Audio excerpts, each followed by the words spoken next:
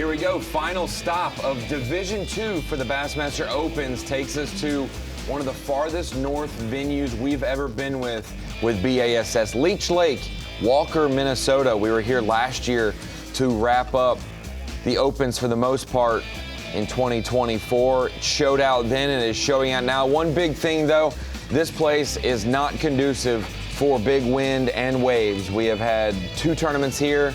We've had 2 canceled days here the last 2 seasons. So it is a 2-day derby now. Full field fishing today. Normally we just have 10. We have over 200 boats fishing today. Top 10 with cameras in the boat. This is the final points day of the Opens for Division 2. You got to make the top 50 to make the EQs. A winner today could go to the Bassmaster Classic. We got some local Minnesota flavor angler-wise that are ready to go in this tournament. So happy to be here with you guys today, and should be a great day of smallmouth and possibly largemouth fishing on Bassmaster Live. Joined today by Mike Sukon as always, and Opens angler, former Classic Qualifier 2-time edition, Tristan McCormick. Guys, it's going to be a fun final day here, but not final day of the season because we still have 3 important events coming up, September, October, and November. Yeah, you got to be in the top 50 in this division, 4 tournaments, same as the other division, to qualify for our 3-tournament elite qualifier to make the Bassmaster Elite Series next year, top 10, advance on. Tristan, you've had a good season. You weren't necessarily sweating it, but you have done your first step. You qualified through Division 1, decided not to go fish here and go pre-practice. There are some guys that are on the bubble, that are at the top of the leaderboard, that got to catch them again today and hope that others maybe don't catch them so much.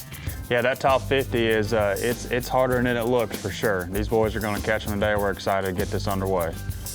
Walker, Minnesota is our host this week. Like we said, a great venue. The crowds have been phenomenal. The fishing has been great as well, but the weights don't always tell the story. Leech Lake, full of big smallmouth, but not the quantity you'd imagine. This place is a hidden gem. This is known as a walleye powerhouse lake. This is a walleye special lake. And within the last 10 years, a lot more attention has been brought to it for its smallmouth fishing. We saw a 20-pound bag basically of all largemouth as well. Any species you want here, any rock pile you want most likely as well, and maybe any grass patch you want also, Such. Ronnie, there was a tournament there last week, and then this week these guys, 213 boats out there practicing. They said it's gotten a little pressured. So finding the right rock and is going to be the trick today and climbing up. We had 18 bags over 20 pounds on day 1. Maybe that helps with the off day. They already had Wednesday as an off day. They had Thursday winded out. You know, there's too much wind. And so those 2 days of off days may have helped yesterday's fishing because like you guys said, yes, there are basically 20 anglers within 2 pounds of the lead in a 200-boat showdown today. It will be a interesting battle. Welcome into the Bassmaster Studio, sponsored by Marathon. I'm Ronnie Moore. That's Mike Sukon, like I mentioned. Tristan McCormick joining us. And Tristan, the Bassmaster Opens are nothing to shake a stick at. One of the most competitive fields we have. Twice the size of the Elite Series field. But now you guys are going to prepare for an even tougher field. The EQs coming up in the next few months will be the best of the best from the Opens, and you'll have some Elite Series talent join y'all as well. Yeah, you know, these next 3 tournaments, Ronnie, are very, very important. You know, moving those dreams, you want to make the Elite Series, like now is when it gets down to the nitty and gritty. Like these next 3, we got a wide span of it, Champlain, Wheeler, and Okeechobee. 3 different lakes. It's going to be exciting to see what happens. Such, we're seeing some anglers here at Leech Lake in our top 10 that we saw in last year's top 10. Guys like Jamie Bruce, guys like Austin Cranford. There are quite a few people. Easton Fothergill, he didn't practice a single minute Does he need to ever? No. And he's sitting there in the 30s, not far out from the lead either. And some familiar guys like Trey Schroeder in there as well, a couple elite guys, Paul Marks and Kyoya Fujita. And we had a 22-pound bag on day 1, which did not match Easton Fothergill's 26.10 from last year, of course. We had a two-day event there, and it was 49 pounds to win, and Fothergill did it, his second open win of the year. A big fish from Fothergill was a 6'4". Yesterday we had a 5'14" from Jamie Bruce. So they're on track, but a little bit behind. Let's see what happens today. Yeah, every single lake changes a little bit here and there, but it's going to be a great show. If you're joining us on Bassmaster.com or the Roku Sports Network, thank you for joining us this morning. It's going to be a great day. 6 hours live coverage of Leech Lake. The best of the best semi-pro anglers looking to make it to the next level, which is either the Elite Series or the Bassmaster Classic. And this guy, he joined us in studio 2 weeks ago for the St. Lawrence, and now he is on this side of Bass Live, the good side of Bass Live, on camera today. Jamie Bruce from Canada. All right, we're ready to bark on day 2 at Leech Lake. She's blowing pretty good out there.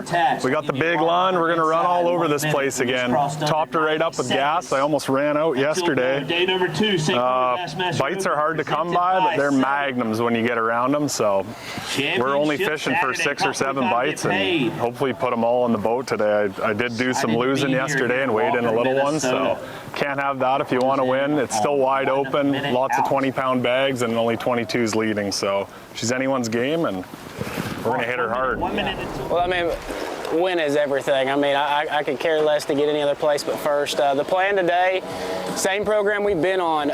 It's a slow, steady grind. We're not going to set the world on fire. The pattern this week is the pattern of the pressure. So we got to stay away from the pressure, fishing a lot of new water today. I tell you, if we catch 5, we're going to be really, really hard to beat.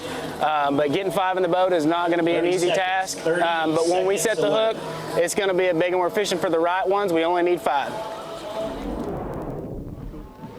We're open here at Leech Lake. A little bit bumpy this morning, but I kind of like it. Day 1 was canceled here for high winds, but looks like they're letting us rock and roll today, and looking forward to it. I don't know how many fish we left out there, but see what we can do. Going all out, smallies only, and see if we can bring in 25 pounds. That's the goal today.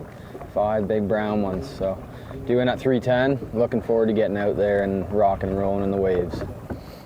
I'm ready. Get out there, see if we can't bring this thing home. Yeah. So, what you playing for today? You gonna make a long run? We're gonna probably run all over this place. These fish are getting pressured. They're very smart, and we're gonna put this skeeter all around this place. See if we can't run into 5 of the right ones and win this thing. What do you think about Leech Lake so far?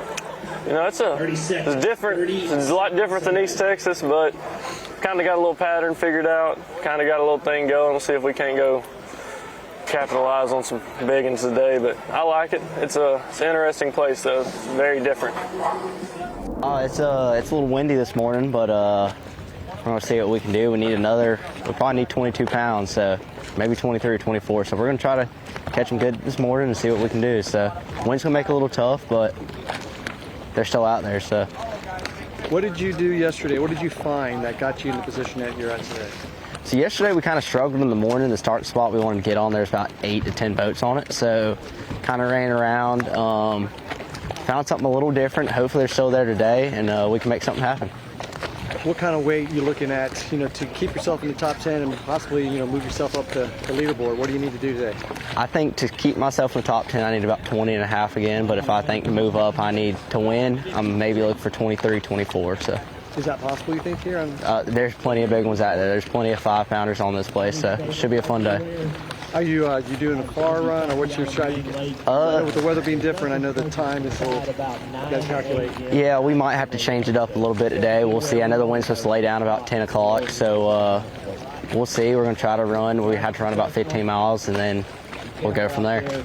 Last question here. What would this mean to you to have a good top 10 finish and possibly be in contention? It'd be sweet. Last Open of the year to get a top 10 would be awesome. I love to try to win, try to make the classic. So we're going to try that today and see if we can catch 23, 24 pounds. So. Here we go, day 2. Yesterday was fun. We had 6 bites of smallmouth. I know that's what it takes to win out here, so we're going to try and do that again today. Just going to work hard, fish as many boulders as we can, and 30 seconds. And just have a good day. It's a beautiful day. It might be a little windier today, but looking forward to it. So yeah, I'm ready. Let's go.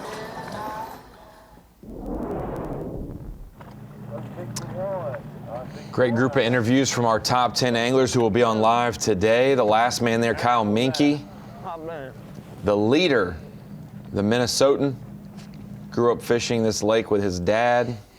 Talked about all his brothers showing up to check out the weigh-in yesterday. He had a big crowd, kind of like a crowd like Easton Fothergill had last year. It was a little loud and ruckus when he weighed in. 22 pounds for him. And you see some of those names. Jace Lindsay, 9th place in the tournament, 11th in the points race. You have Tanner Haddon, 3rd place in the points, 10th in the tournament. So definitely correlates, and Austin Cranford sitting in 5th in both the tournament and in points.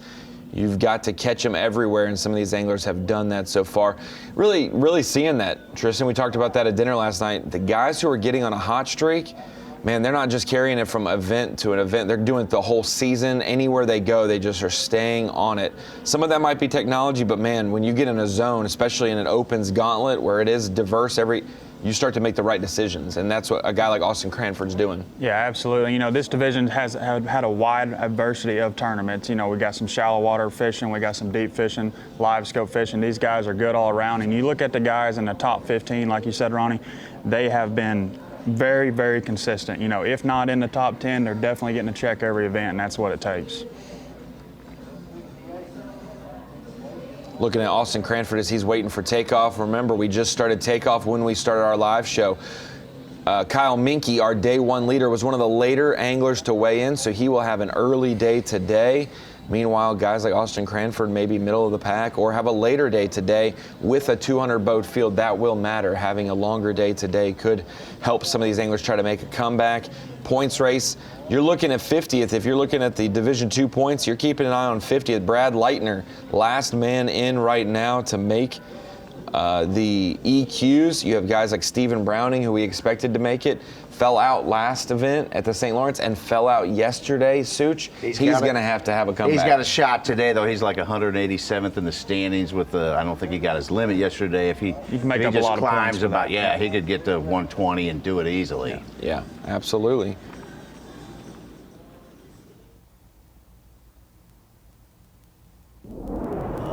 Feeling pretty good, man. The wind's going to be a little bit of a factor today, so might have to run around, but it's going to be all right. Hopefully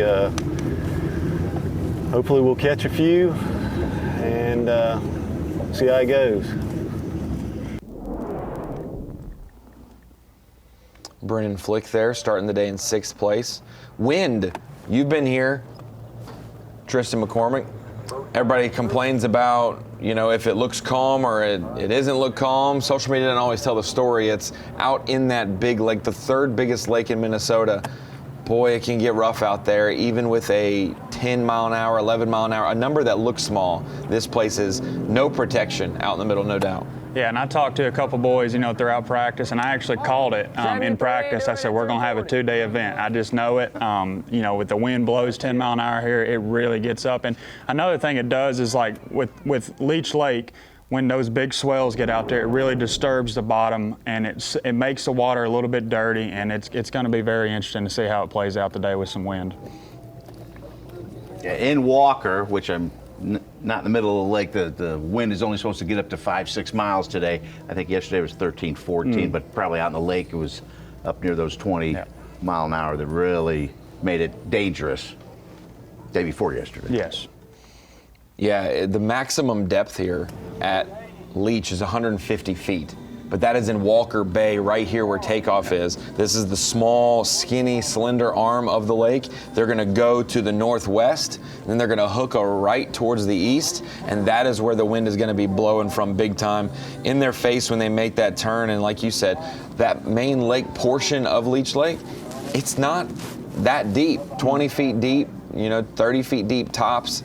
It's not nearly the maximum depth of 150. That's in the slender area of Walker Bay. And so some of those shallow places can get really rough. Those waves can stack up a lot quicker. And so Hank Belden made the tough call safety-wise. This has been a weather-riddled season. 1 day of competition at Rayburn to start the year. Then we had 3 days at Kentucky Lake.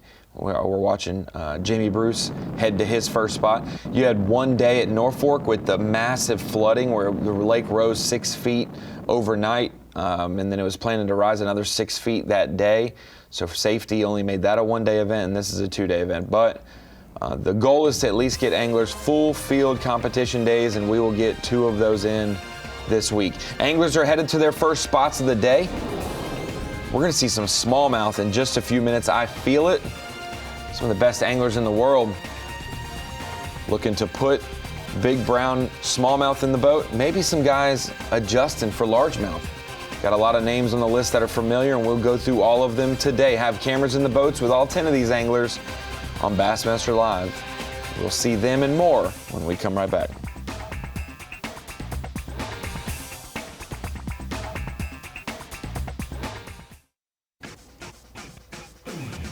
Welcome back to Bassmaster Live. Here, the St. Croix Bassmaster opens at Leech Lake, presented by 7. Live today, brought to you by Thorn Bros. If you're a Minnesota angler, you know all about Thorn Bros, and we're excited to be in Walker, Minnesota this week. Got a great host city with a place where the fans show up big time and a tight leaderboard. We always like that, and these last couple events have been tight. St. Clair throughout the leaderboard was tight, other than at the top. You've got Mississippi River coming up next week and Leech Lake wedged in right between these two. It's been a 4-week trek of the Opens and Elite Series anglers. We talked about it. We've got anglers from first flight to last flight today. Danny McGeary is one of those anglers as well. Good. Day 2 here, Leech Lake, Bassmaster Open, last one of the year for me. Needed a big rally event here. Was sitting a little bit outside of the points to make the EQs. Had a good day yesterday, and hopefully we can back it up with an even bigger bag today. Gonna need 5 great big ones. I think the wind's gonna help us today, so I'm really excited to get out there. I'm used to fishing the wind back home, so I'm excited to get down in the bumpy waters and see if we can bring in 5 big smallies. I don't want to have to fish largies, but if we do, we do. So due in at 310, and hopefully we're bringing in some big ones to the scales. Appreciate everybody watching back home. It's been a wild year. Thank you. If you know the name Danny McGeary, or maybe the face, he was Cooper Gallant's high school fishing partner. I met him in 2015, Such. He did not have a beard back then, but he's similar size and stature. 10 years ago, he didn't have a beard. But Danny McGeary, it's crazy to see the names that you meet along the way, and the fact that Cooper Gallant's now in the Elite Series, and Danny has made multiple Opens top 10s. We've had him on camera a couple times, and he's been close before to making it. This may be his year, and he's looking to at least try to join Cooper Gallant at the Classic if he can win this. His top 10, he started this event 77th in the points in this division, and he's up to 37th now. He's just got to maintain. That's a pretty good jump. To maintain. Yeah, that's a big jump. And Danny's such a good dude, and he's really familiar with smallmouth. Him and Coop, on Ontario, they've caught a lot of big ones together, and I'm excited to see him reel some in today. Got Austin Cranford here still. He's not in the penalty box, folks. We'll pull up what flight is Austin Cranford in, Such. Austin Cranford. I think he said he was doing it like 310. Austin Cranford, boat 151 today, 330. So he is 150 out of 213 today. This is the worst part, sitting at takeoff, itching to go. He's checking his minnows, make sure everything's dialed in, and just watching all these boats take off. With 213, I imagine you got to wait a little while. Mm-hmm. Jace Lindsay doing the same thing. He said it's a little different from East Texas, especially the weather. Northeast wind, a little chillier temps than you'd see in Texas this time of the year. Big smallmouth opportunities. And Tristan, we've seen in the background opposite view, if the cameraman turned around from his boat right now, you'd start to see a pretty good chop at takeoff, which is the most protected place on the lake. So it'll be interesting to see when those anglers make that turn from Walker Bay out into the main portion of Leech, what they think, how they handle it, and maybe how long it takes them to get to their area, especially if they're going to the south end of Leech. Yeah, for sure. They're going to round that point, and they're probably going to take some to the teeth, I'd say. They get about a 10-mile-an-hour wind, and it's a nice, brisk 62 degrees right now. It's only going to get in the low 70s today. Beautiful weather for... Boat 1 today was Teb Jones, and so he had that Allison probably skint back, and then he didn't have anybody other sample size on, hey, how windy is it? I get to be the first one to know. Plan on it. Jace Lindsay headed out now. They'd called his number. He's going to go through and do his live well check.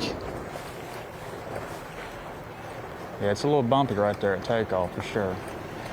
Saw guys like Jamie Bruce already headed out. He was boat 50, so we're close. We're close to getting most of the anglers sent out. Jace Lindsay getting called right now, and he is boat 134. So you'll see. Let's see where I have a question for Tristan already. Next. Tristan McCormick here. Beautiful walker. The launch is beautiful. The weigh-in area is beautiful. The lake is lovely. The little city down there, and 213 boats, and having a tournament and spending all their gas and food money. Where are they parking all these boats and trailers, or trucks and trailers? Because you look downtown and there's a park along there that looks real nice, and we see here, but there's not a lot of so there's boat and trailer actually, spots. No, there's not. There's actually a pretty big ramp about a quarter mile down from takeoff. It's a pretty good sized ramp, but a lot of guys, the cool thing about Leech Lake, there's a lot of little ramps you can put in inside a walker where they're taking off from. Like I put in the background right here around that point, there's a really nice ramp a lot of guys ran over. And it's actually a smooth takeoff. Like, you know, some places we go to, like there's only one ramp to blast off from, and everybody's got all 220 guys. Line. Yeah, so you come to Leech, it's a really very well set up place to have a tournament for sure. And the crowd that's the biggest crowd I've ever seen in Walker, Minnesota, 100%. I've never seen an opens crowd that big, and I'm sure today it's going to be packed in there again with it being Saturday. Well, as Jace Lindsay, Brennan Flick, and Austin Cranford are now, instead of standing on the front deck, they're in the driver's seats about to idle through takeoff, which means we are over 75% of the way done with takeoff. Might as well show you our Minn Kota Unlock the Lake. Big body of water, the third largest in Minnesota, actually 102,000 acres, 195 miles of shoreline. We talked about that maximum depth right there near the takeoff region of 156 feet. But that big wide area there, Tristan, to the northeast of takeoff, that's the main lake of Leech. You see that island in the middle there, that is Pelican Island. That general region, only 20 feet deep. So you have big smallmouth, old smallmouth that are shallow in nature and kind of territorial to a boulder. This is my boulder. I'm staying on this boulder. Yeah, 100%. That Pelican Island area, that's where a lot of smallmouth fishing goes down. There's a lot of big ones. That's actually where I spent my tournament there last year. There's a lot of them big gnarly brown ones swimming around right through that Pelican area. You got some largemouth areas like Boy Bay right there, Headquarters Bay as well to the east, and then you've got a couple bays to the north and the northwest that hold largemouth. We may see some anglers do that. Hey, we had a 2-day tournament here last year. We had a guy like Dakota Eber, so good of an angler. Top 5 going into the final day, only had 1 bass and dropped down to 90s. It was his worst opens finish of the year, Such, yet we had a camera in his boat because he had done so well. It isn't just a given that the anglers we're in cameras with today will have another great day. Like we said, big smallmouth, but they're not plentiful, and you're not sure what the largemouth fishing holds day to day as Brennan Flick heads out. He's trying to start his day 2 well. 6th place after day 1 with 21-2, less than a pound out of the lead, and he would love to make the Bassmaster Classic. What an opportunity he has today. I think we heard Kyle Minke, the leader, say he only had like 6 or 7 bites. Yeah, it's going to be interesting today, and like we was talking earlier, a guy truly from 25th place has a chance at winning this event. Yeah, 19 anglers. I misspoke earlier. There's a tie for 18th, over 20 pounds. Yeah. Leech Lake, it's the muskie capital of the world. Some say it's the walleye capital of the world. This week, it's the smallmouth capital of the world for us. All eyes on Leech Lake, the final event of Division 2 for the Bassmaster Opens. Today's the last day of the regular season. After this, it's just the EQs. We'll be back from Leech Lake and fishing in a moment.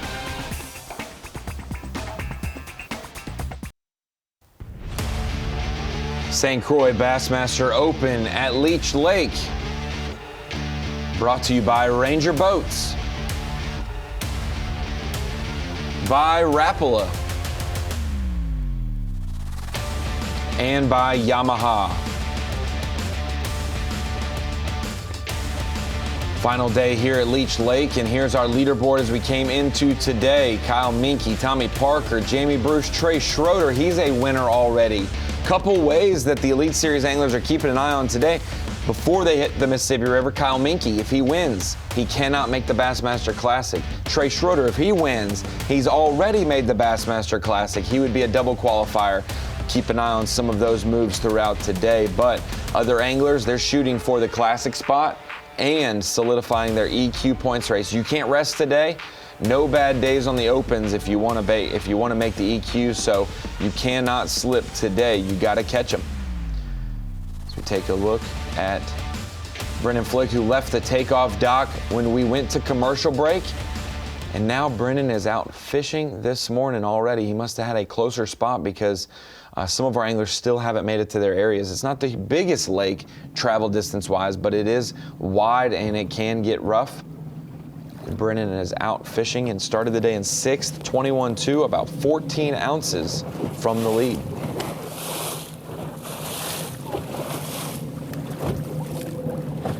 Yeah, you can see there in the background, guys are still running, so it looks like he's closer to takeoff. Maybe, looks like he's trying to catch a release bass from yesterday. Yeah, he has to be just down that west shoreline. If they're hooking the right, that is the big point that they'll circle to the main lake. So you can see he is getting the wind direction that it's blowing this morning straight through that cut through, but not making a tremendous run this morning.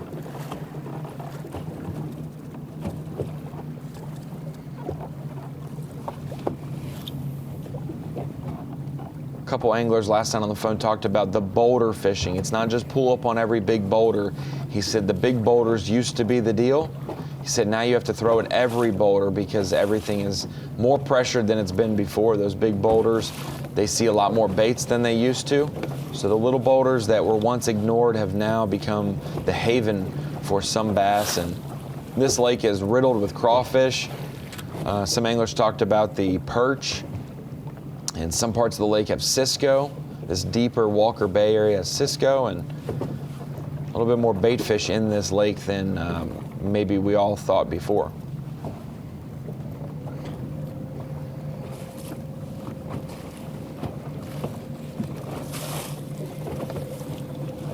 And Ronnie, you mentioned crawfish. Last year I dropped an AquaView camera a lot in practice, and those were some of the biggest crawfish I have ever seen in my life. They were ginormous around those boulders. How did you catch them last time we were here? You had 20 pounds each day and great finish. Yeah, no, it was like you said, it's a little bit different this year pressure-wise, but I was getting in those boulder fields and spending a lot of time scanning and marking those really, really bigger boulders inside of the fields. So like, you'd pull into a rock field and there'd be hundreds and hundreds of boulders, and there'd be one or two boulder that's bigger than the rest of them, and that's where your school of smallmouth would be. You'd have 5 or 6 smallmouth on a boulder, and after I did that after the first day of practice, and I just dropped the camera the rest of practice. Back then we had 4 or 5 days of practice, so a little bit longer, and I actually had like 50 plus boulders with smallmouth on them that I didn't even make a cast on. So, but like I said, it's a little bit different this time. A lot more pressure. These guys are having to throw at every boulder, and it's going to be interesting to see. I heard that you actually couldn't see the fish. Somebody reported you couldn't see them on the forward facing sonar. They had to cast into it to draw them out to see, yeah, there is a fish there. But you didn't get many chances. He said there's one shot almost. Right, and that's how tight these fish are. Guys, we talked about it, the weather today and where Brennan's fishing. Obviously, you see those trails in the background of anglers heading out, but as we take a look, it is from that northeast direction. On the deep dive app, you can see the wind direction. Red is not a great thing. Oh, is Brennan's hooked up right now? We'll come back to the deep dive in just a minute. Smallmouth. Freaking walleye. The elusive big eye. Yep. We're gonna leave. False alarm walleye there for Brennan. Yeah. A lot of species involved here at Leech Lake. Not all of them conducive to bass tournaments. Toothy sucker. Like we were mentioning, the direction of this wind is going to impact a lot of anglers. You can see today takeoffs around this location, And so they're all headed this way, and you're starting to see that places like Pelican over to the west is going to be in the teeth of the wind. You're going to have anybody on this north shore like we saw Brett Cannon last year fishing in that. It is blowing directly in here. And for the most part, guys, throughout today, it will be this level until we get about 11 and noon, and it starts to slow down into the 5 to 6 range. By the time weigh-in, it will be a beautiful, I guess, breezy day, but not windy, as we would call it. So decent conditions, but not necessarily ideal for some areas like we talked about, that north shore where it's going to come down the pipe, or maybe out in the main lake with little protection from the islands. So on the Deep Dive app, checking out some weather, wind-wise, and you talked about it. Maybe we'll take a little bit of a look later through the Deep Dive app at the water clarity. Maybe, like you said, churning up from a few days of strong weather as we head out to our day one leader, Kyle Minke. It looks like he's a little bit on that north shore where that wind is coming down that shoreline from down the pipe. You can look on his front deck like that one right there. He's already taken some over the front. It's going to be a little bumpy out there for a little bit.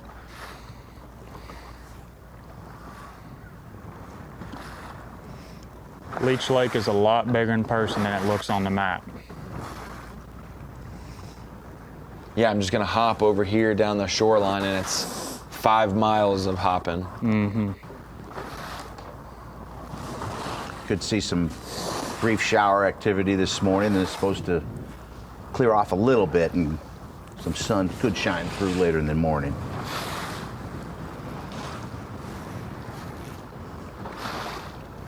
But these big smallmouth love this nasty weather. That's when they bite the best. 2 box now with Kyle Minke and Trey Schroeder. Trey won the Tom Bigby River event. Only 4 fish on the final day. Did not, when we left Bass Live, did not think that he won it. We did not think he won at all. and we thought Stephen Browning had just edged out Trey Schroeder, but Trey had a 3-pounder that actually ended up being a 4-pounder, and he was able to slide into the victory lane. He's wearing the same toboggan he was in the headshot months ago at Rayburn, so I guess he's got his routine this year for Division II wide open. I have not seen Trey very much without that toboggan on. That's his signature move right there. Lucky hat. Trey from the University of McKendree. Got to watch him in college, fished a couple different college classic brackets with teammate Tyler Christie.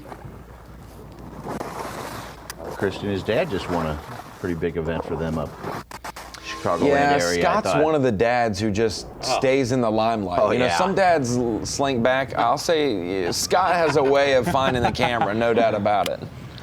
So we head out to Tanner Haddon. A little largemouth action.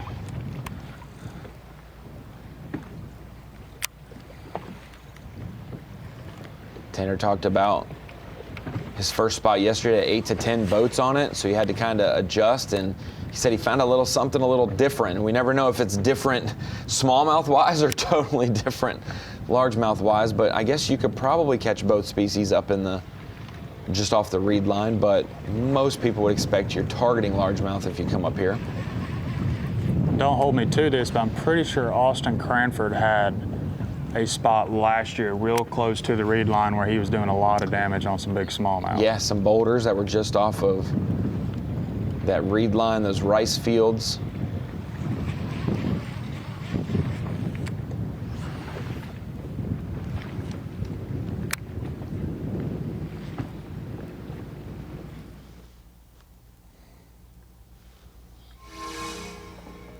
No fish Well, yet. we're about to find out how big the waves are. We're going to be able to see them here in just a second. We're going through this canal. Nobody went through this canal yesterday, and everybody decided to use it today. I wonder why. Let's see. I mean, I'm guessing probably 3s and 4s, but I can't see them yet.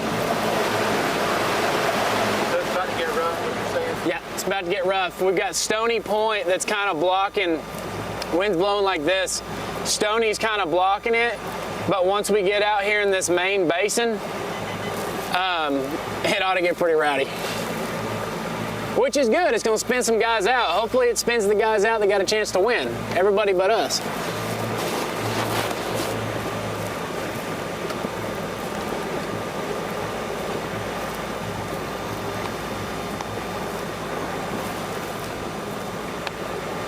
Austin Cranford taking a little bit of a detour, he said today, Tristan.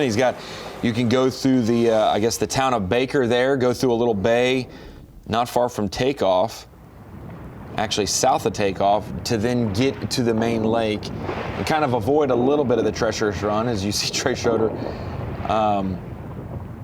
I'll just say this, sometimes social media doesn't tell the story, and when people post calm things or people post it's not windy, that doesn't tell the other 150,000 acres of story that that Trey's now and other anglers are going to face today. I stuck this fish yesterday and lost him, so I figured try and start on him today. See if he's still here. It's not really looking like it, but they blend in pretty well with that boulder sometimes, so I'll give it a few casts.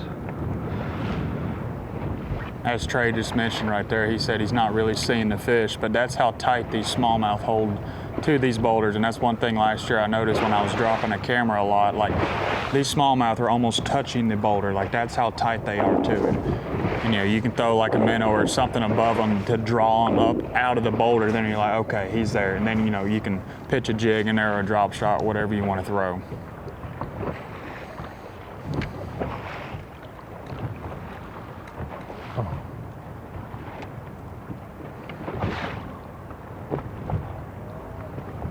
Not seen a fish come across Bass Track. Starting to worry about it. If it's broken. There might be some broken equipment after this run this morning. Yes, some guys definitely. Joker must have got plucked. The urgency of the final day of the season looms large for Classic Hopes, EQ qualification hopes, and we'll take you through, if you're unsure, the full EQ explainer today of how you can make it to the next step. It's all about you enter this step to make the next step to hopefully get to this eventual final resting place of the top tier.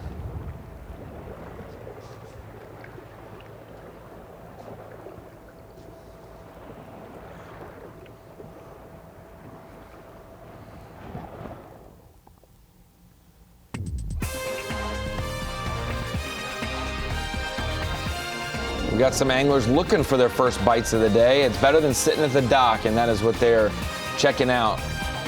Meanwhile, the Newport Bassmaster kayak anglers, every trail has had about a month or two break. This is their break time because late September they get back after it.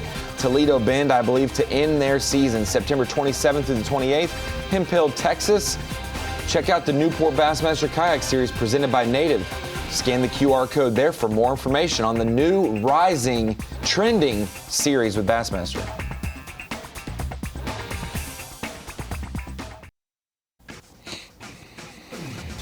Final stop of the St. Croix Bassmaster Opens for Division II Leech Lake here in Walker, Minnesota.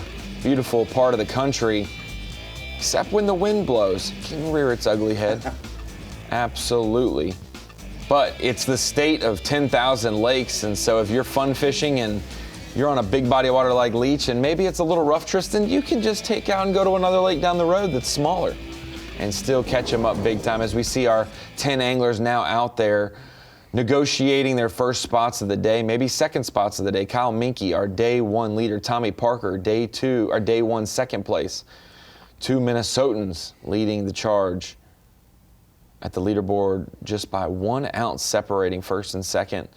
It is tight with the top 20 all within 2 pounds of the lead, which is negligible for a two-day tournament. It's going to take these boys a minute to get settled in, get their sea legs ready, and get their balance in, and we'll start seeing some here pretty shortly, I'd say. Kyle's still taking some over the front.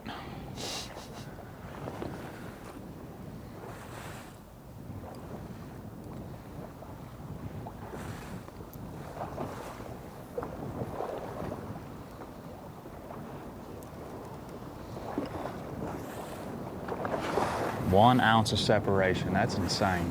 This is gonna be a tight race here.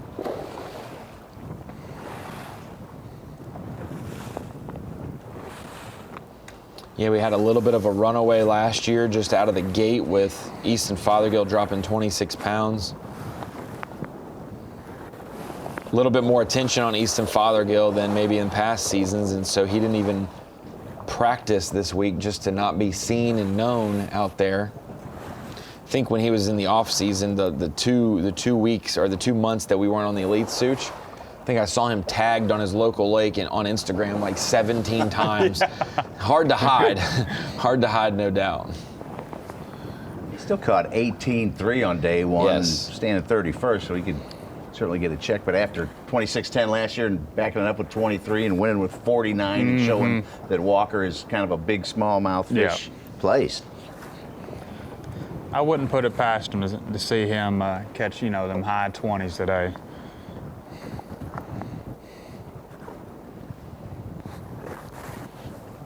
Still amazed we don't have a fish on Bass Track yet.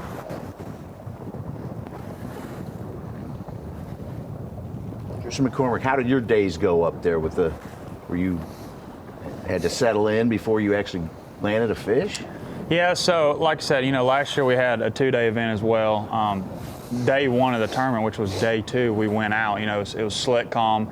First boulder I pull up to, I catch a 4-pounder. I'm like, oh heck, here we go. It's gonna be easy. Well, at like 11:30, I didn't have a fish. So it did take a minute. Not a fish. It did take a little bit to get settled in, and like these boys will get around, they're fishing around, and they'll run into a little area. They'll get 2 or 3 bites quick, and that's kind of what I'm predicting to see here.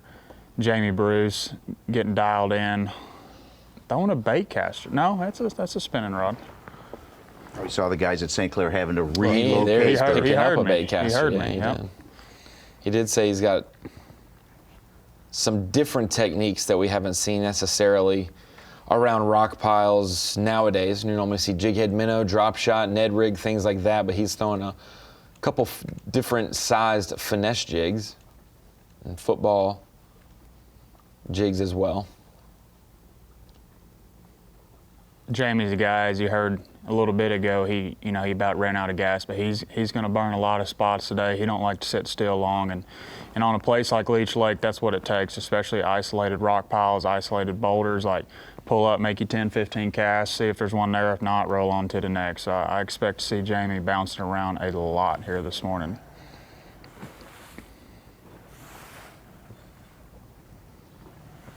Jordan, he said he had a 3/8 ounce Smeltonator jig head. Oh, it looks big. Blaine Bunny making his first appearance on Bass Live today.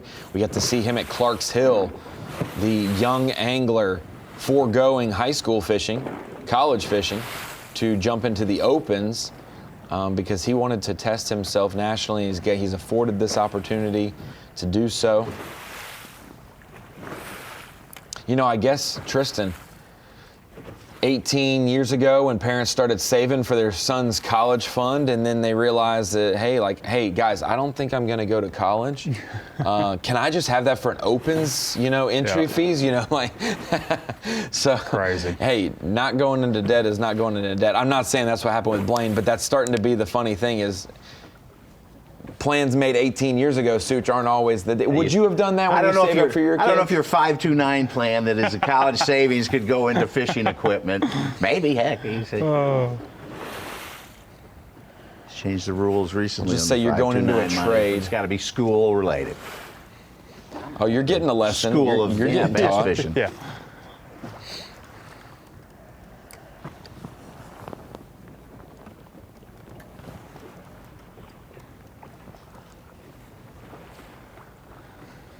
Blaine out there in the open.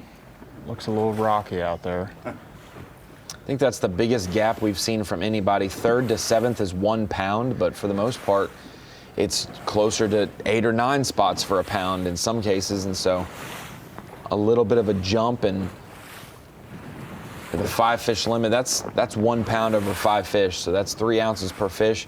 It's going to be a tight one today, and this may be the morning of largemouth, guys. We may see somebody like a Laker Howe who had 20 pounds yesterday basically on largemouth may have a good start or may have less water to themselves. It can work both ways because anglers will have to make an adjustment today, no doubt. Especially for them guys that kind of fell out of the EQs. Now they're like, okay, we got to swing here. Let's go fish for smallmouth. So I'm sure a lot of guys are doing totally different things than they were yesterday. I'm sure Laker's keeping it pretty traditional with the largemouth though. Back over to Kyle. Okay. Yeah, I definitely wasn't expecting it to be this windy today. We come around the corner out of the bay there, and there was definitely some 3.5, maybe even some 4-footers. So we were surprised. I didn't get to start where I wanted to, but this is still a good area. I thought it would be a little calmer here, but it's not. So it's still pretty hard to fish. But we're gonna try for a little bit and see if this wind calms down a little and try to head towards where I wanted to start. But yeah, it looks like it's calming down a little bit, but we're still being efficient somewhat and just fishing big boulders here. Actually, looks like there's one next to that rock right there. You can see on the screen how big that boulder is right there. Does come up. If it's probably about, he said 8 to 12 feet was where he was listed. That comes about a third of the way up the screen. It's probably tops out a 3-foot boulder off the bottom. Said last year, I said, what's the deal last year? You didn't catch him great. 23 pounds for 2 days. He said, Ronnie, I broke them off. Last year I threw a drop shot a ton, and rubbing the sides of those boulders, I broke off way too many fish. And you're not going to get a ton of bites at Leech Lake. And so he wasn't dealing with a lot of bites, lost some fish, broke them off. And so this year he said that minnow has been much more key because it keeps it off of that rock. You don't have to have your line touching that rock. As we head over to his closest pursuant, 1 ounce behind him, Tommy Parker, another guy from the, I guess, Tri-City area down Minnetonka region.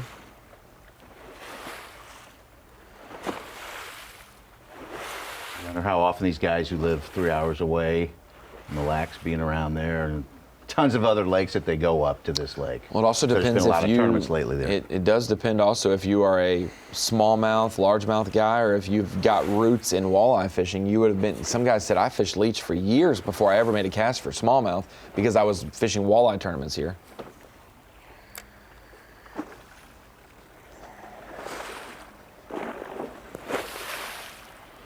Tommy's actually in an area that I fished last year, and it's a really, really good area, but it tends to hold a lot of competitors, as you saw when we came to it on the maps. There's Danny's over there. There's a couple guys in the top 10 around that area, but that is why, though, because it is a really good area and population of smallmouth.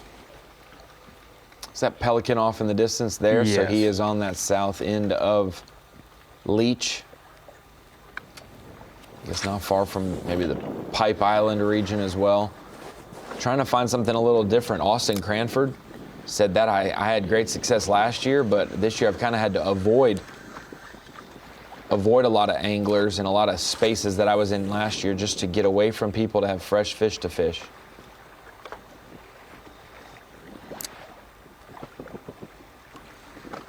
Fresh fish.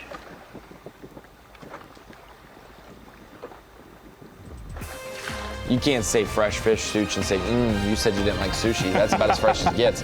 Walleye, though, is good.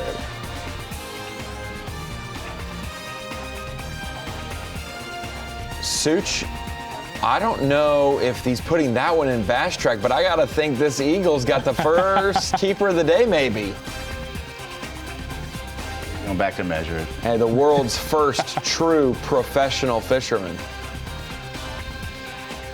Leech Lake gives and it takes. It's given the win today, and the Eagle is taking.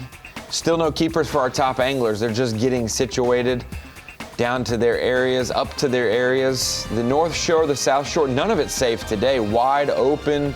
Leech Lake getting hit with wind this morning as anglers get situated. Brendan Flick's the only one with the fish, but it was a walleye. We'll be back after this.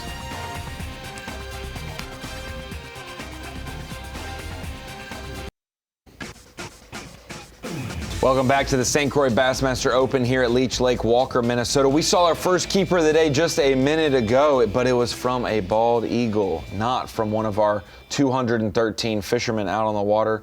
As we head back out with Mr. Tommy Parker, started the day in second place, and he's hooked up.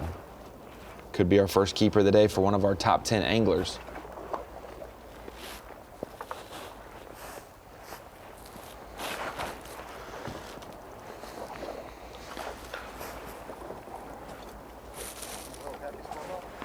Yeah, I think it's like a 2.5, 3 pounder.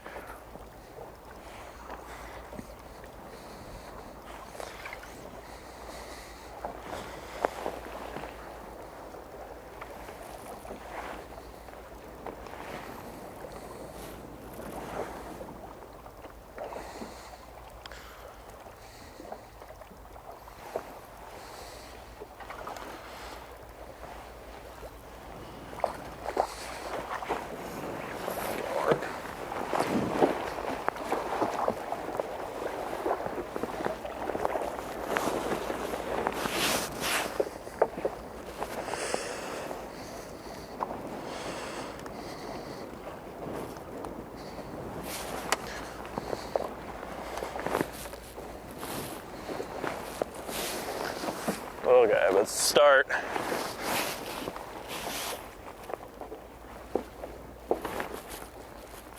Keeper number one, and I'll go ahead and say it, our new leader. You're going to write that down on your sheet. Yep, I got one it. lead change now. I got it at 2.6, gives him 24 pounds, 5 ounces. And Bass Track is not broken. There it is. Tommy Parker, first keeper of the day. Started the day 1 ounce behind. Put about a 1.5 pound or a 2.5 pounder in the boat.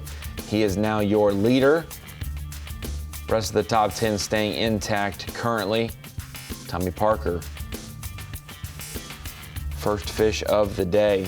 It's a good sign, Tristan, like you said, but it doesn't always indicate how your day is going to go. Some guys want a quick start. Some guys would rather just get your bearings going and then just consistently get bites through the day. This is a hard place to manage size and quantity. It's one or the other, it seems, at times. Yeah, no doubt. And Tommy, you know, that's good for him. He's getting settled in. He's got a bite in his area. As you can see right here, there's a couple guys in the background, but he's going to get settled in right here, and before we know it, probably landing a 4 or 5 pounder here. It's so hard to picture 5 of our top 10 all within eyesight of each other, but how many boulders are in between? There's a lot of fishable water here. Thousands of boulders. I've literally been right there. It seems to be a little different than yesterday. I'm trying to figure out what they're doing right now, but they don't seem to be up on top of this hump like they were.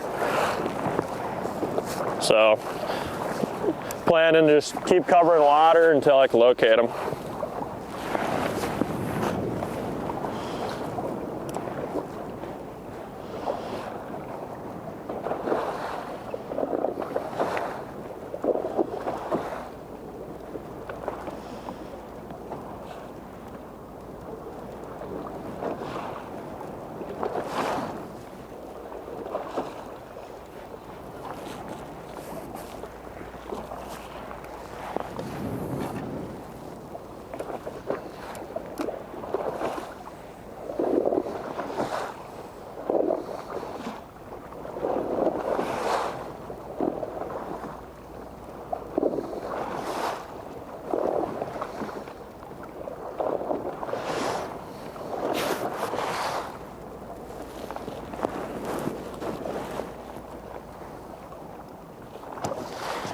You heard Tommy say there, you know, he's just going to troll around until he relocates them, and that's something that you're going to see a lot of with the guys today is the wind's blowing compared to yesterday, so it is going to move these fish around, and with them being smallmouth, they're notorious for moving.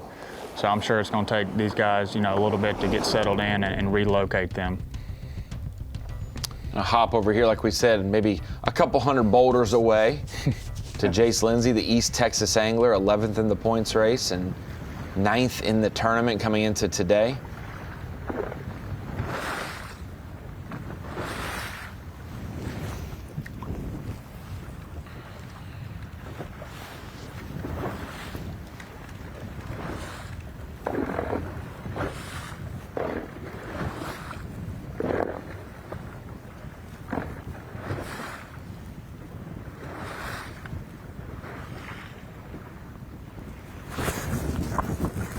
Here we go.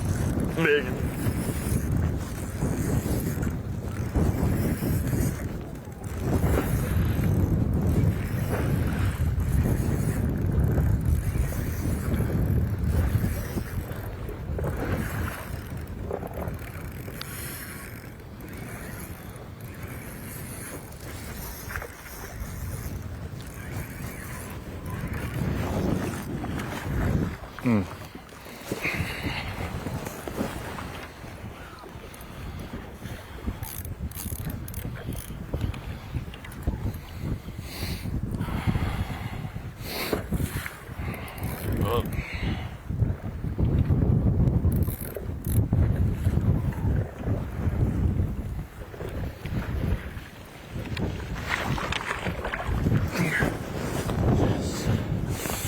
Let's start.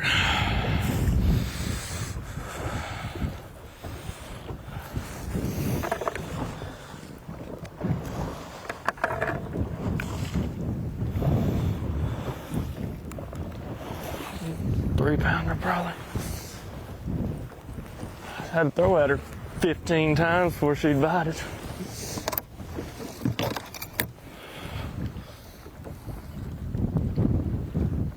This is gonna be interesting with these waves.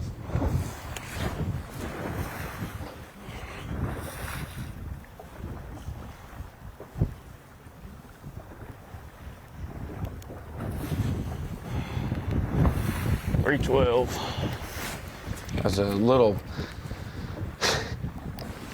quick selection there. It was kind of going 305 to 355, and so it's somewhere there. I'll balance beam them later. Hopefully we get that opportunity to cull.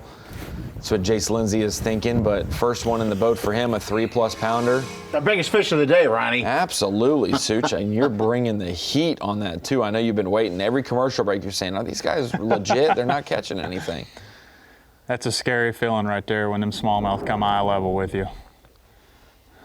At about a 3 1/4, almost puts him at 24 even, so he would be just behind Tommy Parker.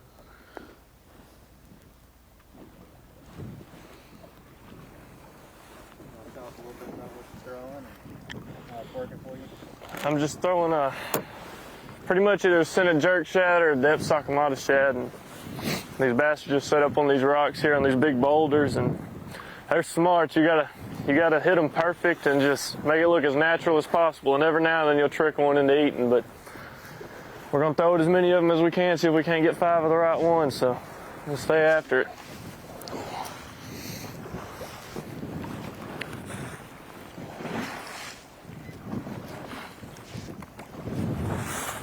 Check that whale back there.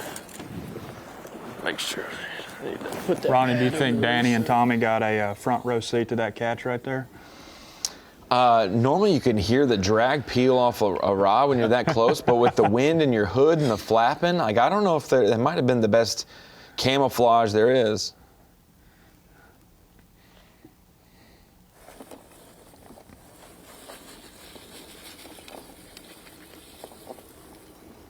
How much does that hurt your feelings, Tristan McCormick, when somebody within eye-shot, earshot starts reeling on them and you're sitting there fishless? Yeah, it starts weighing on you there after a while, especially when they start reeling in several of them. You're just sitting over there praying for a bite.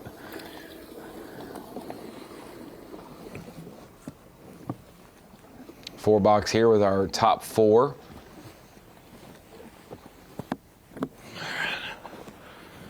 Tommy Parker from 2nd to 1st, Jace Lindsay from 9th to 2nd, Kyle Minke from 1st to 3rd, and Jamie Bruce from 3rd to 4th.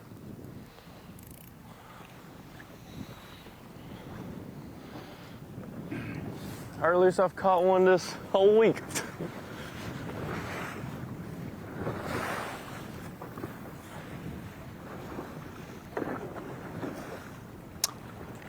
Was that Jace?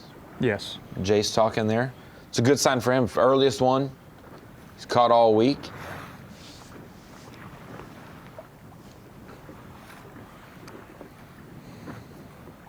With the opens, there is a morning bite, a midday bite, a just before weigh-in, and the evening bite for some anglers who check in at 4 o'clock. Bite. Yeah, You really honestly do. You know, the only way you can get pressure off of some of these areas is when half the field's already headed back into weigh-in. And so we may see some fireworks for those late flight guys like we saw yesterday with Kyle Minke, one of the later flights. He was able to come in with his 22 pounds. He may have had them by 9 o'clock, but you know, those slight culls in the afternoon make a difference, or at least teaches you something. Couple moves being made right now. Tommy Parker, Jace Lindsay putting fish in the live well early this morning. You never know what your day is going to hold for you. You don't want to have a 2.5 or a 3 1/4 in your boat, but they may be enough to get it done today. We will see. They jump up to the top 2 spots on the leaderboard, replacing Kyle Minke at the top. Jimmy Bruce all the way down to Tanner Haddon. Top 10 here at Leech Lake. We're in their boats with cameras and more when we come back.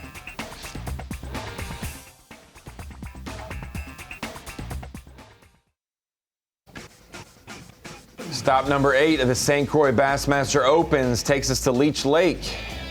Opens are presented by 7, and our live coverage brought to you by Thorn Bros this week. We appreciate them and all of our local hosts there in Walker, Minnesota. Talked about a couple Minnesotans at the top of the leaderboard with Kyle Minke, our day 1 leader. You've also got Tommy Parker in 2nd place. And we bring it into the Bassmaster studios here at the Pro Guide Screen of Knowledge. And we talked about Tommy Parker. We talked about Kyle Minke. Kyle, if he wins this event today, he gets to celebrate in front of his family and friends there, not far from home, but no chance for the Bassmaster Classic. He's only in this Open, cherry picking this one. But Tommy Parker, on the other hand, got a lot on the line this week. If he wins today, he can go to the Bassmaster Classic. And it's kind of an all or nothing day for Tommy Parker. The final day of the regular season of the Opens, and he's got the Nitro Bassmaster EQ qualification on the line, as well as a shot at the Bassmaster Classic. 21-15 yesterday had Tommy Parker in 2nd place. First one out of that Classic spot in theory, hoping to move up and win that tournament today, make the Classic. And then also his 2nd place finish after day 1 had him 51st place in points, 485 points, about 3 points behind Brad Leitner. A lot of movement today on the leaderboard, making up 3 points in a Bassmaster Open, no problem. But he, in theory, cannot do much more than he is. He's almost topped out. He can get a maximum of 486 points, which means even if everything stayed the same, he would be out of qualification. So Tommy Parker not only has to stay and keep pace from yesterday's great performance, but he also needs some help from guys above that may fall below. And hey, we talked about it. There's guys like Stephen Browning who fell out to 55th place. He's only 8 or 10 points out, but he's 187th in the tournament, Such. So maybe catching a simple 11-pound bag can move him up 30 spots. And if it did that, he would be well within. So we got to keep an eye on that today. Yeah, this wind's going to make it a little more challenging just to get around today. We're in kind of a protected spot right here, believe it or not. We're just going to try and mosey around and get us 5 bites. There's no pressure today. We're already qualified for the EQs. Hold on 1 second. Nope. So we're just going to try and catch smallmouth because we're in a good position to take a run at this thing. We just got to do our job today and catch 5 big smallmouth. I don't think that we'd have a chance to win today on heads, but if we get 2 or 3 big ones out here, we might go mess around with some heads just to fill out a limit if it's really stingy. But we will see. We're gonna take not a long run, but just a little 1/4 mile hop over to the other side of this.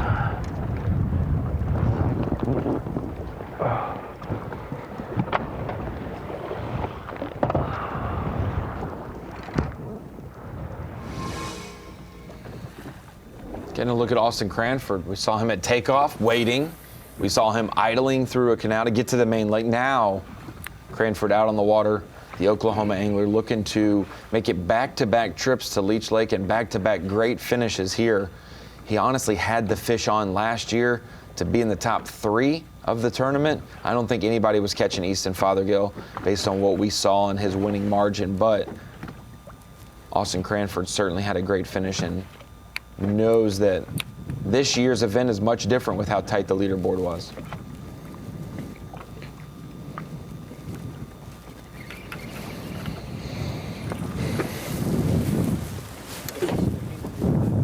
All right. So we just got here. The waves are pretty big. Out on the main, I'd say there's 4 and 5 footers. So we just got here, pulling up to our first isolated boulder. It seemed like that this area was getting a lot of pressure yesterday. And I didn't really catch them off the isolated boulders that well, but like the pressure out here, like this isn't bad. I see 3 boats. I know it looks like it, but it's really not that bad. I'm just kind of taste testing how the day's gonna go. There's 3 big ones on this boulder, and you can usually tell if they've been fished for.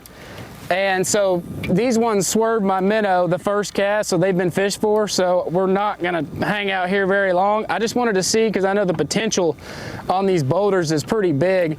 One just followed my bait down right now. He's nose down on it, but they're acting kind of squirrely. I think he's got it. Oh, nope. They're acting kind of squirrely, so we probably aren't gonna stay very long on this. The deal is you gotta fish where the pressure is not, and those fish will bite.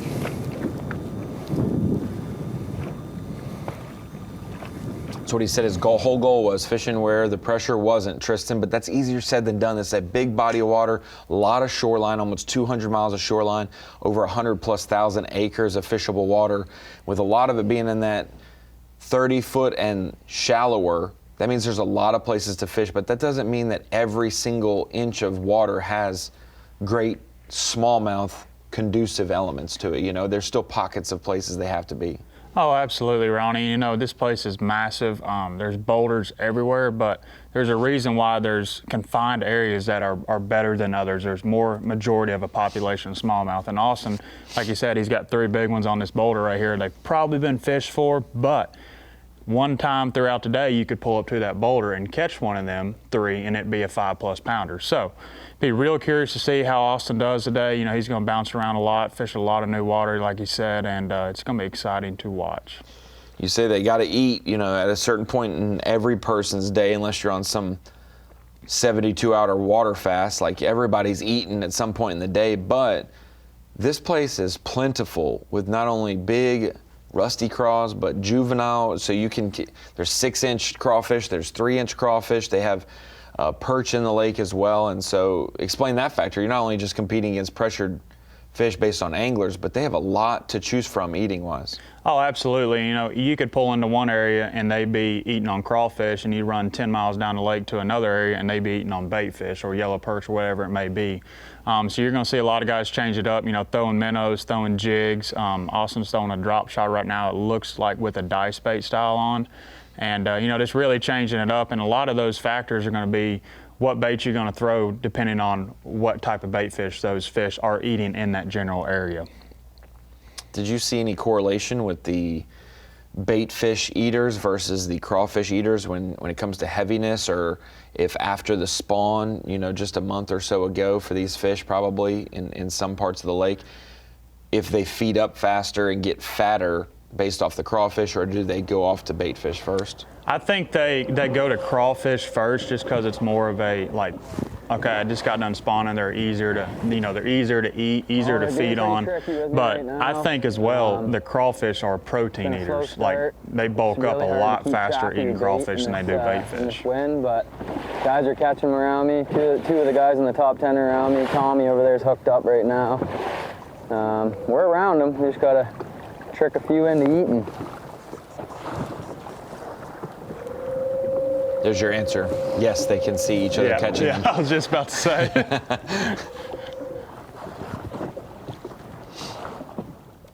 Tristan, you could be out there, but you qualified in the other division. You didn't need to fish this event.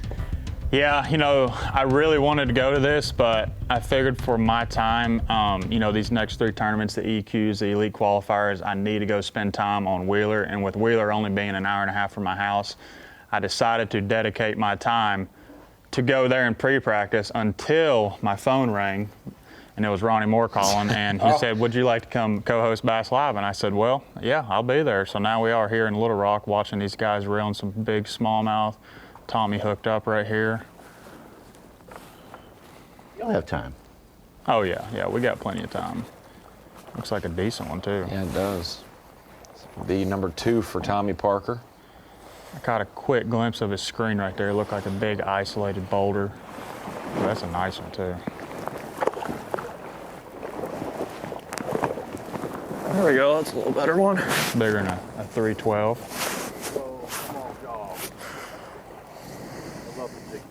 Yeah, right. So sick. Little finesse jig. Able to use it on a spinning rod. You get soaked? Yeah, that was rough, dude. And the Leech Lake smallmouth are so pretty. And one thing I noticed too, guys, is like how small their mouths are at Leech. Yeah, 3.5. And I'd say the last one is like a 2. Yeah, that's about right.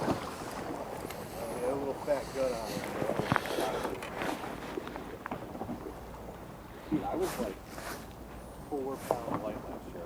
I was like embarrassed. It's all those crawdads. I want to take one home with me, dude. To put it in the light at.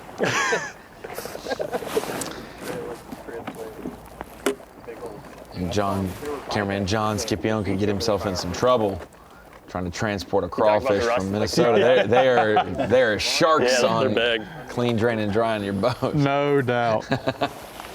I'm sure there's a couple living on that boulder right there on that you screen. You can see on that right screen.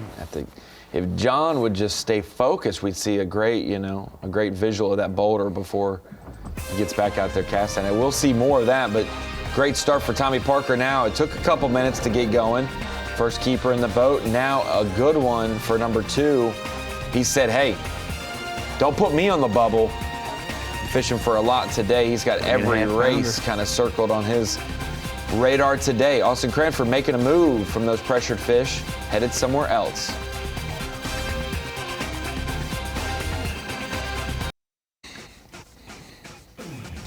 Tommy Parker, man, on top right now here at Leech Lake, just an hour and a half into the fishing day. It's probably what we'd say the slowest hour and a half we've seen to a smallmouth event lately, other than maybe the first hour of the St. Lawrence River where they were running. So they were just driving. Yeah. But anglers getting situated now, and you can see what they're really keyed in on. Patience around some big boulders. It's definitely going to attract the ecosystem that you want. It's going to have crawfish around it. It may have bait fish around it. It will have smallmouth around it. And like Tristan McCormick said, they will bite at some point today. So you may have to circle around your milk run multiple times. But with anglers in their area, you don't want to leave a boulder thinking it's going to rest, because they may rotate to it if they know that it exists. Especially right here for Tommy. You know, he's got 2 competitors over his shoulder right here.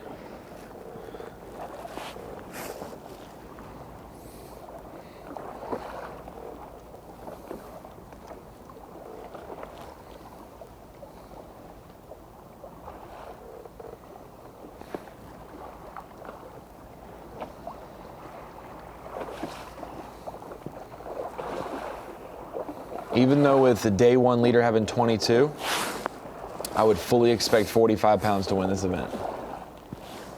I agree. Not just doubling it. Normally it's a drop off, or you maybe add a pound, but that's for the cut line. For the leader, I expect, we had way too many anglers with 20 pounds for it to not have a chance at a 25-pound bag today or something. And again, too, that could be a guy in 16th, 17th, 18th place that does that and will come out on top of this. And if it doesn't go up to 45, somebody like Easton could catch 25 pounds and have 43 and change and have a shot, Yep, you know? Absolutely. Do you think the weight at 45th to cut a check? Bo Thomas has 16.9. Next guy's 16.8. And there's several at 16.7. Do you think that'll go up to be in the top 45 to get a check today? It'll probably stay about the same. Yeah, I think 16 is probably a good number. A lot of those are largemouth guys, you know. you know, you have a Laker Howe where he had a phenomenal day yesterday, just under 20 pounds, and that's doing something really, really special for largemouth on Leech Lake, in my opinion. You know, you're more average 16, 17-pound bags, and Laker even said on stage yesterday, he said, you know, I caught 17 a day last year here, you know, and finished in the mid-30s. So, I mean, that's 20 pounds of largemouth here. That's a big, big day for largemouth.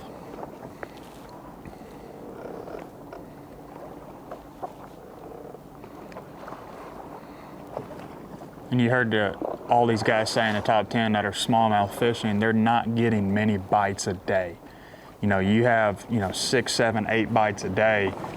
You're probably going to lose 1 or 2 of them. And I was driving up here yesterday watching weigh-in, and almost every angler that crossed the stage said, you know, I lost 1 or 2 that could have made a difference. So I'm sure we're going to see that today here on live as well. You heard 7 of them say I lost 3 good ones. Yeah. I did not perform well. I did not execute well today. It definitely gets you out of sorts when you expect a 3-day tournament. It goes to 2, and then maybe you don't get the good rotation on your spot. You know what I'm saying? Like you don't get your first 2 or 3 because there's boulder a full selection. field. Yeah, and so then you're not only feel rushed, but now you feel behind and rushed. And also for the guys in the top 10, you know, usually day 3, top 10, I can't fall no farther than 10th.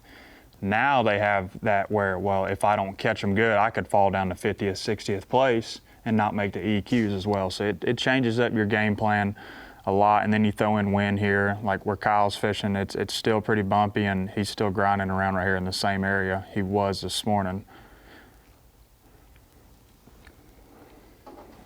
We've mentioned it on live before, but Tristan McCormick, I'm going to see if you're a student of the game. What elite angler had the biggest final day comeback to win an elite event? Do you remember? Ronnie knows. Ronnie's got a sparkle in his eye. He knows. Yeah, that's just my natural eye color. I got to always have a sparkle in my eyes. Was it? It was a day when the tournament was cut to 3 days. Obviously. There had 51 guys out there. Aaron Martins. I was going to say Steve Kennedy on Clear Lake, but I think that was a big, he had like 40 or 50 pounds that final day. Steve did, I'm pretty sure. Well, we know it wasn't 50 because the all-time record's 45. Well, yeah, let me get that straight here. Yeah, get corrected here. But yes, A-Mart came back from like 19th place. Exactly, 19th place on Champlain in 2017. Wow. It's not big though. Trey Schroeder.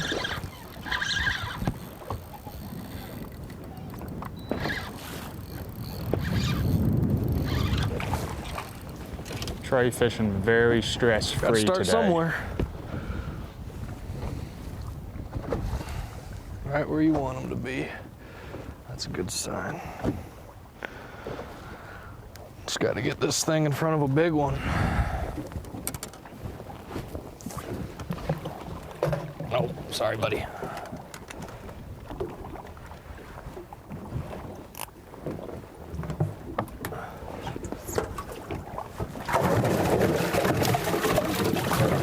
Angry little bugger.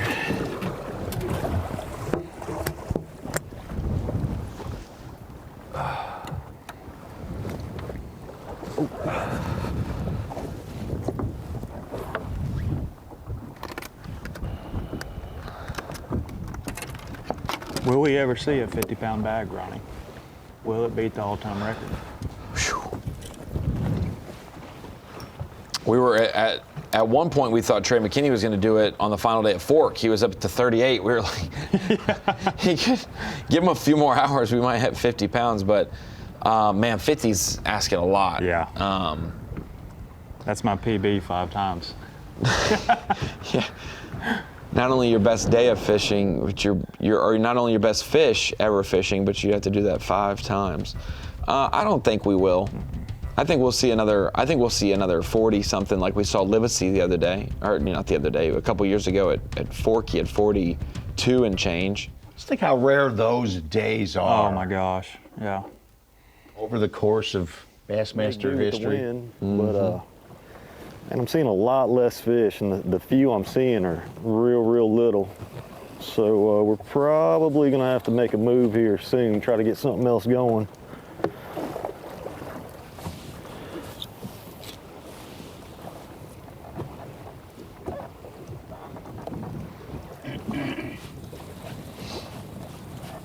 Brennan Flick starting not far from takeoff.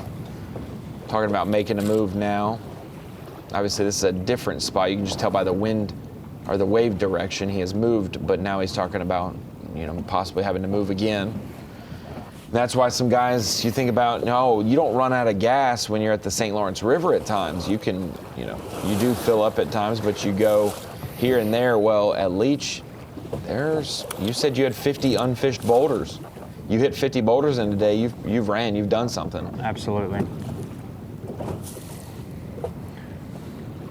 And these guys' batteries are going to get a big workout today with this wind.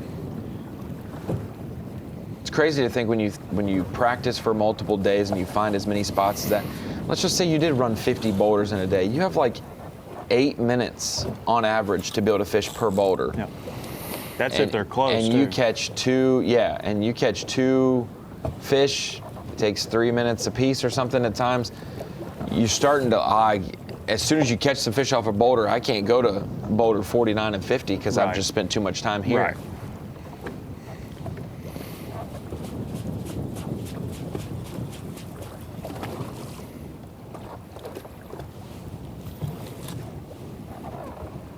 Like Brennan right here, he's kind of drifting with the wind, so he's, to put into perspective here, he's getting one opportunity at these boulders because his boat's drifting towards them. So he's getting one cast, one opportunity. But like a lot of these guys, you know, they're facing the wind like Trey here, you know, taking a lot of waves over the front of the boat, but they're being able to make multiple casts on a boulder. Yeah, it kind of makes me feel like these are isolated for Trey and Tommy, but somebody like Brennan may be in one of those rock fields where it's just rocky everywhere. Covering water, hooked up. Yeah. Oh, that's a nice one. So where are you going, bro? What are you doing? You are a weirdo. Trey's not playing around. He's boat flipping them. Boat flipping them with a spinning gear. I love it. Calm yourself. Hate to leave fish to find fish, but these guys are not the right size. But when there's only 2 in the box, take them. Starting somewhere.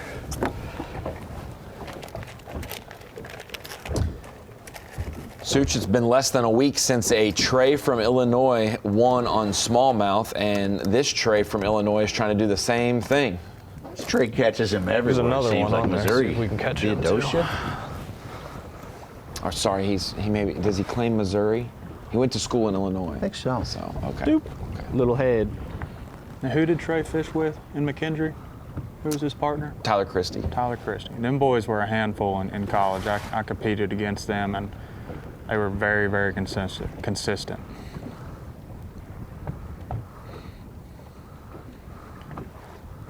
They were a part of that Greenwood bracket that Louis Minetti won. They were also a part of the bracket, I think maybe the year prior, or maybe it was 2 years prior. Just shows you what college fishing does. Man, we're starting to see that, not only qualifiers, but contenders. Downtown Walker, Minnesota, home of Leech Lake.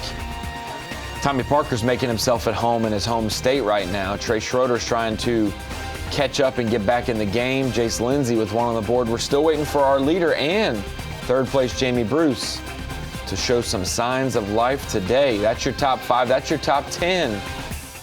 2 hours into Leech Lake.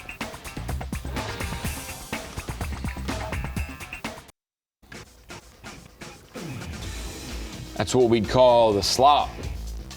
Might be in the Boy Bay region to the east here at Leech Lake, the St. Croix Bassmaster Open. Stop number 8 of the regular season finale.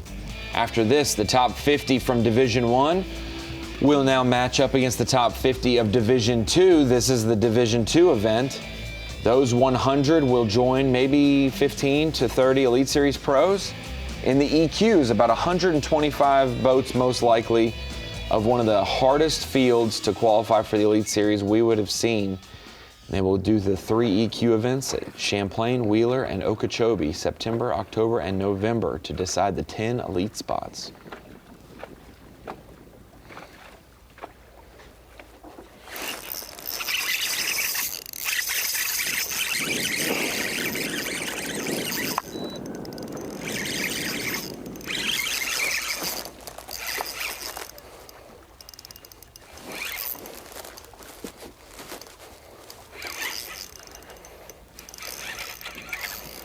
I don't think he's that big. Yeah, he's not. He's just a keeper.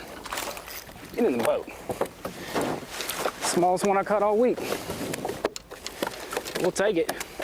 I don't know if that fish jumped in the boat, Suits, or did he kind of get a little assist there? Thought he yanked it up.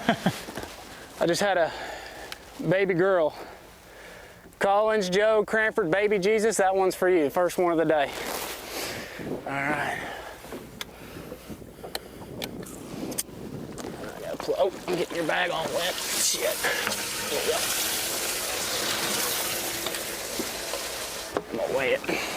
Austin's always been one of those guys that are super consistent. He's having a really good year out the back this year, and into your bag, so I see him being one of the potentially EQ qualifiers because he's always been up there at the top, very it was consistent. from me pumping the He's live a well really, yesterday. really good guy. So delete this bag from yesterday. That's the smallest one I've caught, I think, all week. I think I caught like 3 bass all at practice. I just sat there and looked at them all. Let's see, this one is a, golly, 2 3/4.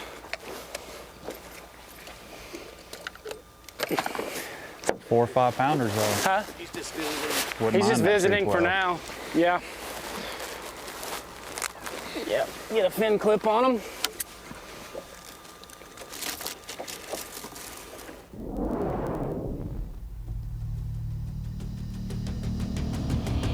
From Austin Cranford, always. You know, I'd say Austin Cranford might be a little bit of a subdued Matt Robertson. You just don't know what he's going to say. He's going to put on a show, yeah, and you just hope it's clean at times. And so kudos to giving some love to his wife and baby daughter back home. He left saying, I got 1 more week of work. Hopefully it's 4 more weeks of work, and now we can basically guarantee, yep, you got 3 more weeks of work, and could be a great job interview for your next step next year.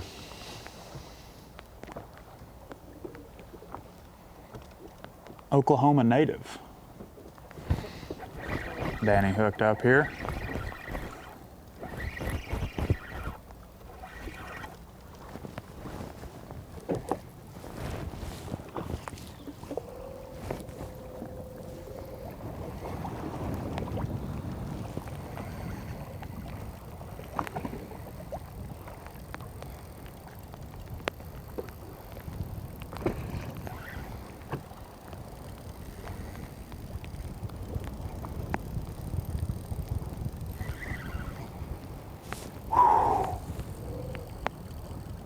Just lost this fish a few minutes ago.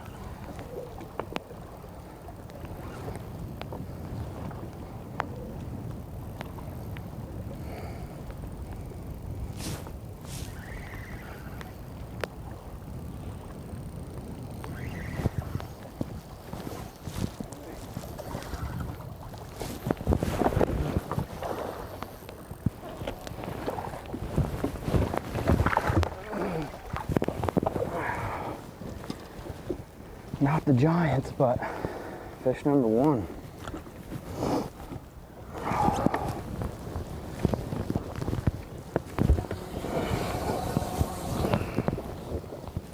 Nice.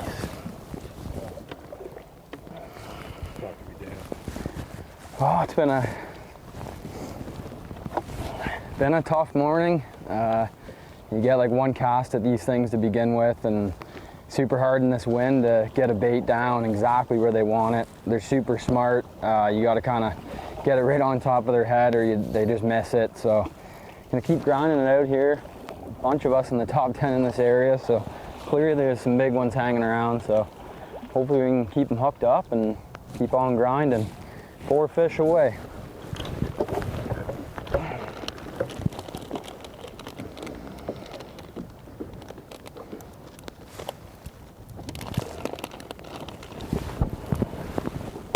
Thinking that might be the biggest fish we've seen this morning. We got a 3.5 pounder. I think that may have topped that. Yeah, that was a really nice one. I blew a live well pump yesterday. Oh. I got recirc in there, just know.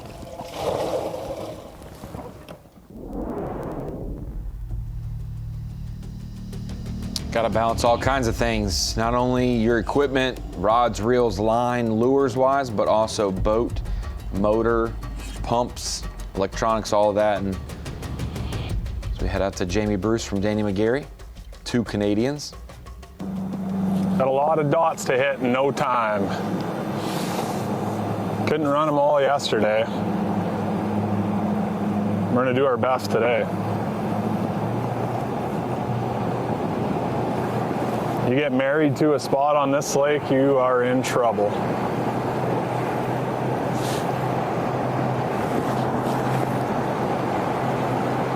What are you looking for? What are you targeting? I fish the whole lake on my trolling motor anywhere there's rock, and there's little single boulders around some of these shallow flats with perch on them, and those seem to hold the biggest fish. Most of the boats are out a little bit deeper. I think there's more fish out deep, but the top end isn't there. Little move for Jamie Bruce, had his trolling motor down, just idling over to the next area. I know why you're here, Tristan McCormick, to have a little Bass Live rub off on you like it did Jamie Bruce. He was here a couple of weeks ago, and now he's in the top 5. Yeah. you're going to want to have that happen you hit Champlain in a couple of weeks. I told Jamie that last night. I said, you know, I'm going to, just so you know, take some credit for your success. You know. Hey, I shook a man's hand too.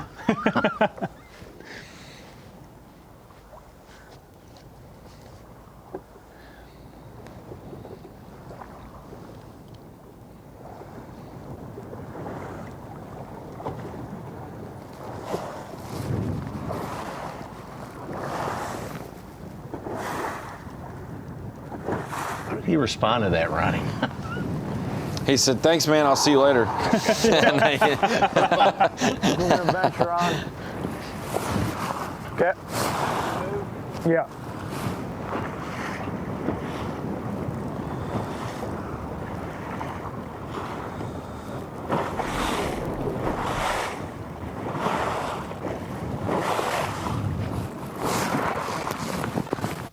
Ron Just McGarry's walleyes everywhere. fish winning is a 3-0. 3-pounder. Walleyes everywhere, all over Kyle Minke's area. Could be a good or bad sign. So we head back out to the trio, the Boulder trio. McGarry, Parker, and Lindsay. Out with Jace Lindsay. Second angler in our top 10 to get on the board this morning. Started the day in 9th place.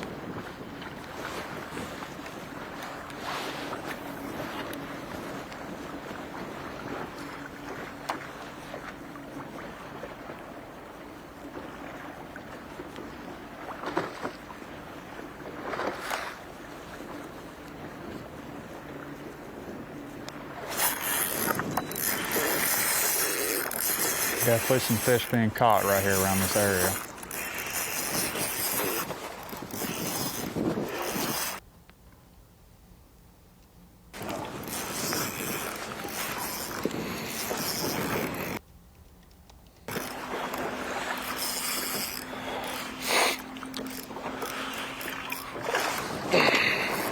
Say that.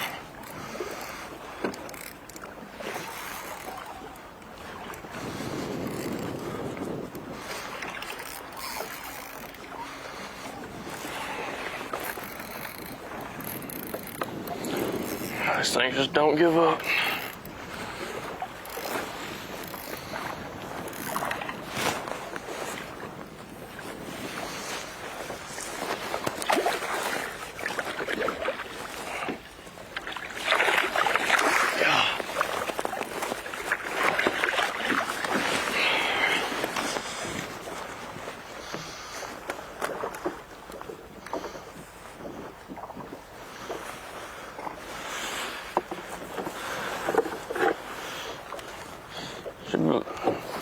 She bit my minnow twice. Had to switch up to the little Ned to get her to bite. Eat. Jason Have to get rid of this one before the end of the day. 3 1/4 earlier this morning, and he said this is going to be less than that, but a keeper nonetheless, and certainly will be one he wants to call out if he wants to win. 2.5 pounder, unless it's messed up and he's going to do it again, but 2.5 pounder it looked like.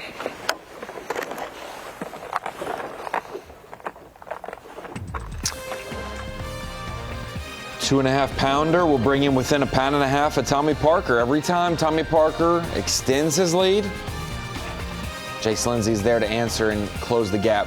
And that one pops in for Jace. He will be just ahead of Trey Schroeder and just behind Tommy Parker. Starting to get some movement on the leaderboard for sure. We've seen some anglers make some adjustments and others are finally getting dialed in. Leech Lake's been a tough one. They're starting to unlock the puzzle.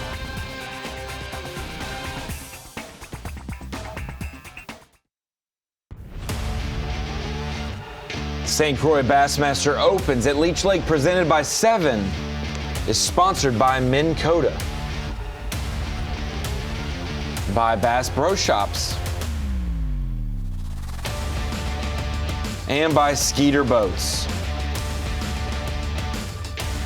Seeing some action here on one of the lakes that connects to the headwaters of the Mississippi. The headwaters of the Mississippi starts at Bemidji, Minnesota, just north of here. Leech Lake flows through a river that connects to the Mississippi, and so this is one of the future funnels that comes all the way down through Little Rock and will go all the way out to the Gulf of Mexico.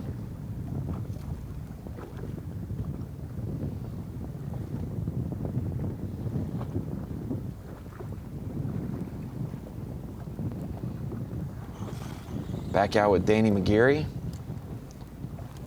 Kind of reviewed the footage of McGarry's last catch, and that was one of the more solid fish we've seen this morning. It was a pretty good one. So we see some anglers funneling into his region as well, making some moves and adjustments. It's not a nice calm day on Leech. Yeah, you better not have your Mountain Dew up in the cup holder at the bow. Yeah. It's going to be in your face. We hear some other guys that weigh in yesterday say, well, the first 2 spots I went to, there were 2 anglers on it, so.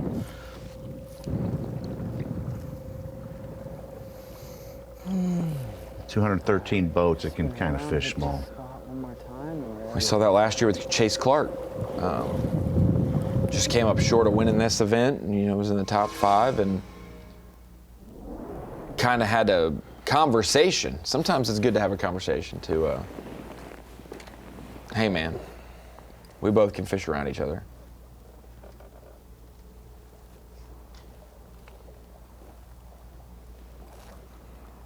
And these guys are all fishing the same area as we see, but one guy's going to present a bait different than somebody else, or throw a different technique, a different minnow, whatever it may be. So some of these isolated boulders like Tommy's on right here, Danny could already hit it, but Tommy could trick or entice that fish to bite like we see right here.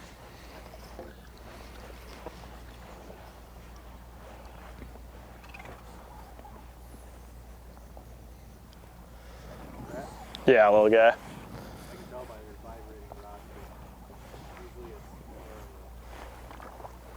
I don't even know if he's 12.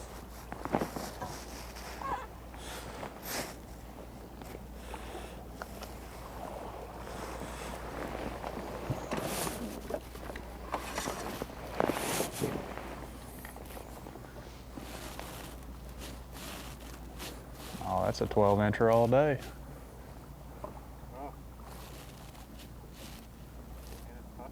Yeah, he's a keeper.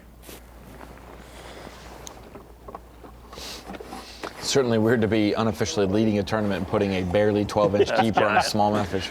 That looks like a rock bass. Hey, it's bad. I'm a firm believer, though. It's bad luck to throw a keeper back, especially on a place where you don't get that many bites. Yeah, you never know when you'll need that 1.5 pounds later. Or that pounder. Mm-hmm. Got a quick glimpse of Tommy's screen there. It looks like he's in about 8 foot of water, so he's kind of approaching it kind of like Jamie was on them shallower boulders. As you heard him say earlier, them perch feeders are up a little bit shallower. unlike the deeper guys, I'm sure are more, you know, crawdad style. So it'll be interesting to see what happens.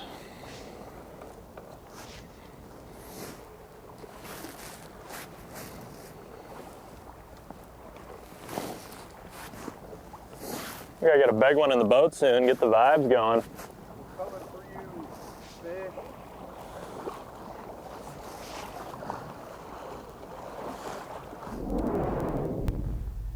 It's going. There's so many other guys with 18 plus pounds that I'm expecting them to pop in with 5 fish for 20 and take the lead. Somebody's going to be a surprise today.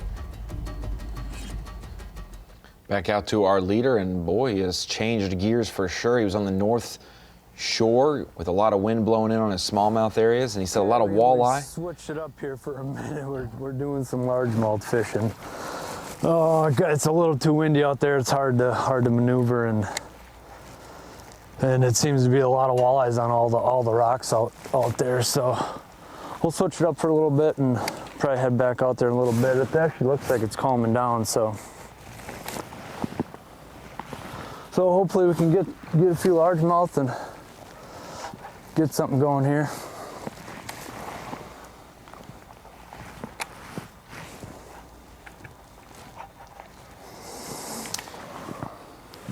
You never know, there could be a smallmouth under a dock too. You could maybe do this to help win, you know, but in your opinion, is this after this one we're gonna motor up and go around the corner? Points, you know, situation? Is this a get a fish in the box to calm your nerves situation? Because most people think in a 2-day tournament it's going to be 10 smallmouth to get it done. I'm sure Kyle's feeling the nerves here. I mean, as you can see, he's fishing really fast up here. Just try to get a fish or two in the box to settle down. You know, he's got a big crowd waiting back at weigh-in for him this evening, so I'm sure he's feeling a lot of pressure.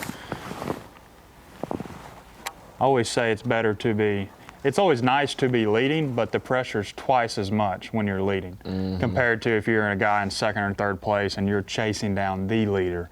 So, but I'm sure Kyle will get settled in here. He'll get 1 or 2 in the box and get dialed back in on them smallmouth. But I do believe 10 smallmouth are going to win this event, 100%.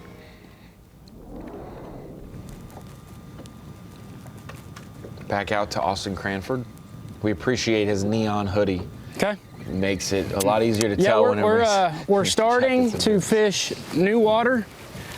In his boat wrap. All those fish from yesterday, I mean, they're just not going to bite. Like, it's not going to get one fishing the same stuff over and over again. I mean, you have to be around. There is an absolute giant on this rock.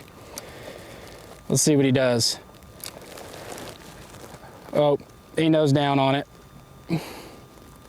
That's a 5 or 6. Just eat it, dude. I need you to eat it. You can do it. You can do it. Come on.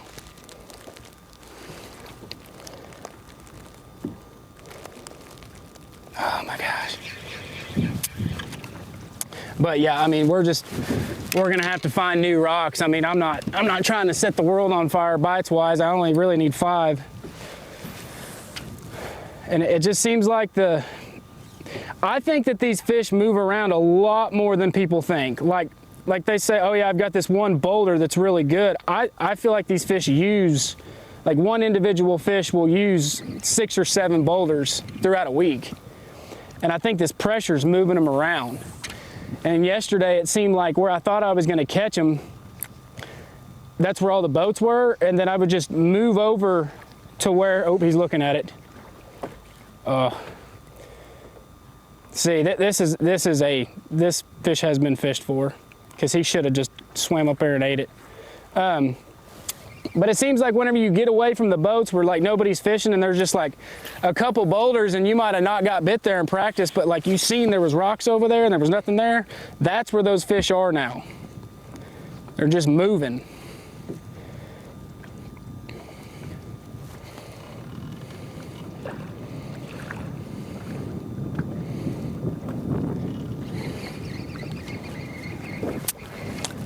This is some good looking stuff through here.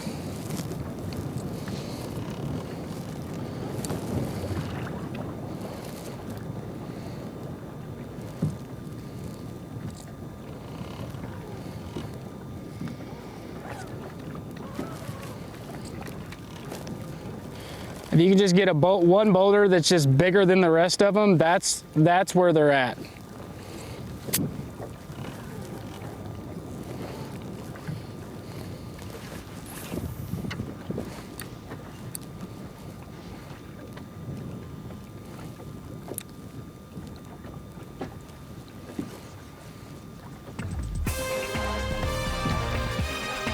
Cranford, Flick, McGarry, and Haddon. There's your 4 box there as we kind of got Flick and McGarry looking the same type of weather, ominous looking in the background, no doubt.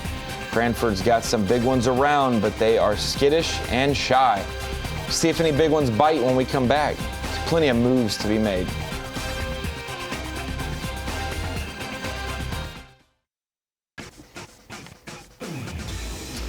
Two hours of fishing and change done here at the St. Croix Bassmaster Open on Leech Lake, presented by 7.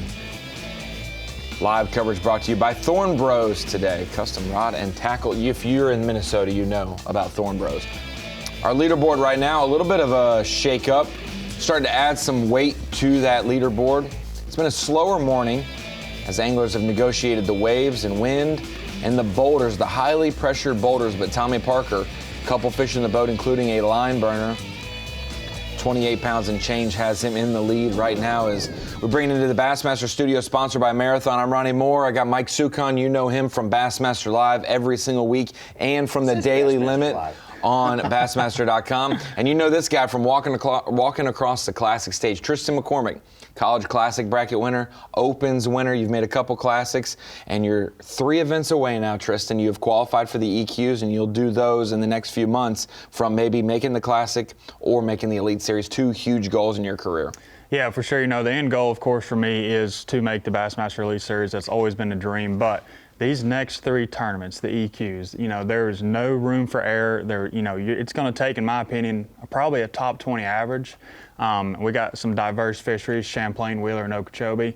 So it's going to be very interesting to see. I'm excited, but kind of nervous. You know, this year was kind of just, make the top 50, progress on to the EQs, but now it's like, all right, now it's where it's starting to happen. So we'll see what happens. Rubber's going to meet the road, no doubt about it. Appreciate you coming in from Tennessee to join us in studio this week. It's been a little hard. Normally we have Elite Series guests for the Opens, but Such, they've had 2 important weeks of the Elites coming up with St. Clair and then next week at the Mississippi River. This event, depending on who wins it, could really change our Angler of the Year in the Classic line for qualification. It could bump down a spot if a double qualifier like Trey Schroeder or maybe a single event angler like Kyle Minke wins this event. Well, we got to see what's going to go on today. People even outside the top 50 could climb in today, like Stephen Browning fell out yesterday with a really bad day 1. He was in 187th, I believe. But, I was looking at the numbers and what it takes to get 50 in the divisions. It was about 75th place. In 4 events, you score 122 points per event, 488. Brad Leitner's in there, and Chad Pipkins in Division 1, about 138 points in events, 62nd place. So you qualified 15th, and you had a good average about making a check every event. Yeah, and that's the crazy part. Like, everybody thinks the top 50 is easy until you're like, hey, we got to make the top 50, and top 60 in the Bassmaster Opens is no breeze. Like, these boys catch them. I truly think, the top 50 guys in the Opens can truly compete on the Elite Series stage. They're really, really good, but it's not as easy as it sounds out there for sure. No, not at all. And especially, we've seen some highs from you. We've seen some lows and some close calls as well. But let's take it back to 2022, a huge year in Tristan McCormick's career. He comes off the 2021 College Classic bracket. He gets to fish at the Bassmaster Classic at Lake Hartwell and turns around that fall and fishes a Bassmaster Open. And Tristan, this was the first time we said, this can actually be won at Hartwell in all spotted bass, because 15 spotted bass got you the victory for 3 days, and you got to go to another classic after this win. Man, this gives me cold chills. Looking back at this, yes, 15 spotted bass. I really didn't think I had enough to win. And I remember Jake was my cameraman in this event, and I pulled back in to weigh in, to check in, and I was like, well, and he just started smiling. I was like, dude, there's no way. It was an event I'll never, ever forget in my life for sure. Hank Weldon there, Ron Riles giving you the trophy, and a huge career accomplishment for you, being able to make the Bassmaster Classic not only once from the college series, but through the Opens. We're starting to see a lot more young anglers do that. Not only coming from high school, college age tournament trails, but they fish the Nation. They'll jump in the Opens. We had Ryan Locknet, who will be in the Bass Nation Championship. He almost won the St. Lawrence River 2 events ago. Nope. Yep. And you got a lot of paths to success. Brennan Flick trying to finally land his first smallmouth, and he says it is a big one. Oh, don't do that. Don't do that. Yeah, that's a sure enough. Oh. That looks a, oh. Oh, no. Oh, man.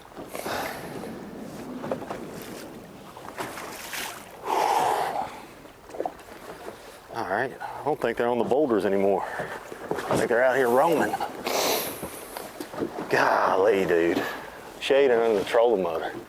You see me flip it like right there? Golly. Dude, that was a 5-pounder.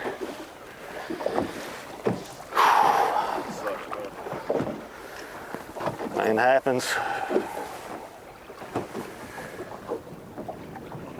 Dude, I knew when I picked up all that line right there and I was trying to go around it, I was like, I'm too short. Dink! Gone. Oof. I mean, we love at home watching the jumps, but we know that that is just an evasive technique and Dude, tactic been like they use that to all get week. off, no doubt about And it. I've kind of been noticing when I've been going through, I've been seeing some like hotter returns, kind of cruising the bottom here and there. But in all practice, if I stuck anything and it wasn't on a boulder, it was a walleye.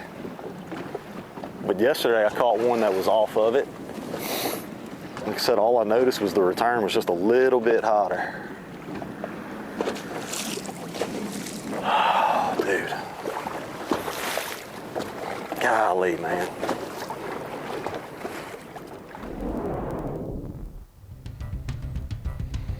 Brennan Flick, man. Walleye on his first stop. Second and third stop, not having smallmouth on the boulders. Finds one, and it's a big one, and loses it. It's not the way you want to start your morning. So we head out to Blaine Bunny, the young angler from Oklahoma.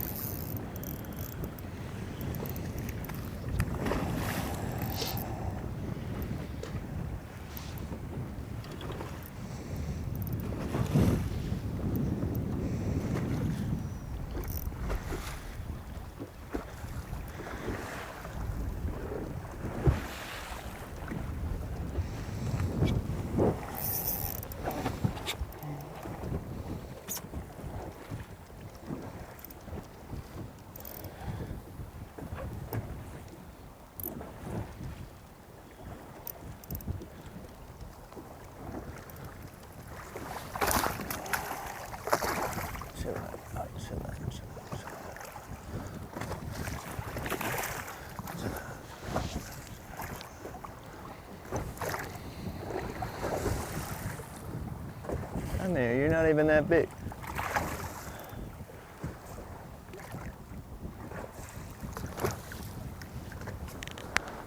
But that is number 1.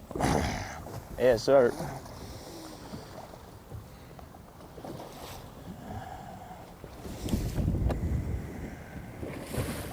Number 1 for Blaine Bunny.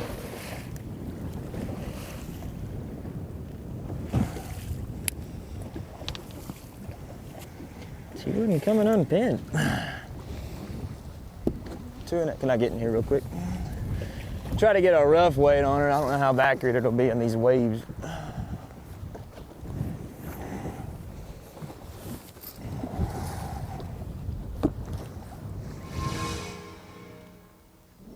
So we head over to Tommy Parker. If you're looking at Bass Track, you're starting to see him pop off, and I think the cobwebs got worked out. It is alive and well. Laker Howell in the lead right now. 16.5 pounds of largemouth, I do believe. A 5-pounder has him now in the lead. Pake South just outside our top 10. Up to second, Aaron Jagdfeld. Tommy Parker right here with 3 fish, hanging in the top 5 currently.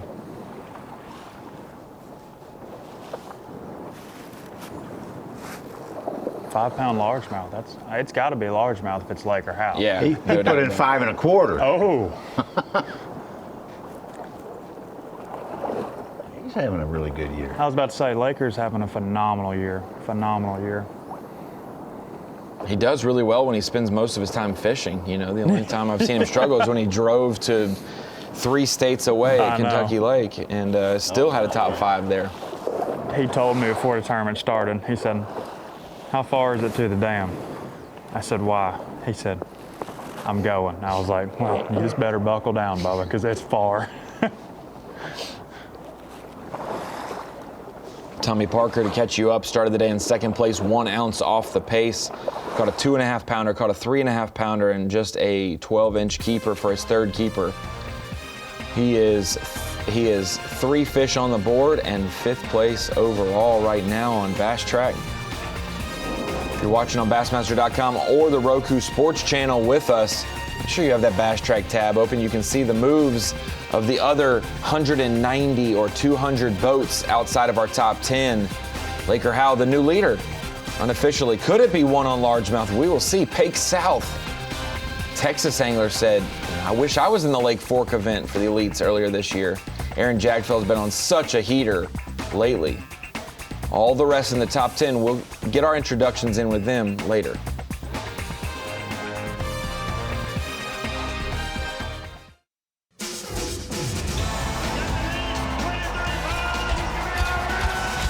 You're watching a B.A.S.S. presentation. The Bassmaster Opens, the ultimate proving ground. If you want to be a pro, 200 plus boats all across the country. Diverse fisheries this year on the Bassmaster Opens. You're gonna have to know how to catch all 3 species during multiple seasons of the year.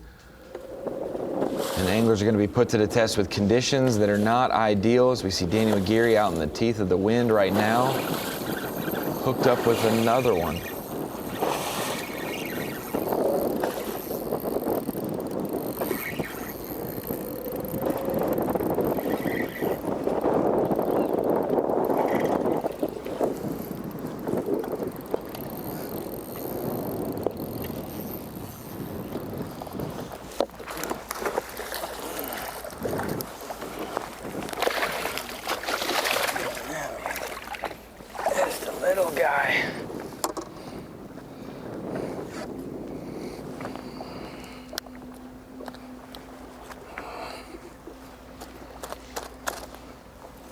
Oh, he wasn't coming off.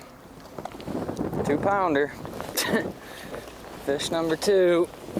He needs to go today.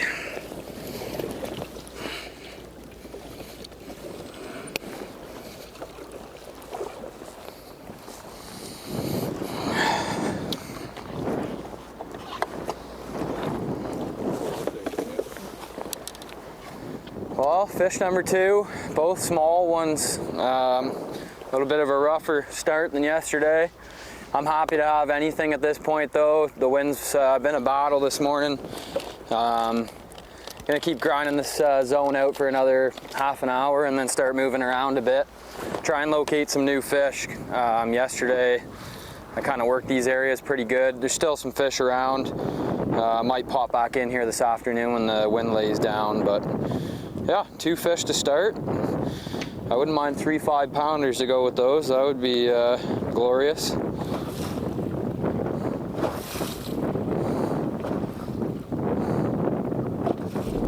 Tristan, we mentioned it, and I think I said it backwards from what I truly meant.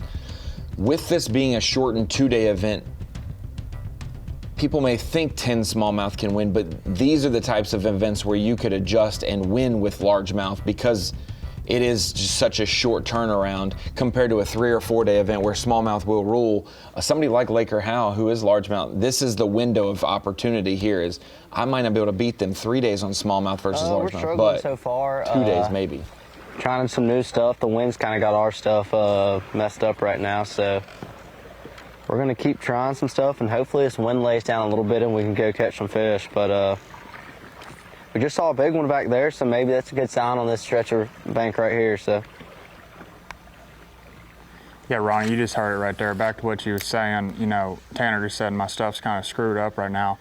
Unlike a Lake or Howe where he's probably nosed up into a rice field somewhere out of the wind, you are 100% correct. Like, hey, he's probably thinking, I know there's 3, 4, 5 footers out there in the lake. Them boys are struggling. Like, I could make up some ground here and potentially win with largemouth, but I'm still in favor of 10 smallmouth. Oh, yes. Yeah. Overall, size-wise? Yes. Every swing, if you could only catch 5 of each species, you're probably going to be better off catching 5 smallmouth. But definitely on a weather-stricken type tournament, man, you can't put a price on a 5.4 largemouth. That is massive for variables. Lake. Yeah, our big smallmouth was 5.14 yesterday when we saw a 5.5 pounder. Several other 5s came in. And I truly believe, like, I would not be surprised if we see Lake or Howe in the top 10 today.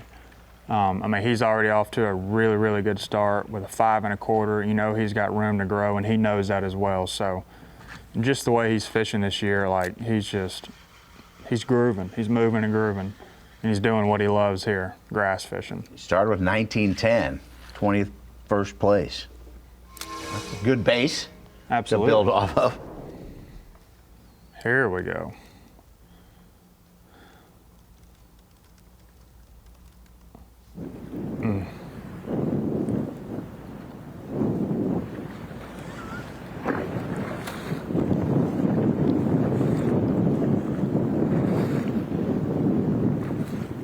Just turn around to the camera and go, did you guys get that? I'm embarrassed.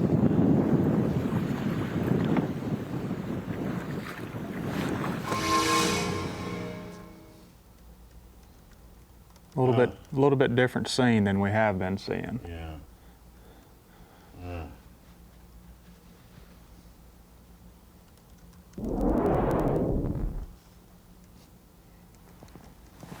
It's kind of like a point isolate. Well, yeah, I guess it's a big patch.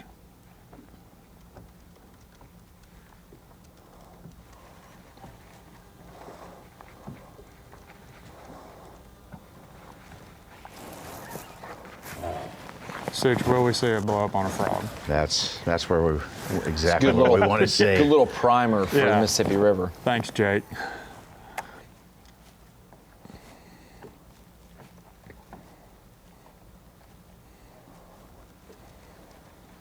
Tristan McCormick, how do you see lacrosse playing out? We have a very tight, the tightest ever AOY race.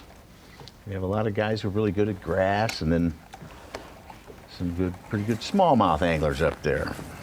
If the water's going up a little bit, it might storm this week before the tournament. Yeah, that's going to be, we were just talking about it in break. Like, I'm so excited to watch that on live just because, I mean, it's literally going to come down to the final day. And, I think they're sitting at 690 points, both Chris and Trey. So, I don't know. I mean, there's a lot of favors on Trey. There's a lot of favors on Chris going back-to-back. It'd be amazing to see Chris go back-to-back. That'd be super cool. He'd only be the fourth angler to ever do that. Wow. Joining KVD, Guido Hebden, and Roland Martin. Wow. Successive AOYs are rather rare. Absolutely. But now Trey McKinney, has been on the heater, man. He is just every place he's gone since St. John's. Yep. He had an 89th.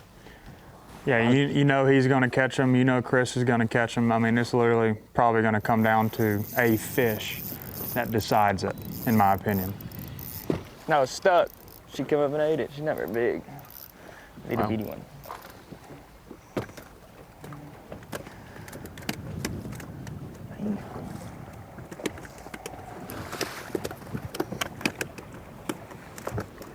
And she broke my line.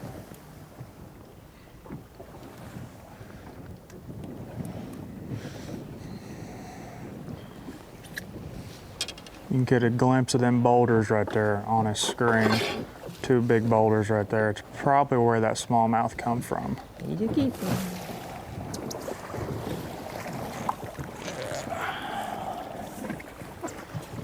When we were taking off along the shoreline, there was all those big rounded off boulders. That's about the size of all. Yeah, I mean, it's hard to really put into perspective how big they are looking at them on a screen, but there's some boulders in that lake that are the size of your boat and bigger. Like there's some big ones. That's where the fish really like hanging out, the ones that are. And I think it was Cranford earlier that said, you know, you'll go and all these boulders will be the same size, and then there'll be one isolated big one, like that's bigger than the rest of them. And he said it too, like that's where majority of the smallmouth are sitting. Like you can see right there, kind of on the screen, like you see those 2 big giant boulders, and then like a bunch of rumble past them. Like that's the rock area, but then those 2 big boulders are sitting right there, and that's what these guys are targeting. It's a good glimpse of it right there. If we can keep the trolling motor in the water. It's look like monoliths sitting up there.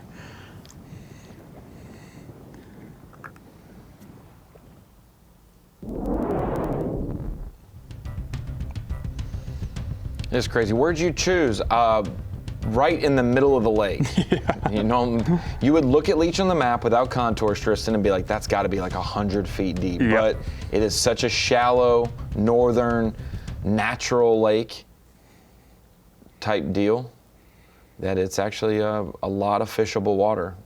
Looking for the sweet spot as Austin Cranford's made another move to an area that, you know, he's looking for biting fish. He's had some big ones around today, but only a keeper or 2 in the boat so far.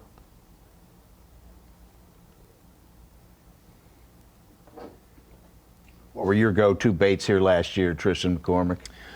So I kind of had a 1-2 punch. I would throw a, jig head minnow. I was throwing a baby Z2, and I was throwing it over these boulders because, like we said earlier, like past them, and make them bring them up out of the boulder so I could see if they're there. Because, like we said earlier, these smallmouth they are so tight to these boulders.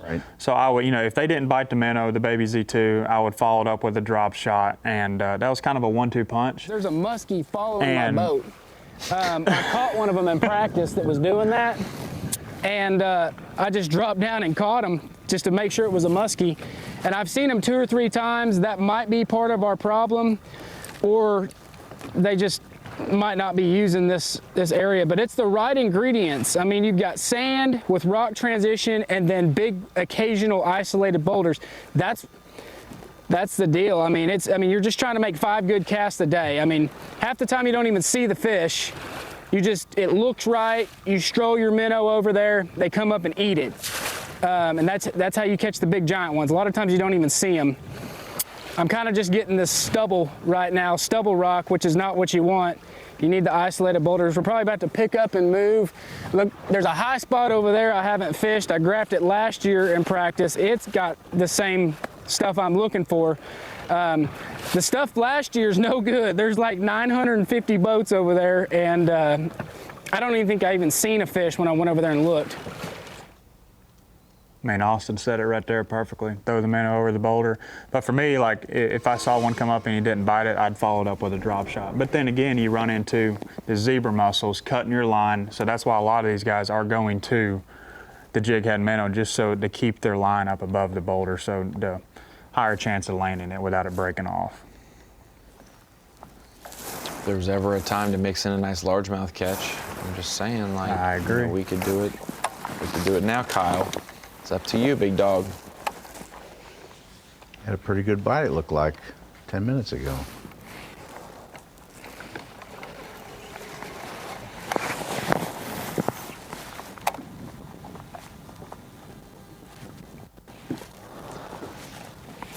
Last year we saw somebody like Dakota Ebear scrap the smallmouth, catch one largemouth, and really plummet the standings. But then we also saw Emil Wagner catch one big smallmouth to start his morning, like you, Tristan. Nothing. Goes up and catches 2 largemouth, finishes out his day smallmouth fishing. And so he basically, in that lull, he bought some time and was productive. And so Kyle's trying to get it going here now.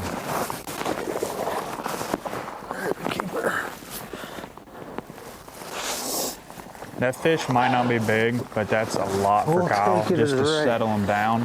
For right now. Get his mojo going, and all right. I'm sure he's gonna go back out to the smallmouth laying here before too long. Hopefully we're getting rid of that one, but we'll take it for now. In a world of forward-facing sonar and urgency, we still have to remember, you have 8 hours in a fishing day, maybe longer if you're a later flight. You only need 5 casts to get it done. So we may be worried that our day 1 leader, 3 hours into the day, has 1 fish finally on the board. Don't be worried. It takes 5 casts. Jamie Bruce is thinking that right now. A good portion of the day down, and a lot more to go, though, for Jamie Bruce, Kyle Minke, and the rest of the Opens anglers.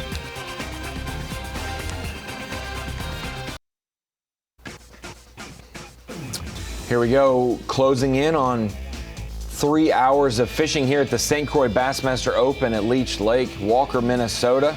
Final day action here. This event, if you're just joining us, shortened to a 2-day event. Full field is fishing today, not just the top 10, and we are seeing some big moves from outside of that top 10. Laker Howell on the back of some greenheads, some largemouth.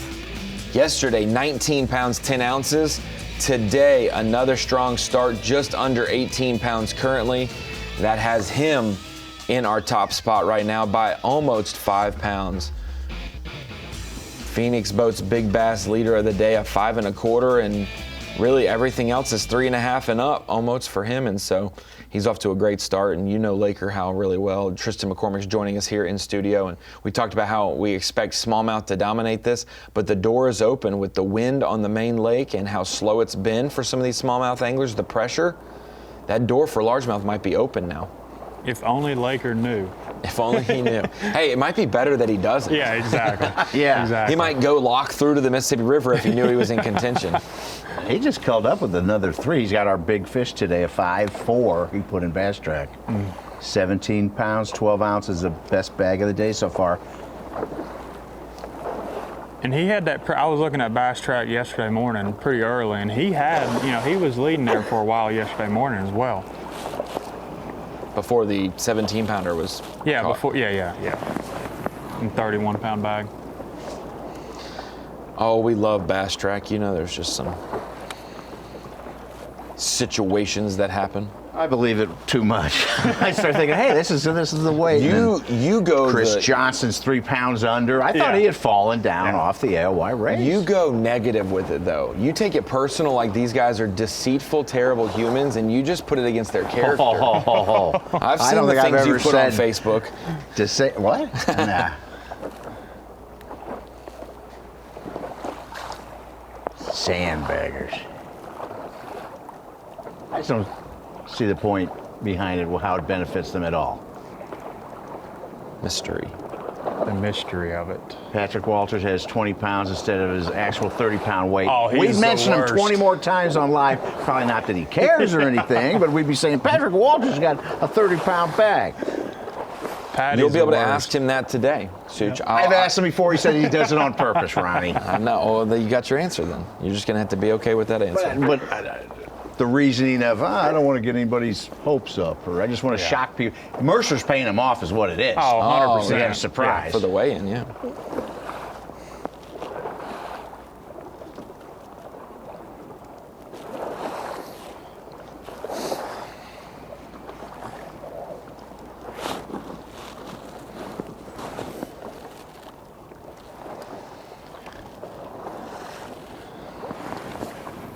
Says Walters gets $20 for every pound low. That's pretty good. That's not bad. Man.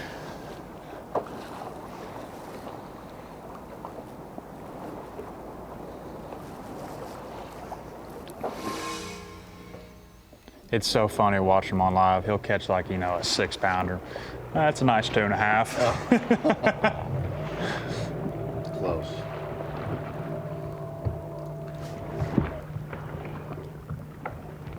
Another Minnesota angler doing well up to 5th place, Michael Lebsack. Maybe.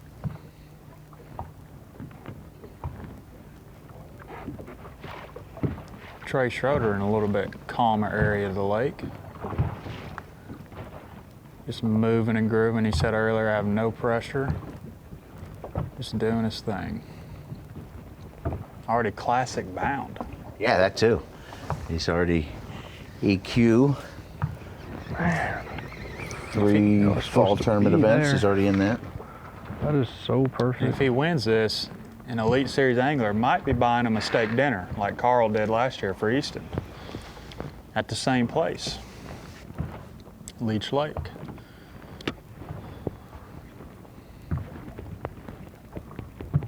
Oh. You gonna do it? You're just gonna look at it a little bit.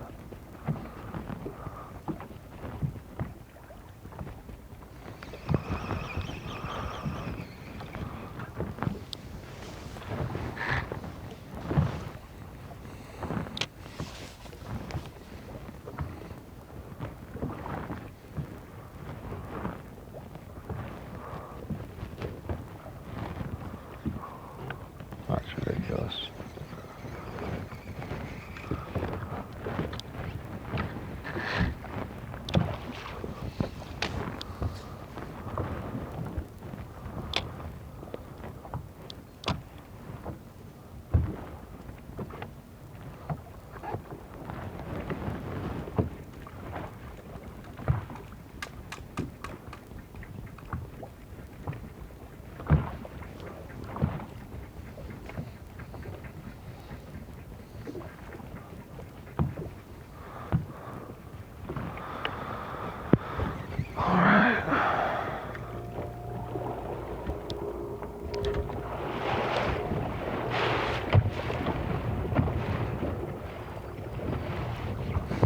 Looking at a 4-box with Tommy Parker, Jamie Bruce, Trey Schroeder, and Austin Cranford. Jamie Bruce still looking for a first clue of the day. He's been fishing maybe some shallower rock flats, and he is getting that clue on point right now. Jamie Bruce hooked up.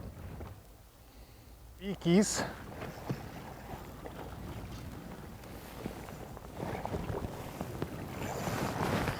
All right.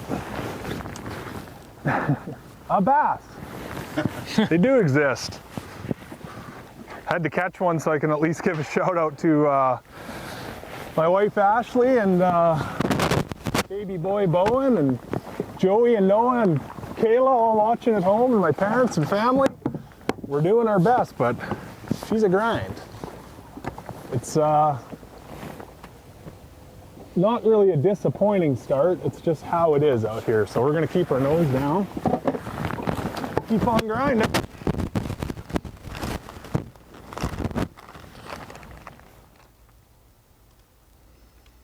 It's always good when you leave the house. If you're gonna have to travel on the road, it's always good to get paid when you do so. And it seems like every time Jamie Bruce leaves the house, man, he is doing well on the Bassmaster Opens. Almost made it through the EQs. The full season of Opens in 2023. So close. Fished just one division last year and was so close to the Classic a couple times through the nation as well. Fishing here and there in 2025, and every time he makes a cast, he's cashing checks. Keep an eye on Jamie Bruce as he's now on the board. We will be back on the Roku Sports Channel and Bassmaster.com in an hour. We'll see you at 11 Eastern.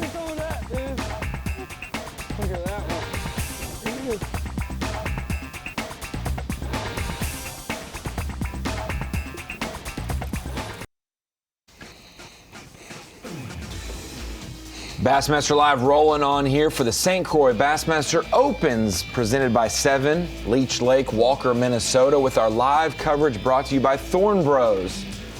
It's always great to come up north in the summer. As it gets 100+ degrees in the south, it's a little bit better, and the fishing is great up north.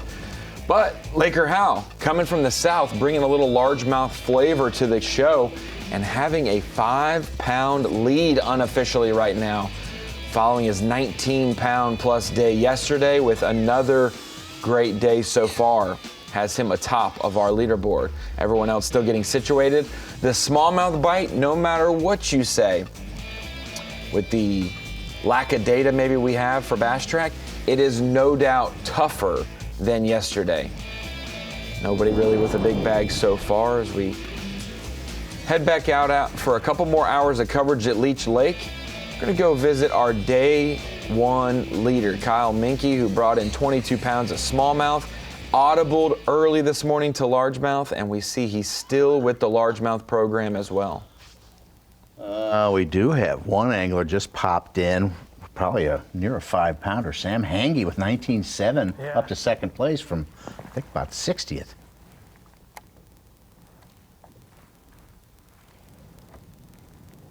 Nope, had enough.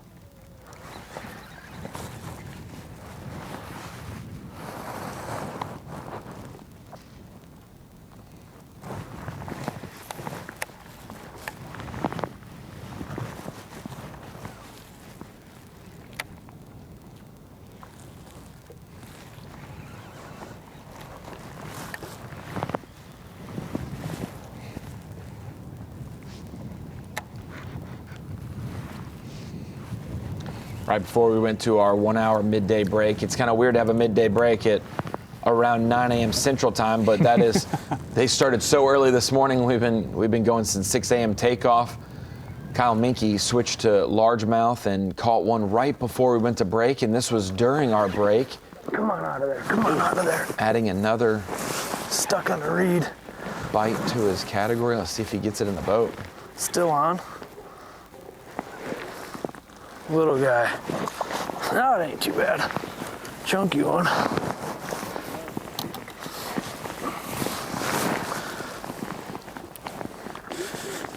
We'll take it, number 3. Sitting on 3 now, according to that. So 3 largemouth in this area. And I've got a feeling Tristan McCormick is Tristan McCormick, our Opens representative today, joining us in the Bassmaster Live set. I got a feeling he may fill his limit with largemouth and then make a change. It's not just getting one set. I think he's going to try to get 5 and then go maybe switch gears. Yeah, he definitely caught 3 there pretty quick before, between we went into break and right before. So he's getting settled in, and I don't think too much longer he'll have a 5-fish limit. He'll ease back out there to them big smallmouth. So we switch over from Kyle Minke out to the middle of the lake, Blaine Bunny. Even though Leech Lake has a max depth of 150 feet, this main big bowl portion of Leech Lake, about 30 feet, for most anglers. So a lot of fishable water. Boulders are the cover or the structure that these fish are hanging around. Natural lakes up in Minnesota, littered with rocks everywhere.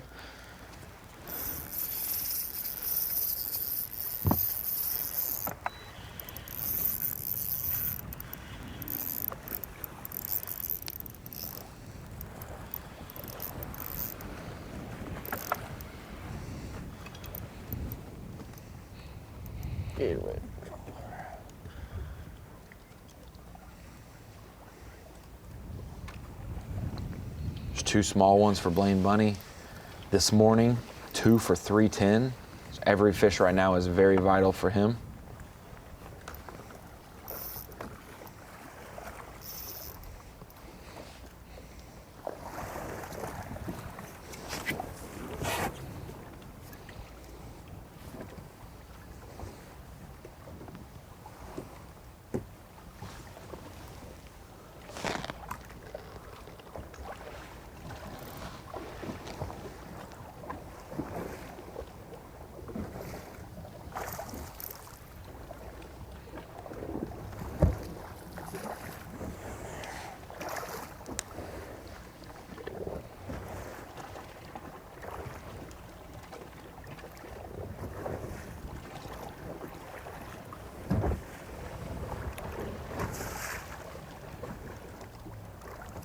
It's already hard landing these smallmouth without a net, but now you got to put into consideration the waves coming as well.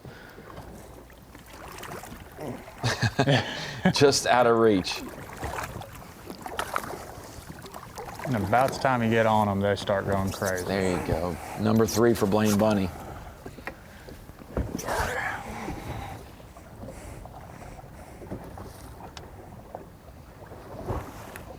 And they're eating it good when you can get it to them.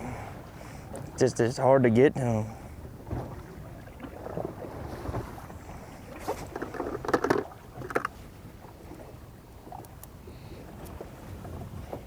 Three something.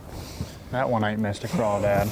Nope, he said 3 something. Well, he's got 2 for 3 something, so this one will almost double his weight. Very helpful fish for Blaine Bunny. And Blaine, young angler, we got to see him debut on Bass Live at Clark's Hill, cranking. And he's fished both divisions, all 8 events for the Opens.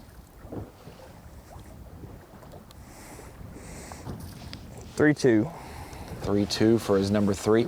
Qualified for the EQs through Division 1 and 33rd in points. Not doing too hot in Division 2 in the 70s. We've obviously had a shortened season for Division 2 with 2 one-day events, a 3-day event, and this is a 2-day event. So we head out to Jace Lindsay. Started the day in 9th. Overall for the EQs, he's in 11th in points, doing well. Solidifying his EQ spot. And another chance to make the Classic if he could win today.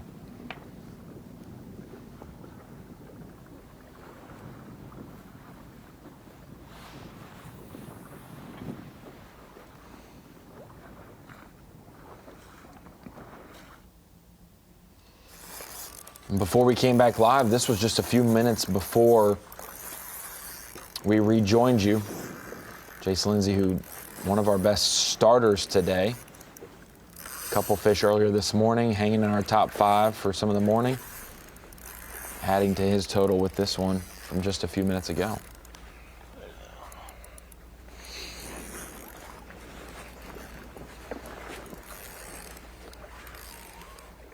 It's really not a ball game. You can't guarantee you're going to get a limit each day of competition, especially a Leech, but it's really not a ball game until some of these smallmouth anglers get a limit. You're going to start to see these largemouth anglers or the guys who had an early start, that lead diminish, and these top 10 guys start to resume their place.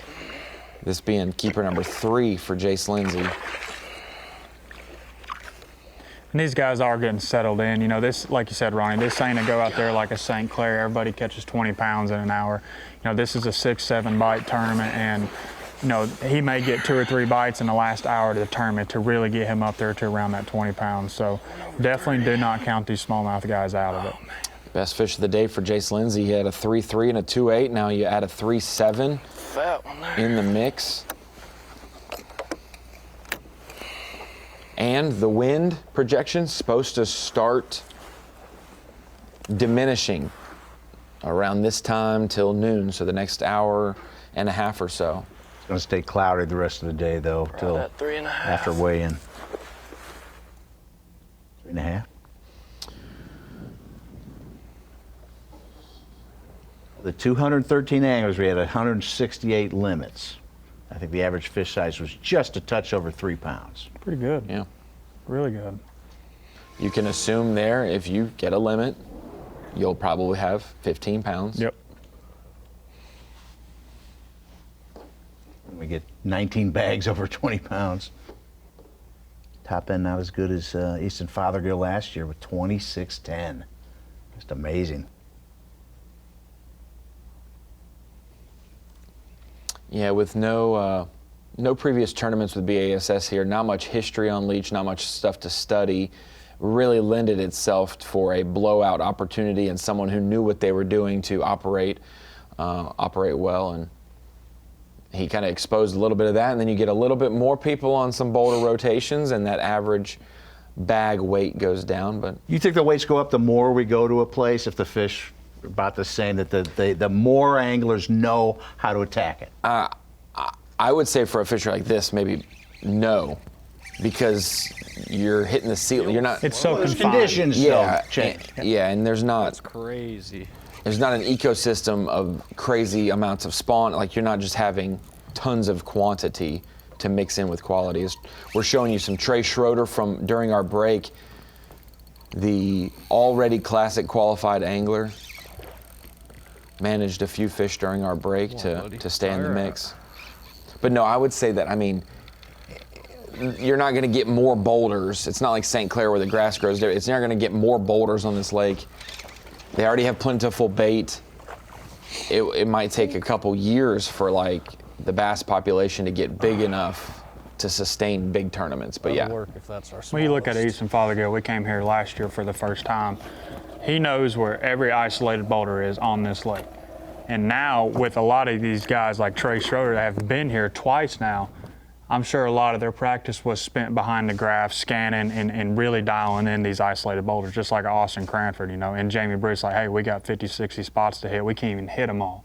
So there's still a lot of big ones left in here, but I do not think, back to what you were saying, like the 26, like it's harder and harder once they're still there. They're still there. It's just got to be like a 50 boat tournament. Yes. Or you see some Minnesota local results will show that this place has big, but for 220 something boats for multiple days, I think that you know that. And these guys are 22, 23 is expected, but not 26. And these guys are all so good. Like, how long did it take you to figure out northern fish? You're mostly a southern angler, but Tristan McCormick, when you first went north, you had a pretty good St. Lawrence event, I believe. Yeah, that was the first time I ever went north, and that was the college years. That was the college national championship, and after that, I tried to go up there, you know, every summer since then, just to kind of familiarize myself with smallmouth and really take the time to learn it, because my Kentucky Lake smallmouth are completely different than, you know, a Leech Lake smallmouth or a St. Lawrence River. So it's definitely a different learning curve, just with the wind, you know, with the boulder game, the drifting game at St. Lawrence. It's really, really cool to go out and learn that type of stuff. But you can't just do it in, you know, a week out there. It takes a lot of time to get your bait just the right direction you need it to and line up your drift on the St. Lawrence. There's a lot to it.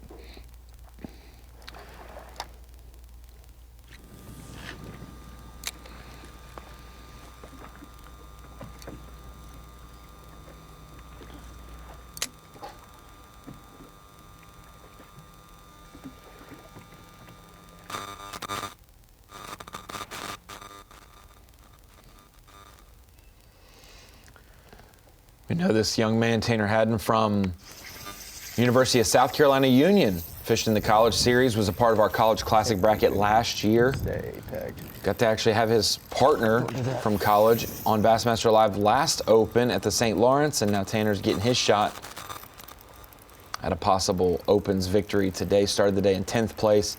Some catches from the midday portion. It's good to see that even though they're still maybe not in the top 5, again, regaining their spots on the leaderboard, that this hour, it didn't slow down even more so. They started to kind of get in more of a rhythm, especially for Tanner, who was looking for a clue. A lot of pressure, a lot of wind on his area. Now he's settling in with some fish.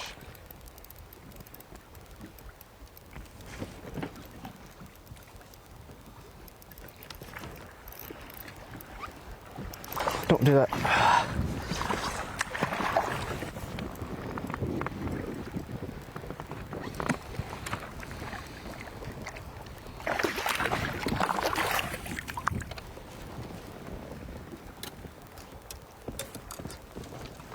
Finally got one.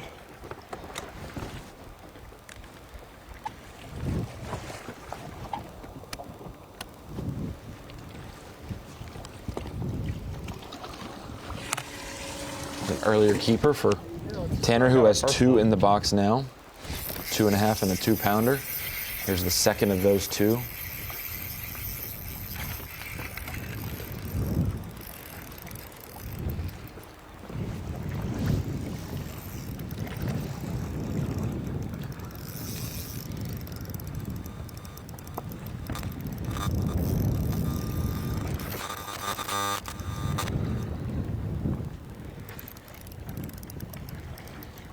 Small one, be fine.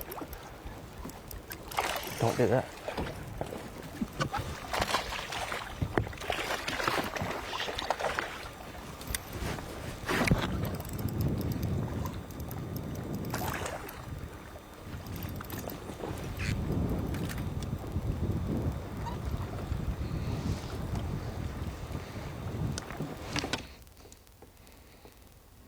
Two keepers for Tanner Haddon.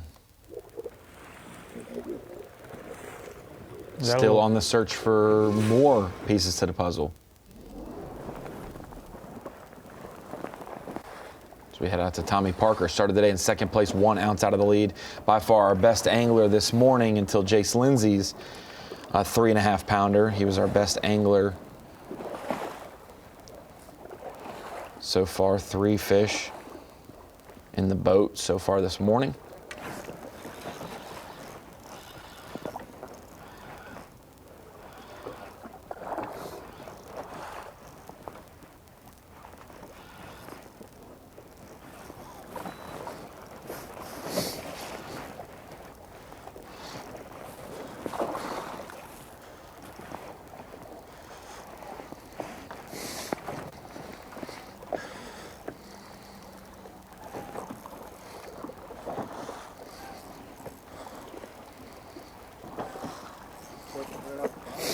Yeah.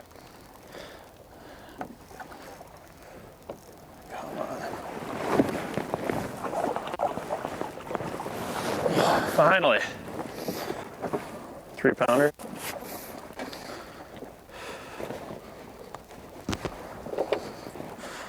About time we get one. Pretty good one for Tommy Parker there. I stand corrected now. Tommy was our best performer.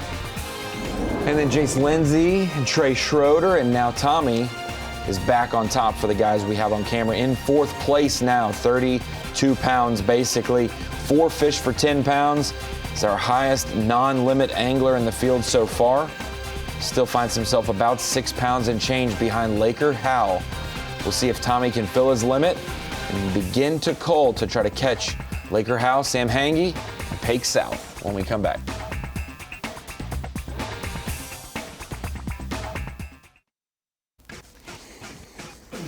Welcome back to Leech Lake here for the St. Croix Bassmaster Opens, the final stop of the regular season, 4th and final event of Division 2. After this, the EQs will begin.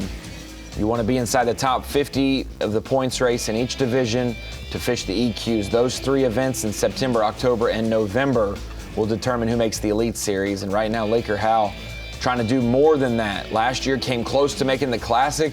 Hey, Kentucky Lake came close to winning that event to make the Classic. He would love to fish in Knoxville and have a shot to join his father on the Elite Series.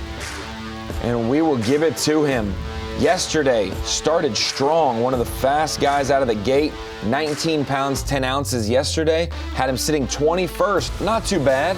Can you back it up on largemouth though? And yes, he has. A 3.6, a 3.8, a 3.4, and a 3.7. Those are all good quality largemouths, solid fish.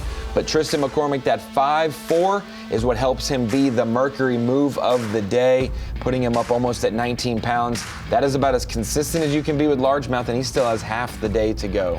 Yeah, and that 5.25, Ronnie, that's huge largemouth out on Leech Lake. And if he can get 1 or 2 more of those bites, he could possibly make a run at this thing. We always say that smallmouth could win most lakes up north, but with the weather today out on the main lake and the conditions aren't necessarily apt for these fish biting well right now, it seems. The door is open for the largemouth anglers, and Laker has given himself a chance. Still believe that we have to be over 40 pounds per day, or 40 pounds for the 2 days to win this tournament. And so Laker will need a key cull or 2, but in a good spot with half the day left.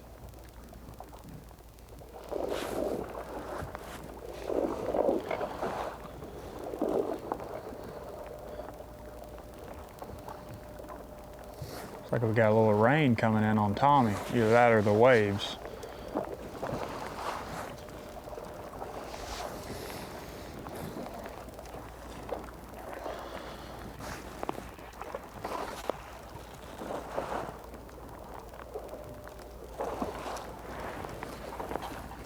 And a second candidate for a big move on the day.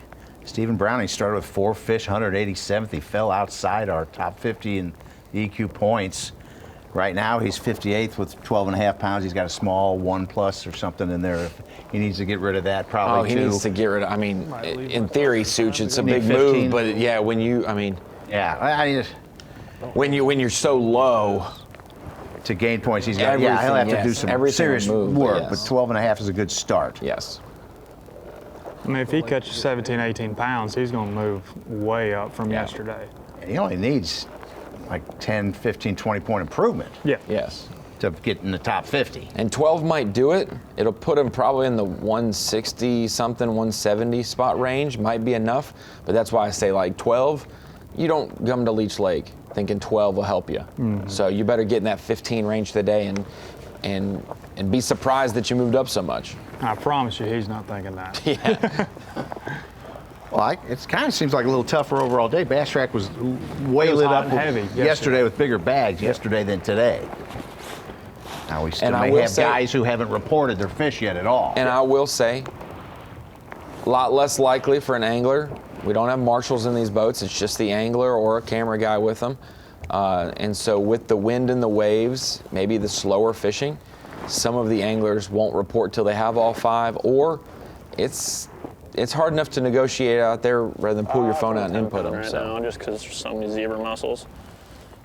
Or they drop their phone in the lake.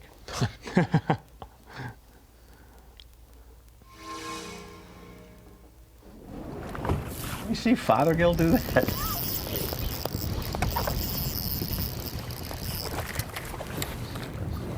Man, it has not been Brendan Flick's day. It's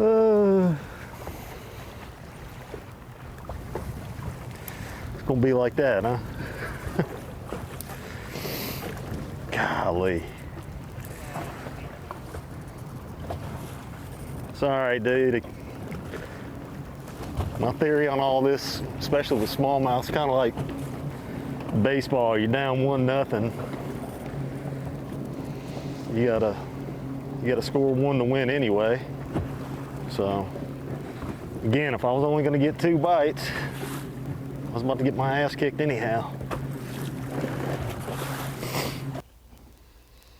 Brendan keeping it real with us. We saw him this morning. It's gonna be all right. We just gotta hustle. With a walleye off his first boulder, nothing for a little while. Lost a 5+ pounder, and then that one right there. Not the best start, but keeping it real, and I can appreciate honesty. You know, sometimes there's some delusion in fishing where you always think you're in the game, and you could be, but he's right now knows it might be a little bit more than 1-0, but he knows he needs to put some runs on the board either way. Danny's switching it up.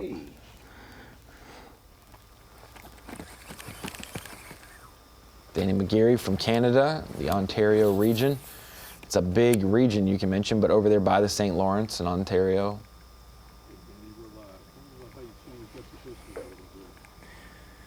I just decided I've been checking a lot of boulders this morning, and they're being tricky with me, so I'd like to come in here. Last year I had a pretty good opportunity at some fish under some docks in this little pocket here, so thought I'd come in and give it a shot. It's a lot more overgrown than last year, but thought I'd throw in some largemouth into the mix. Try and fill our limit and then go spend the rest of the day looking for a big giant smallie. We got plenty of time, so just keep moving around. I'd say Danny is twitching that frog going like he's largemouth fishing. twitching his minnow, like he is moving that thing. Looking for the active ones, no doubt, right now. 2 fish in the live well. Just trying to pull in Emil Wagner. Catch a couple largemouth like Emil did last year and go back to smallmouth later. Just to bridge the gap.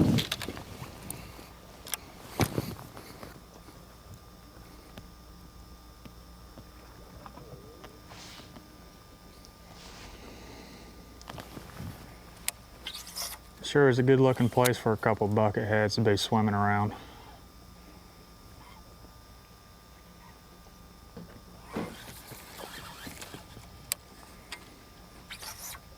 Feels like some of these guys have spent all their practice on smallmouth, knowing that there's enough good stretches or cover some water a little bit faster with largemouth that you don't have to practice it. If you know a couple areas you have confidence in, just to go do it. And as we take a look at some of the possible weather coming in, we had wind coming in from the northeast all day. Supposed to slow down right around now for the next hour, diminish to negligible wind.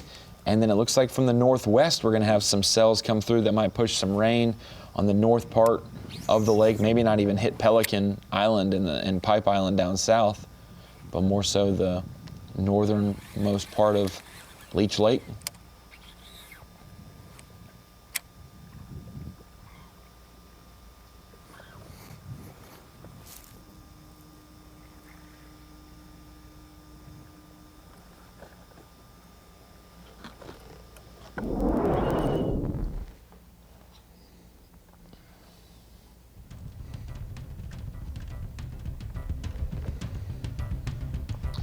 It's like Jace has found himself in a trio of boats, but it's a different trio, and it's on the different side of the lake now. He's over to the more southeast side of the lake, as it does look a little bit more ominous when you're looking to the northwest portion of the lake as that front. I would say it's getting there. Yeah, it's coming. It's getting there.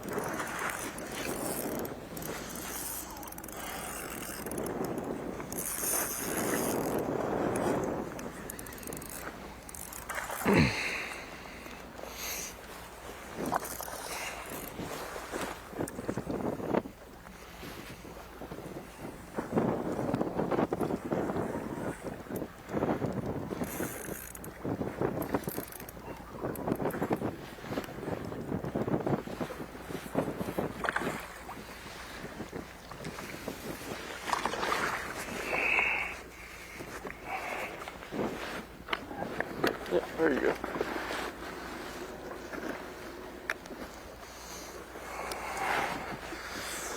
Three-pounder.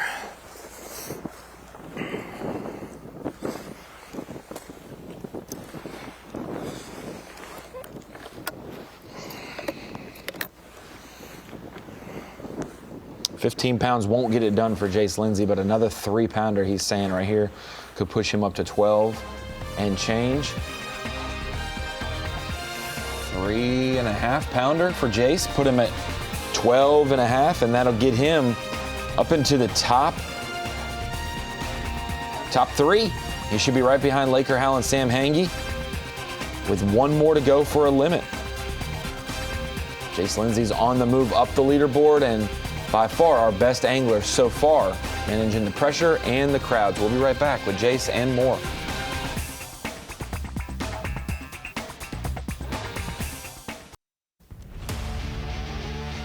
St. Croix Bassmaster Opens at Leech Lake, presented by 7, sponsored by Mercury, by Power Pole, and by Progressive Insurance. We are nearing the halfway point of the day. We are 4 hours and 30 minutes into the day. Halfway for some of these anglers. Some guys have less than half their day left. You better get going if you haven't started yet. Some of the largemouth anglers jumped out to an early start. I got a feeling Sam Hangy may be a smallmouth angler that has risen up. Meanwhile, Jace Lindsay in our top 10 to start the day in 9th, now up to 3rd. Tommy Parker started 2nd. He is now 5th. Got guys like Aaron Jagfeld, Pake South having great years no matter where they're fishing. Those guys are catching them this morning as we head up to Trey Schroeder, past winner this year from the Tennessee Tom Bigby Waterway in Columbus, Mississippi for Division 1 of the Opens. Going to the Classic. See him in Knoxville next year. Jackfield's fish just popped in 14-12, up to 6th place from about 40th.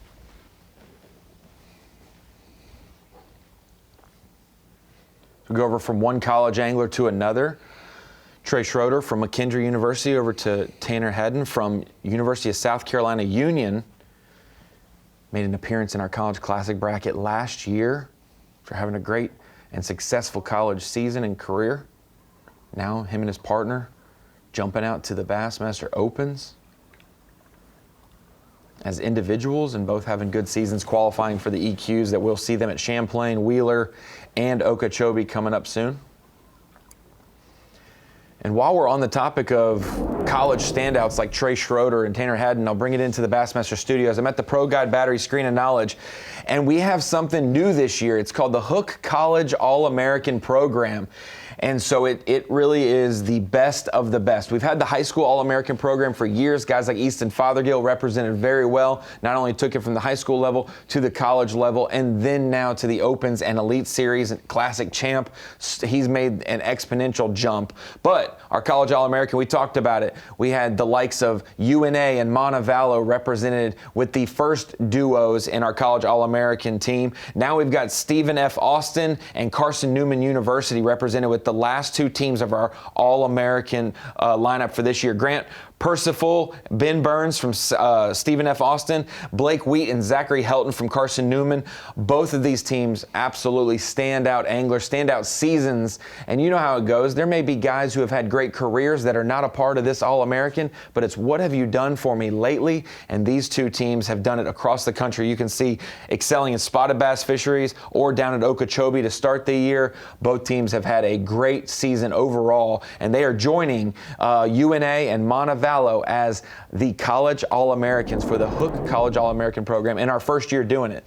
And I know that some of these guys who just graduated, maybe yourself, Tristan, that you're like, man, I might have been an All-American. Yeah, no doubt. That's super cool. And like Tanner right here and Trey, there's just so many outstanding college anglers. What the college program has done and what Bass offers for us, that have fished in college and is currently fishing in college is truly amazing. What did your college bracket win do for your career besides get you to first Classic?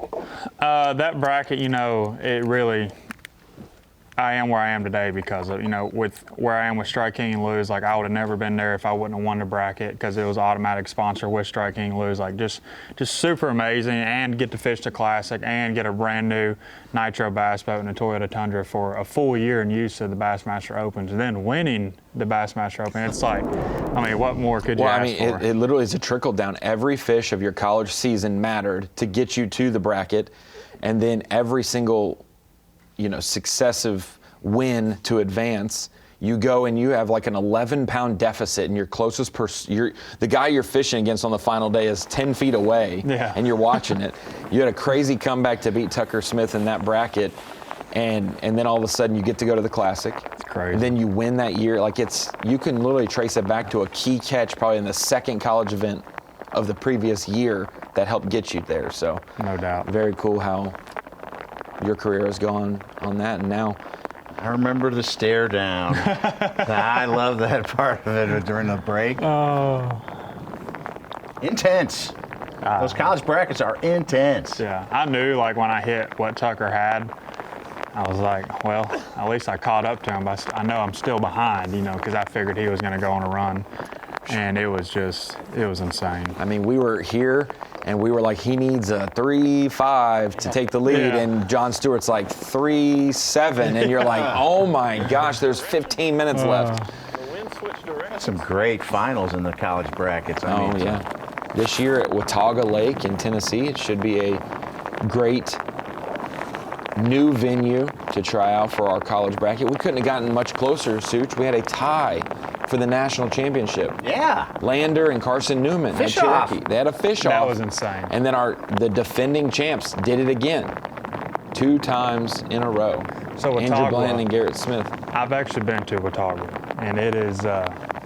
It's got them. It's got them. That's all I'm gonna say. I've caught some big ones out there, and it's gonna be probably the heaviest bracket win, in my opinion, weight-wise.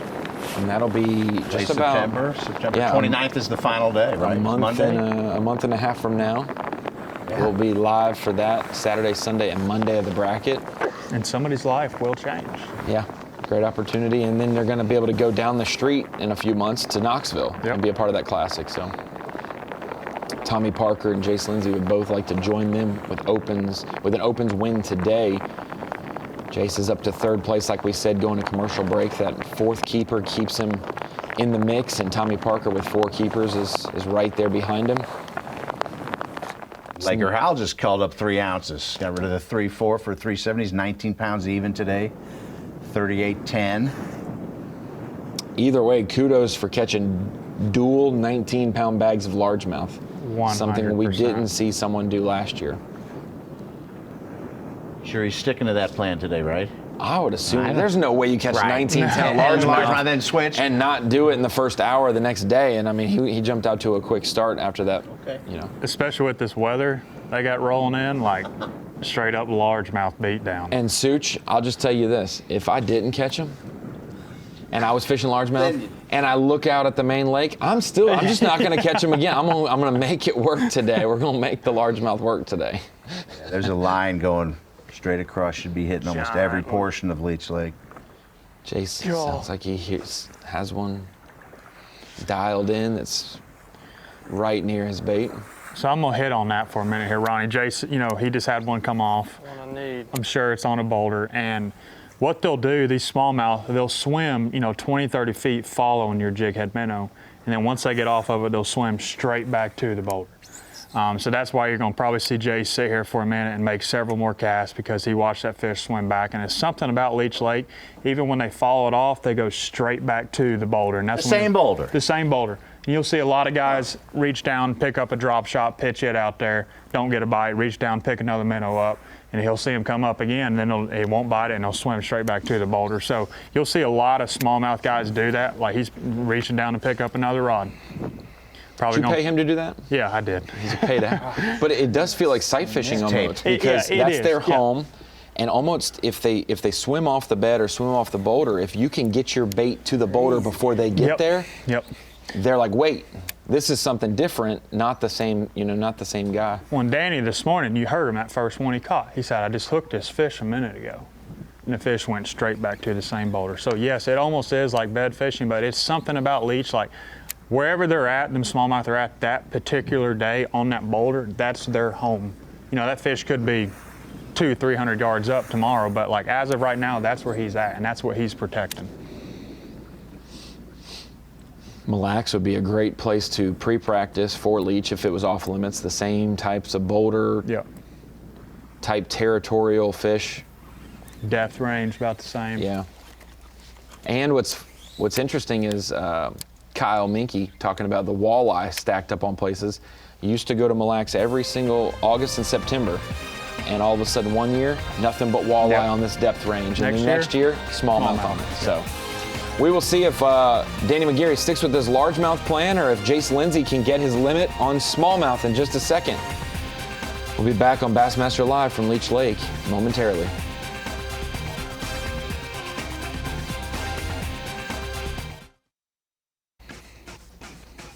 The weather has moved in. I believe you're watching Trey Schroeder here at Leech Lake. The rain is hitting.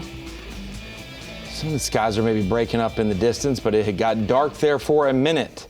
The north portion of Leech Lake definitely getting hit with some rain and weather. We've had a northeast wind all morning. Starting to die down though from the readouts, and so some of these anglers who have been fishing boulders and it's been a little difficult may start to have an uptick. You can see, man, Trey is getting aggressive with that.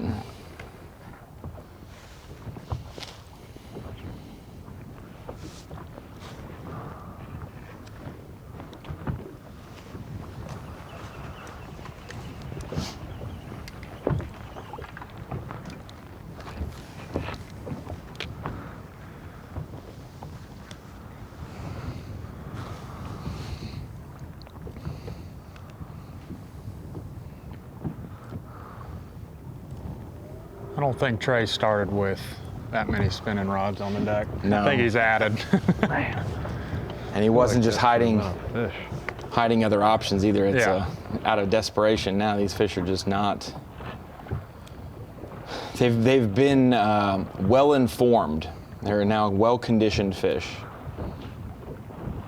But the guys like Jace and Trey, like the ones that are going to stay out there all day and grind, the Jamies, like they're going to run into a bite window throughout the day. Like you're going to see a big bag get caught by one of these guys that are strictly smallmouth fishing all day long. Hey, all it takes is one boulder with 3 or 4 fish near it. You get one of them to bite, and the competition, you could catch them all, catch every fish off the boulder. No doubt.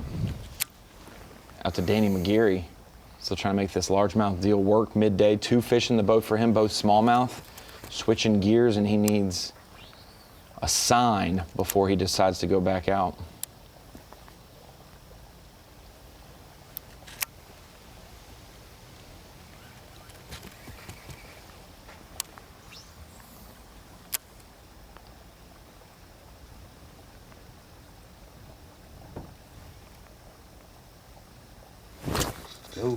Mm-hmm.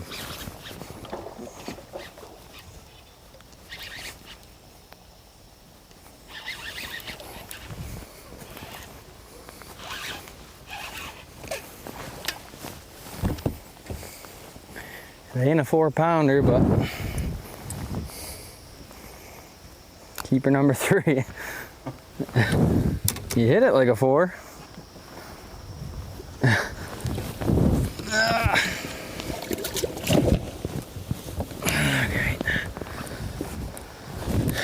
Felt big when I set. Looked big.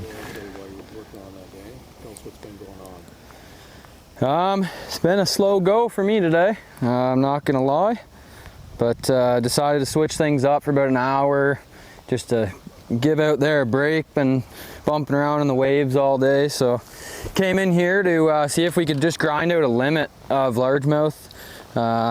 Check this first pocket, not much happening, just that one bite so far. We're gonna fly up around the corner, hit 2 more zones, and then we're back out grinding for 3 more big smallie bites today. See what we can do. The wind definitely played a factor on me today, but there's still hope. Still 4.5 hours, lots of fishing time, so.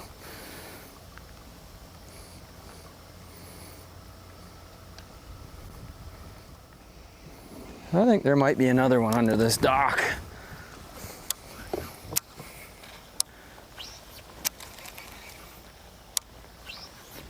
Wow. He's in flight 8, doing a 310. 310. It's right in the middle. Right in the middle. I think we were at like 16 or 18 flights or something, so he's not a long day, not a short day. He's just had 2 consistent check-in days, it seems. Flight 14 is the last, doing it 410. Yeah, so he's had a just before midway of weigh-in and just after midway.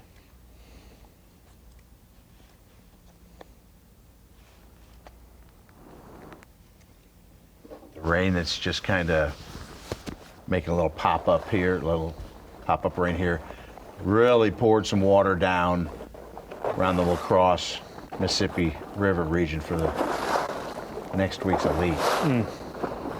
And the water's already high. Yeah, we're getting reports from Cade Laufenberg that last time we were there for an elite, it was around 25,000 CFS for flow on the river, and it's at 60,000 now. So some of that main river stuff may come into factor more than, maybe what we've seen in the past. But we do know, it's that balance. Smallmouth are bigger next month than they are now. Yep. But they may bite better and be more grouped up now. So it'll be a balance next week for sure. Nothing on the line except for AOY, ROI, classic cut lines, requalification, winning in. Classic berth, winning in, yeah. Not too crazy. I said I feel Nothing. I said I feel like when we're at Okeechobee in the second event of the season, it's all about Okeechobee. I said I feel like every time we come to the Mississippi River, it's about everything else. And I would just love to can we have an 8-day tournament and the first 4 days be Mississippi River, and then we can deal with all the other stuff, because we pile so much into that last event.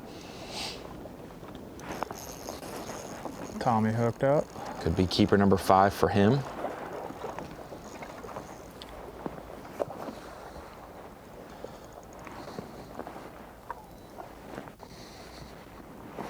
Tommy's just calm, cool, and collective, just doing his thing. Don't get too worked up about nothing. I like that.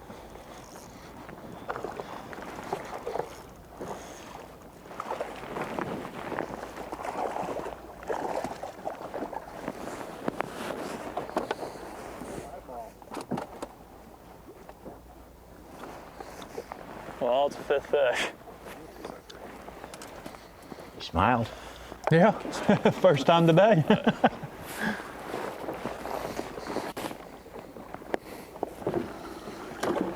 Got 5. It's the hardest ones to catch. Fish number 1 and the 5th fish. It's the hardest 2 to catch. Took a while. Keep on looking at the graph. It's fooling me. It's an hour ahead. Oh, yeah. And I'm like, how is it only 11? Like, I thought it was 12, you know.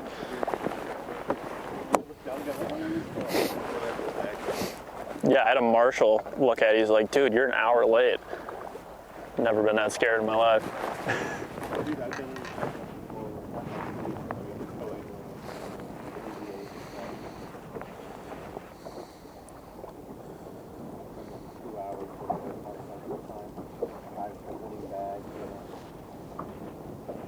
Came in late? Oh, I wasn't actually late, that's the thing. Oh, yeah, no, I got you. I've seen it happen. Oh, yeah. Man, they are hard to catch today.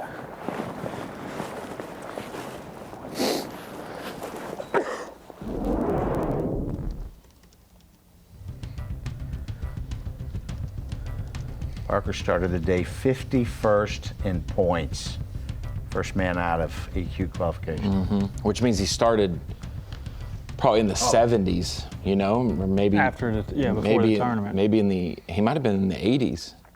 Because I think you said there was somebody in the 30s that started in the 70s, so he's definitely got to stay in that top 5 and hope for some correct moves. Maybe somebody has a tougher day. You're not going to ever wish something bad on your guys, but he's kind of maxed out. Yep.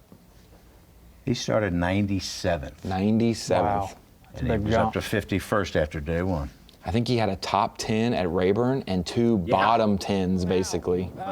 And it's real tough to get on anything. There's boats on anything that even smells like a rock. There's a boat there.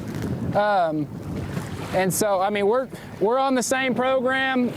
You know, last year I went and fished for largemouth about this time, and I'm not doing that this time. I mean, I don't even really care. Like, if I don't have 23 pounds, you know, it doesn't really do anything else for me. So that's still the goal.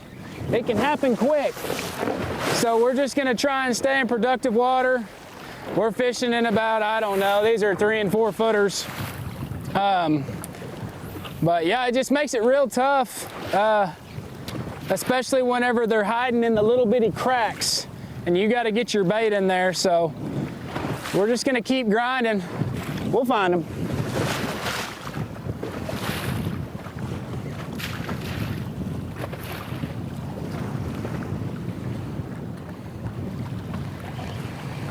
Even Browning continues to work to come back from a disastrous day 1. He just called up to 14.6. Getting up there. Moved from 187th to 54th. Of course, we don't have a lot of anglers reporting. Either way, it's a big jump.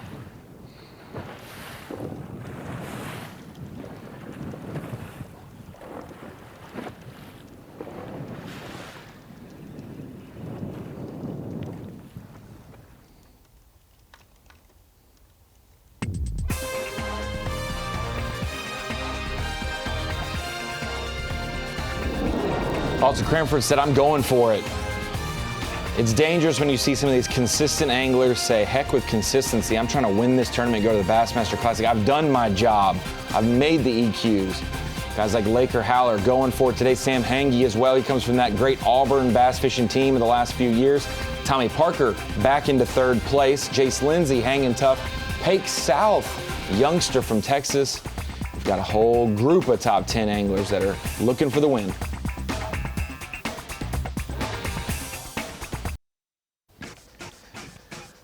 Bassmaster Live rolls on here at Leech Lake, the final open of Division II. We take our anglers to the great state of Minnesota, 10,000 lakes, and some of them are big, some of them are small, some have largemouth, some have smallmouth, and some feature both. Leech Lake obviously putting out great of both species today. Crowd with Jamie Bruce looking for signs of life, and this looks like it might be a good one. Little one. Oh, okay. I was wrong. Suppose beggars can't be choosers at this point, though, huh? This is a guy, though, I'm calling it right now, that will make a charge. Stopped my heart for a second. Up the leaderboard. Get in the boat. Just kidding. I do want to yell that at some point today, though. Number 2 caught 1 at 9 a.m. Gotta walk before you can run. We better learn quick, though.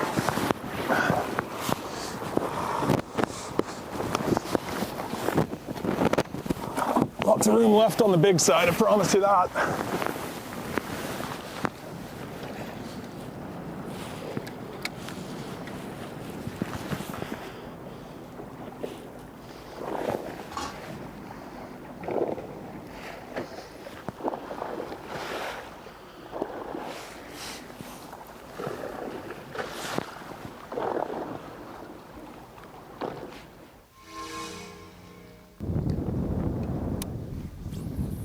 Head out to Danny McGarry. Still on the largemouth game.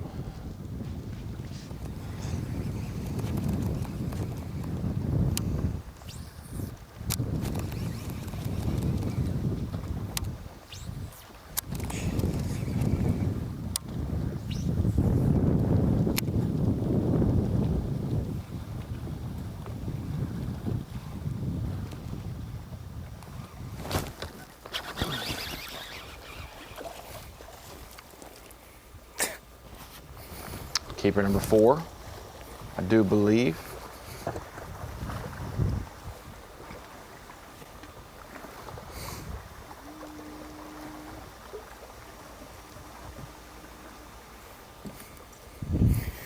Question is, will he make 12 inches? I don't think so. That's not a fish you want on Leech Lake, I'll tell you that. I gotta get in there, sorry.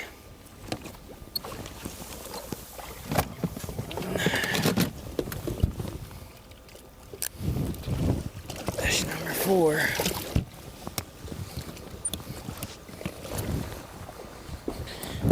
Don't want to be getting the measuring board out here.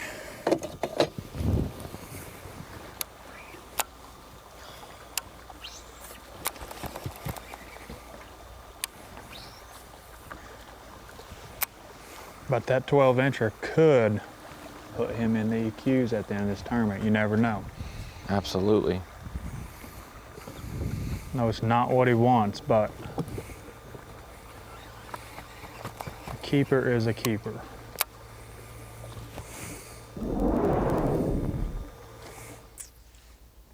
An odd nugget about the name McGarry. Walker, Minnesota. Patrick McGarry established the town, but he named it Walker to try to get this logging baron named Walker to build a plant in the town, but he didn't. So his plan kind of failed, but kept the name Walker.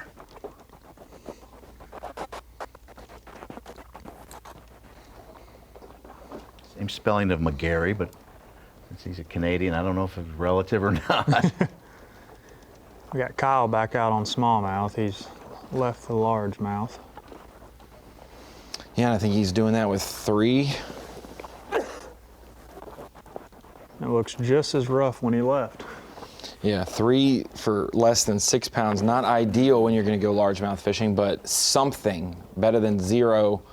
But it does still, like you said, look pretty rough.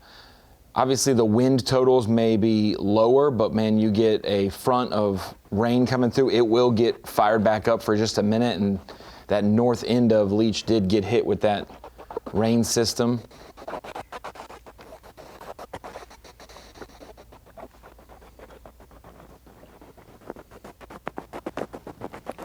It's like a big wave pool when a front blows through like that. It's just the turbulence of the waves after the front's gone. And then it gets as still as it's going to be for that day before it starts again.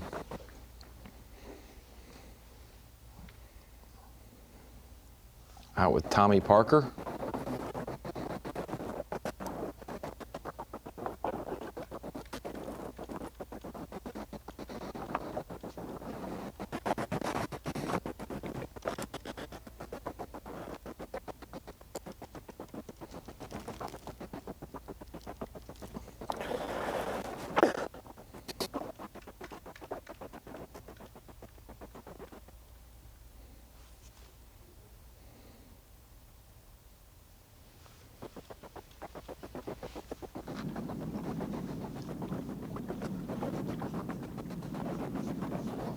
kind of hit and miss last year, except for a couple anglers, yourself included. Tristan McCormick, he had 20 pounds both days. Fothergill had 26, 10, and 23. Chase Shakir had a 19 and a half, and then 24 pounds. Chase Clark, 23, and then 20, so that's pretty good. Cody Meyer was 17, then he went up to 24. So it was Brett Cannon, same thing, 25, and then he had 16. Yep. That tells me the lake's got good fish, but doesn't handle pressure well, or they don't live everywhere. So either a bad rotation or highly pressured fish makes for the volatility and inconsistency as we look at Kyle Minke's. Yeah. They are rolling. There were some good ones. We had a wave at St. Clair last week, hit our cameraman in the back of his knee. Fell down and broke the camera. Oh. Was he standing on the back deck? Yeah, he was standing on the back deck. Goodness. Yeah. Came over the back. And I don't think it was one of our shorter camera guys where his knee is much closer to the deck. I think it was a decent sized human being. I think 2 inches, 3 inches. Based on who I know it was, I think he's a pretty tall guy. So, yeah, I wasn't saying that to discredit the cameraman's height, but rather how big the wave was that came through. Maybe it was a boater. You know, they had the raft off. That was on Saturday then, right? It was on Saturday. It was on Sunday. It was on Sunday. It happened on Sunday. Yeah. Huh? Well, even on the weekend, that place comes alive. We were on Paul Mueller, and that's why we didn't see him the second half of that final day. Because his camera was broke. Ran got kneecapped, huh?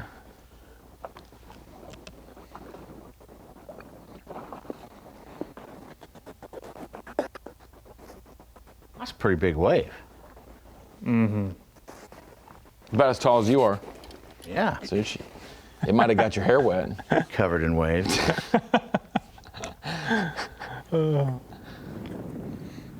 You see, I had let it go. We were done. And I just had to keep, had to keep firing away. Tommy Parker on your left from Minnesota started the day 1 ounce behind the leader, Kyle Minke. Tommy talking about his family ties and the upbringing that he had around the Minnetonka region. And I said, man, there's a lot of legendary names in this region. You know, the Linders, you got Jim Moyna, guys like that. But it seems like the last decade we've had a lot of anglers from the upper Midwest just make it big nationally. And Tommy said, hey, for me, I mean, when I can know Seth Feider lives down the street, and he's like, it brought it to a lot of our attentions that we can do this. Absolutely. And the Canadians as well. I mean, you got the Johnson brothers, Cooper Gallant, now Danny's in here. Like it does breed at least effort and excitement to do it. Yeah. And Gussie with Jamie Bruce are more Minnesotans. Yep. If we had to divide Canada up by the United States, they're Minnesotans, and the Johnstons and Coop and all them would be New Yorkers. You know. Oh. Yeah, they would be. They would be. You know, that's the.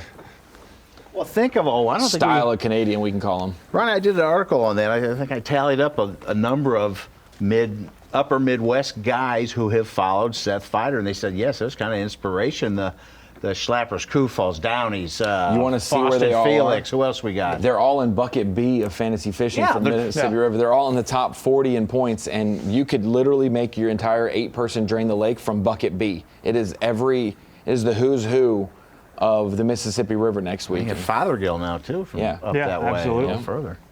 Felix and Josh Douglas is up there. Josh Douglas.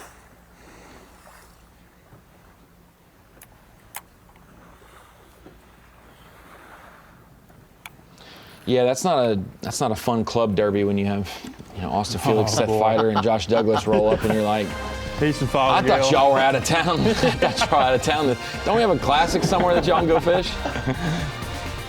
The Denny's Circuit, that is the local hammer trail. We got Laker Howell up top. He said, hey, a southern boy can survive up north. He just got to bring largemouth with him, and that he has done well. 19 plus pounds yesterday, right at 19 pounds today as well, and he's got a 3-pound lead. Just 2 hours and change left in the day.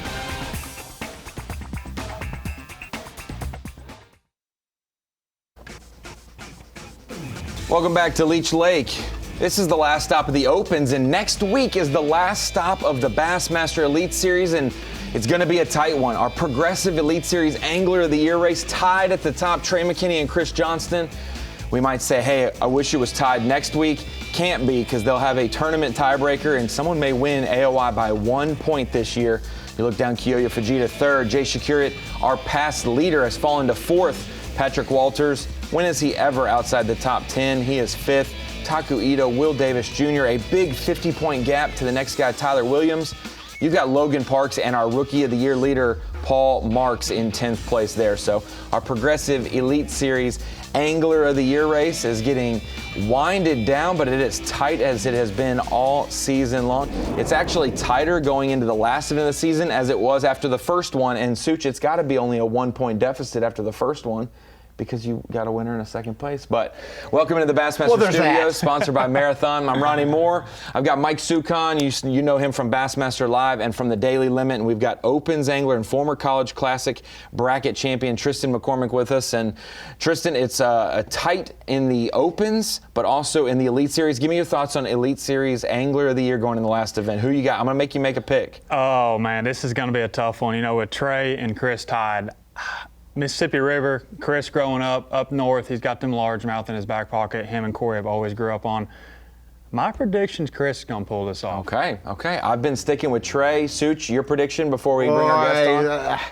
Trey McKinney is hot. Chris Johnson. I didn't pick against either one of them. I know. It can't end up a tie, so I think McKinney's so hot that I'll say he this. might get it done. Trey got second in a high school TBF at the Mississippi River, fifth in a BFL, I think All-American there, something like that. So well prepared. And another guy who has been well prepared since he joined the Bassmaster Elite Series for a Yamaha on the line. Let's welcome in young Patrick Walters. I guess we can almost call him old Patrick Walters at this point, because you are such a veteran on the Bassmaster Elite Series. Patrick, thanks for joining us. Man, it's been a long season. We had a 2-month break to resume now with these last two events, but boy, you find yourself still alive. You may not think so, but you still have a shot in this Angler of the Year race as well. It's a long shot, and you are not wrong. I do feel like young Patrick Walters is kind of, after 6 years on the Elite Series, I feel like we're getting old really quick. You are not wrong. But we're not out of it. You know, we're in 5th place. It's hard to believe, though, how good these guys catch them, because I finished 21st place at St. Clair and fell 1 place. Like, I mean, you have to catch them better than you can imagine to even be in contention. So anything can happen. It's the Mississippi River. We've got a ton of rain, 3 to 8 inches coming in this week. It's going to be an AOY shakeup. It would be hard to put your money on anybody. Well, people may say this doesn't line up for Patrick Walters because he's not from that region and he's a scoper, or he likes this or he likes that. How do you feel about the Mississippi River, whether it's smallmouth on current, river, you know, frog and largemouth? How do you feel about the Mississippi River and your past times being there? I feel pretty good about it. I actually like the Mississippi River. I've only been here one time. It was for our last Elite that we had here in 22, I believe it was. And they bite. I love fishing river systems. This place has got a ton of fish in it. Whether you're frogging, whether you're fishing the current, fishing for smallmouth, I think we're just going to have a change up this week, just with the weather we've got coming in, how much rain. And I just like catching bass. Who doesn't? So no matter which way we got to catch them, I like my chances. Hey, you told me this at the Redfish Cup, and we were talking about it a little bit earlier, but you like to really be low on your bass track estimate. What purpose does that serve you, really? Because we would mention you so much more on live that, hey, Patrick Walters got 30 pounds. He's in the hunt for another title. Exactly. You would mention me more on live sometimes. And then the pleasure boats come find you. And then the camera guy comes and finds you. And sometimes that is good. I need to probably start doing a little bit more. But I do like to say sandbag just a little bit. But I like to make Dave Mercer's job a little bit more entertaining, you know. Because if you have exactly what you have on Bass Track, it's why go to weigh-in? You know, you got to add some suspense in there, and I'm just here to spice things up. Well, 10 pounds different, though. Is that's a little far. Hey, if you think about it, he's only a pound off per fish through the first 2 days, you know, so it's not too bad. Exactly. But, Patrick, we're seeing or they're actually hooked up right now. I believe Jace Lindsay looking for keeper number 5. It doesn't look like a giant, but Tell me about the young anglers. We've got 175 anglers that are fishing the opens this year that are under the age of 30. What the impact of high school and college fishing has done, and with you jumping into the Elite Series, you've been in the top 16 in points every year. The consistency that the college and high school series, and now going into the opens with fishing the gauntlets that we do, that it's creating. These younger anglers are more prepared than ever because of the tasks put before them. Truly more prepared than ever. We actually talked about this morning. It's me, Drew Cook, and Justin Hamner here, and we were talking about it. And we're watching some old Elite Series footage that we've just been up here killing time for a couple of days. And I told him, I said, when we made the Elites in 2019, we were so outgunned compared to the kids and the people that are qualifying nowadays. Like, we didn't have any tricks. We didn't have any techniques, and we didn't know all the JDM stuff. It's like we just liked bass fishing and we caught bass.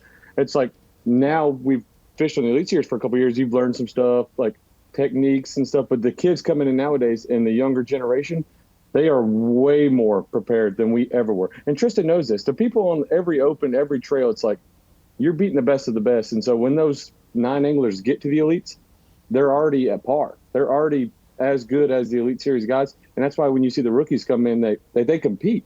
When back in the day when rookies come in, you got lucky if you were like in the top 20 in AOY, just because you weren't to that level yet. So basically now that the stair-step program that you said, through high school, through college, through the opens, to the Elites, is they become such good anglers that when they get to the Elites, they're already there. They're at that top tier. And it makes you got to catch bass that much more. Well, it is wild. I mean, Trey McKinney's 20 years old, and I've known him and his name since he was 12. So I've known him half his life, basically. Like, he's been around the tournament circuit for a while. Patrick, do you have any advice, not tournament lake-wise, but what's your advice for Tristan as we now hit the EQ stretch? The last 3 events, you've got 3 different playing fields on 3 different times of the year for that region. September up north, you've got the Tennessee River in October, and then you've got down south in Florida in November. For a guy who's been consistent this year, I feel like it lines up well. You have any advice? My best advice that I could give you, Tristan, too, and anybody out there is don't worry about the points resetting. That is a big mental setback because you're like, God, it kind of stinks that you did all that hard work and all that leg work to get to the EQs and now they reset, but just don't even look at that. It's still fishing. You got to have fun and just maintain your consistency. You've had a good enough season so far and you've been consistent, but just keep maintaining that success. Just go out there and go fishing, have fun, and it'll happen. But the people who get caught up on like, God, the freaking points zeroed, it's not fair, blah, blah, blah. It's just go fishing. Yeah. If you go fishing and enjoy it, like it's going to shake out good for 9 guys. Well, Patrick, we appreciate you joining us on the Yamaha on the Line. Your Angler of the Year prowess, does it ride in your head? You want to have great seasons year after year. It's like the playoff teams in football or basketball. You're a top 3 or 4 seed every year in the playoffs, but you just maybe hadn't won the Super Bowl. You hadn't won that Angler of the Year. For you can't gripe at another top 5 in AOY, but guys like Trey McKinney, if he gets second again this year, that's 2 in a row for you. How do you handle success, but not the most success? You're still trying to get there. Is that a little difficult year after year? It's not going to say difficult. It makes you actually want to put in some more legwork now. To be honest, you kind of get lazy. And I know that sounds bad, but once you've been there for a couple of seasons, we need that young success to come in. We need that competition. We need that drive because you see how good Trey's catching them. And Trey's catching them because he's A, a great angler, and B, he puts in the time. So when you put in the time, it makes me literally want to start pre-fishing next year. I haven't pre-fished since probably 2019. So it makes you want to actually fish harder and become a better angler because when I get home, I don't fish. I go hunting. I go spend time with the family. I mean, it makes you want to spend a little more time in the off season getting prepared. So if you don't have the success you want, there's only one way to change that, and it's to do something about it and get better. Well, you mentioned pre-fishing, so I'll ask you before we let you go, 2026 Elite Series schedule, not going to say anything specific for you to chew on, but is there a lake that you're looking forward to? Is there a lake that you're curious about, something that you may spend more time on because it is more of an unknown? Every single one of them. I'm just looking forward to all of them. I'm just looking forward to fishing. I'm glad we got a schedule now and that we can make a plan.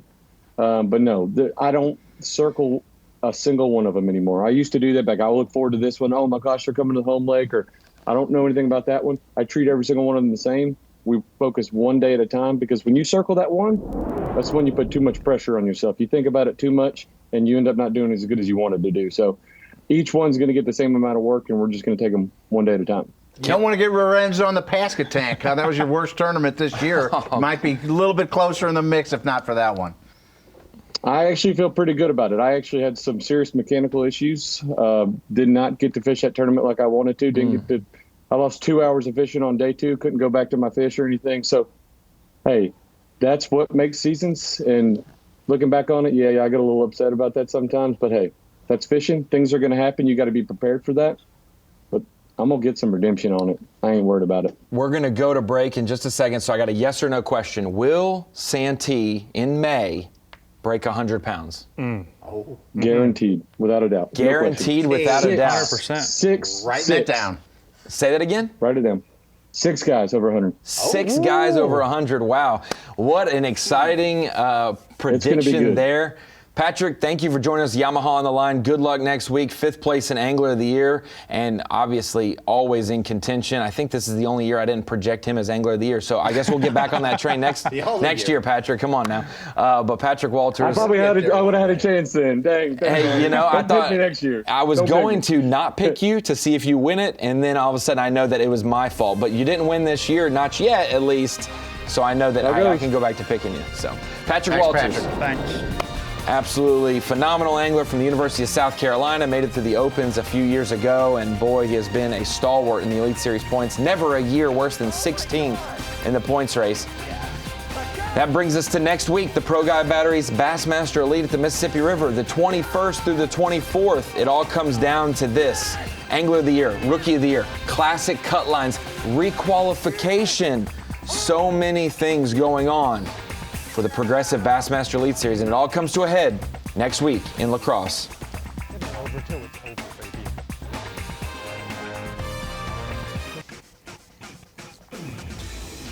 Welcome back to Bassmaster Live, here for the St. Croix Bassmaster Opens at Leech Lake, presented by 7. Live coverage this week brought to you by Thorn Bros. Man, Hank Weldon has had this lake scheduled and circled for years. We were at this part of the country for a college championship, and he had his eyes on Leech Lake, and now that he's in the Opens, he has made it happen 2 years in a row. Laker Howe trying to learn from lessons last year to maybe come with largemouth to the scales and maybe take the trophy today. Jace Lindsay's trying to chase him down during our Yamaha on the line with Patrick Walters. Lindsay got his 5th fish for the day, 15 pounds, and he has moved into 2nd place. Like we said, 15 will get him up there, and now he has a limit, but he needs to do more on smallmouth if he wants to take the victory. And so all 3-pounders, basically, he's going to need to improve that if he wants to win today's Bassmaster Open.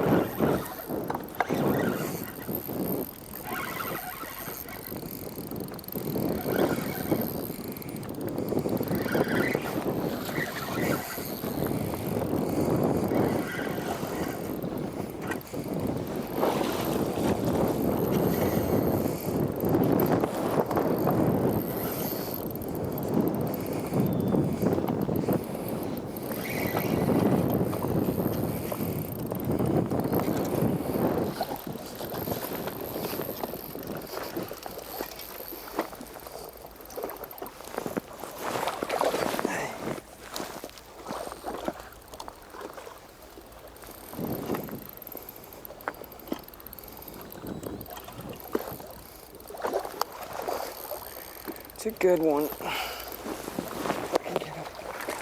In the boat. Okay.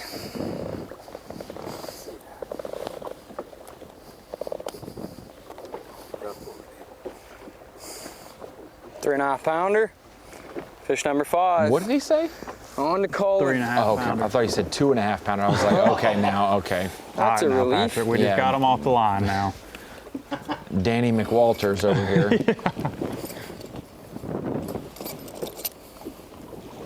We're gonna test him right here if he was on. I'm gonna say it's closer to 4. Yeah. I say 3.14, 3.86. Gosh, bigger than what they look. Just shy of 4. Let's go. Hey. That's what I'm talking about. I missed him and I was reeling in to go recast and he shot up and smashed it like 5 feet below the surface. If you notice now, it's starting to get a little bit more light outside. Smallmouth's gonna be able to see a little bit better. Good move by Danny to go get some largemouth. Kind of maybe settle himself down and still make some progress to the ultimate goal. And now he's back out, and his limit fish is his biggest of the day. Right out of Emil Wagner's playbook from last year. 12.5 pounds has him in 5th place. Giants. Jace has been riding it out all on smallmouth today. Solid 15 pounds. He sees a couple big ones and get right in a hurry. I don't know if it's one of the big ones or not.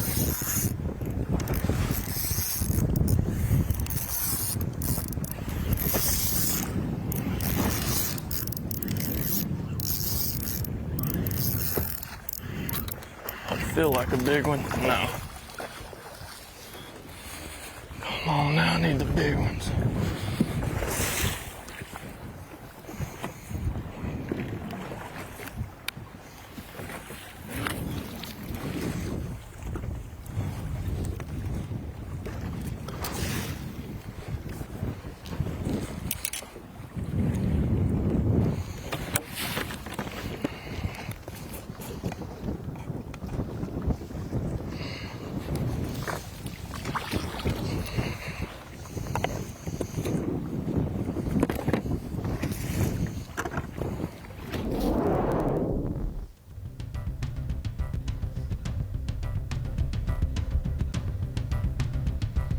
Back over to Danny McGarry, making a good call and a good decision. If he gets this group fired up, he not only put his biggest fish in the boat, almost a 4-pounder just a second ago, but now he has the chance to cull out a 12-inch largemouth and release them in foreign territory, I guess. It's about 11:30, 11:40. We got about 3 hours left of fishing, 3.5. One good one in the box, the rest of them got to go. I don't know, 10 or 11 pounds right now. We need double that plus some. So we're gonna have to hunker down, not hunker down, but run around a lot. I gotta start covering water, hitting as much boulders as I can in the time we got. And hopefully the big girls come out. 4 big ones, and we might have a shot at this thing. But it's a slower day for me, that's for sure.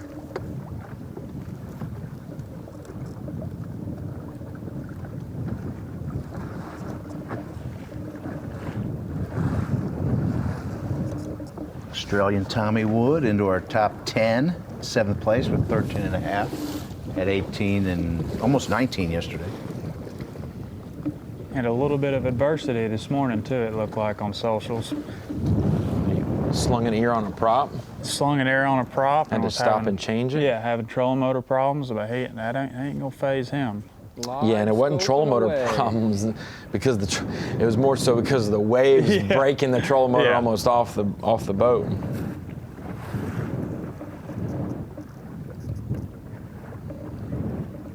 If you ain't scoping, you're hoping.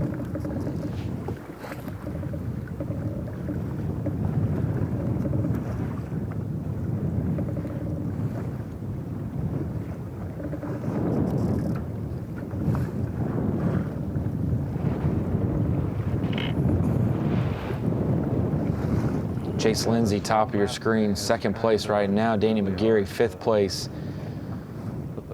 with a big opportunity to grow. Again, our first 4-pounder smallmouth-wise we've seen.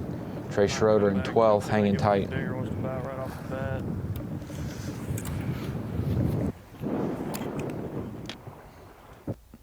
Danny can make up a lot of room very quickly. He's got 2 tiny, 12, 13-inch largemouth in there. He catches 2 more 4-pounders. He's going to skyrocket up the leaderboard.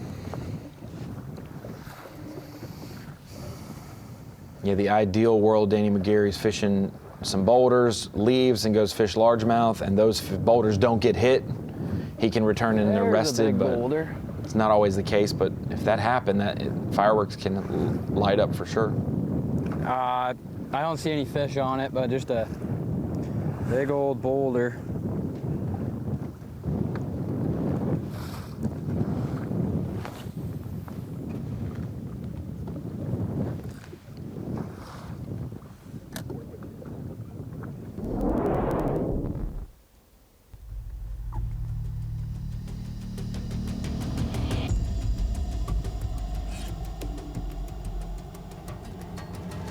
I feel like Shrek and Donkey right now every time somebody says it's a nice boulder. Yeah.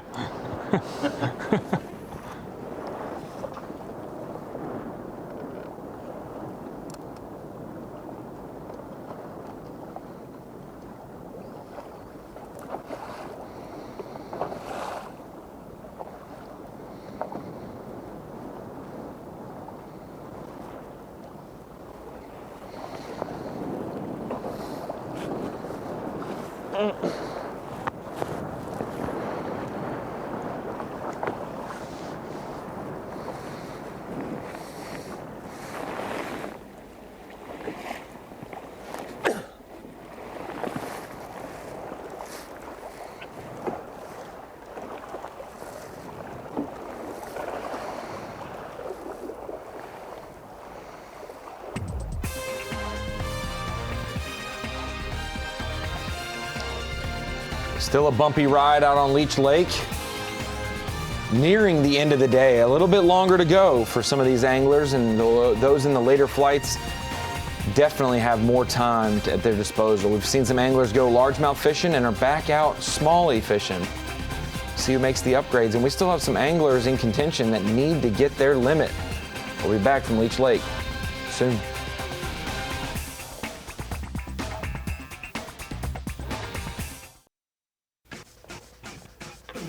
Welcome back to Bassmaster Live here at Leech Lake for the St. Croix Bassmaster Opens. Final day here with a little bit of flavor. Instead of the 10 anglers fishing, we have 213 fishing today. It's anybody's ball game. And Laker Hall is saying, I'm going to take my ball and go home, hopefully with a classic berth. Would love to join the Elite Series field that qualifies for the Classic in Knoxville, not too far from his Gunnersville home. And we wanted to bring it into the Bassmaster Studios here. We're at the Bass Pro Shops Bait and Tackle Arts and Crafts time with Tristan McCormick. And hang with me here, folks, but to give a 3D visual breakdown of what these anglers are dealing with, sometimes there's boulders that are from me to you, size-wise, maybe 2 or 3 feet tall, but a lot of boulders maybe a foot off the water or a foot off the bottom, and we're seeing some different techniques, from throwing maybe finesse jigs on spinning rods, bait casters around the boulder. You can see these are all of our rusty crawfish around the bottom of this here. But then also, Tristan, we're seeing anglers decide to hang a minnow, some throw a drop shot. Tell me a little bit of the decision making that goes into that. Yeah, so I talked about this earlier. Pretend this is a boulder right here. On forward facing, a lot of the 99% of the time on Leech Lake, you're not going to be able to see that smallmouth sitting on a boulder. So that's why you're seeing so many jig heads, minnows be thrown. You're working this jig head over the boulder, and that's when that fish is going to show itself. It may not bite it. If you don't, he'll follow it and come back to it. And that's when your other techniques, your finesse jigs, your drop shots are going to come into play. But locating and finding those smallmouth is what it's all about on the boulder game. And sometimes we feel like we're seeing the jig head minnow because it's so versatile. You might think it's a one-trick pony and it's just the same old thing, but the ability to be versatile head size wise, but also with a drop shot. If I've got a 1.5 leader and I'm fishing a rock pile or a boulder that's this big, when I come to a 3-foot boulder, my line above my hook's going to rub it, and you could break off. Yeah, with the zebra muscles. Yes, whereas with a jig head minnow, it's just you get it to the top of it, you hang it around the sides of it, and you're much more prepared to catch those fish. And so with that, do you up your line size? Do you get a longer leader? Do you have multiple drop shots rigged up for certain boulder sizes? I think it's just a little bit of everything. You know, like I said, the jig head minnow is definitely going to be your #1 player in this situation, just to locate them. Now, you know, it's a 50-50 if they're going to bite it or they're not. So that's when I'm probably going to pitch a finesse jig in there, kind of bigger line, bait caster style, and then if he don't bite that, then that's when I'll follow up to the drop shot, different leader line, 1-2 punch. That's what happens. We're seeing a lot of switching up with anglers. Some have 3-inch minnows, some have 5 to 6-inch minnows. Sevens. Meanwhile, we're seeing big crawfish, jig imitating baits, but also finesse ones as well for those juveniles. So here's our boulder, here's our crawfish, and that's the bait selection we're seeing at Leech Lake today for the last Bassmaster Open of the year. So for Bass Pro Shops Bait and Tackle Arts and Crafts time, I think that was a good little visual there. Absolutely. Of the situation going on under the water at Leech Lake right now. I might just take my ball and go home too.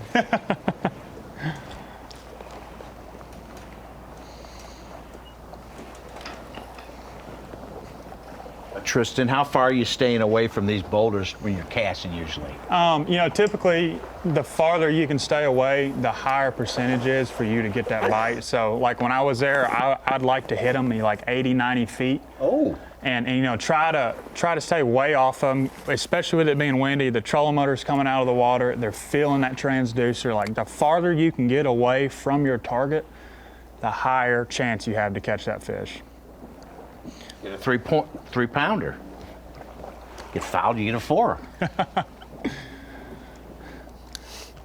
Only if you're good at making free throw, Sush. Well. You get good at landing them. Football season is almost here. Oh my.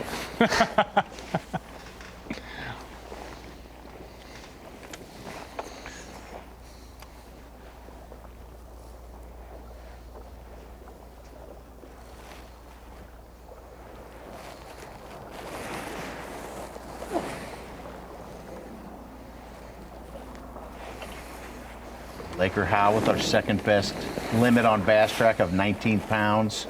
Even moved into first place. He had 19.10 yesterday.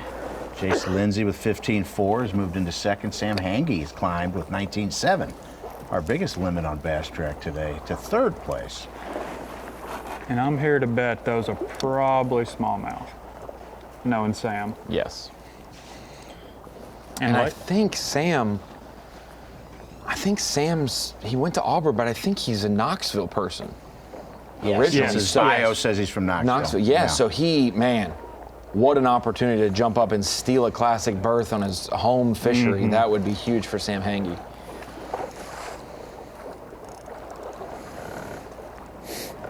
You know, Laker on Bass Track, he's usually pretty accurate. There's not that much, you know, separation, a couple ounces here or there. But like with these guys out here on the smallmouth, it's hard to get a weight on these fish. You know, Danny said he's got 10 pounds basically. With the waves, yeah, for sure, but then also misjudging them, half Absolutely. a pound. Well, he just thought that one was a 3-something pounder. It almost weighed 4. So he's probably a little bit north of 12 pounds, I'd say.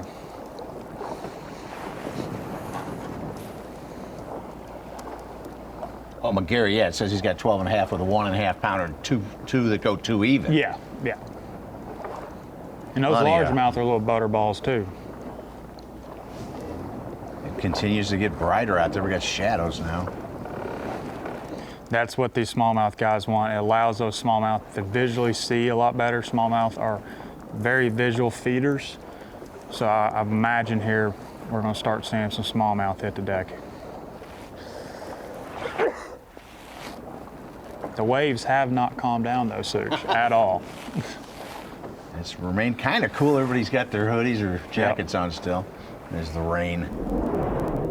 Kind of enjoying the time sitting in the studio and not having to fight them waves out there. Yeah, I did say, hey, would you like to watch fishing, but get paid to watch fishing? You know, I don't know how else you sell this better than that. Yeah, you know? absolutely. it's a temperature-controlled environment most days, you know.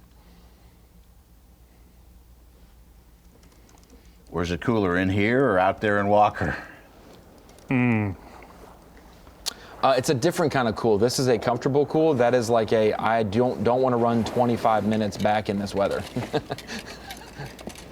Some wind chill. It is under 70 there today right now. May get up to 72 this evening. The wind is still kicking at 8 miles an hour or so. You can tell Cranford's an Oklahoma boy. He's the only one in our 4-box here with shorts on. Yeah, this is a relief. Hey, you're from 4 hours away in Tennessee, and you got here in Little Rock yesterday and said it's hot.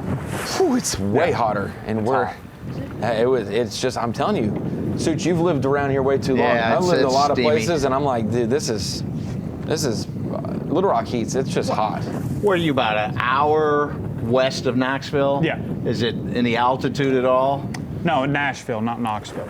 Nashville. Yeah, no, it's what we have. We have a lot of humidity. You know, it's a different heat than it is here. Like around the Little Rock area, you're starting to get into like what I call the Oklahoma heat, the dry heat. So we have good humidity. No. Yeah, I mean, we're drowning sometimes, but yeah, yesterday it was just a hot heat. They turned the burners up. Sun will tear your skin off. Oh yeah. I don't think I could go 5-7 days in a row out in the sun in the heat. I don't see how. Yeah. I know you guys are prepared and do your sunscreens and have the shirts that have SPF in them and hats and hoodies and long hair, blinders. He's got his own neck gaiter right here, just the back of his hair. You think I've ever had to put sunscreen on my ears? No. That's why. That's why I grow it out. I ain't got to worry about putting sunscreen on my ears.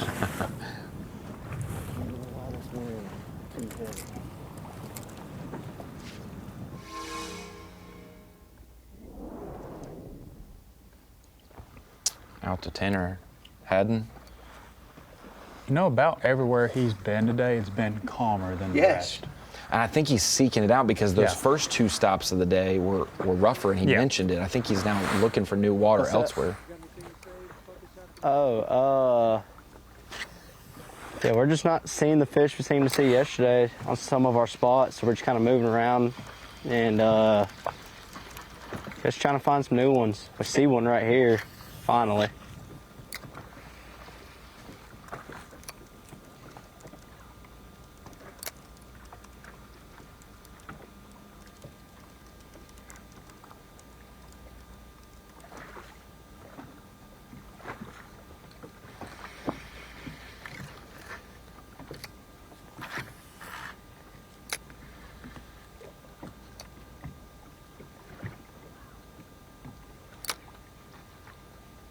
You know, one thing, Ronnie, we really haven't seen that much, like we was talking about over there in our arts and crafts studio.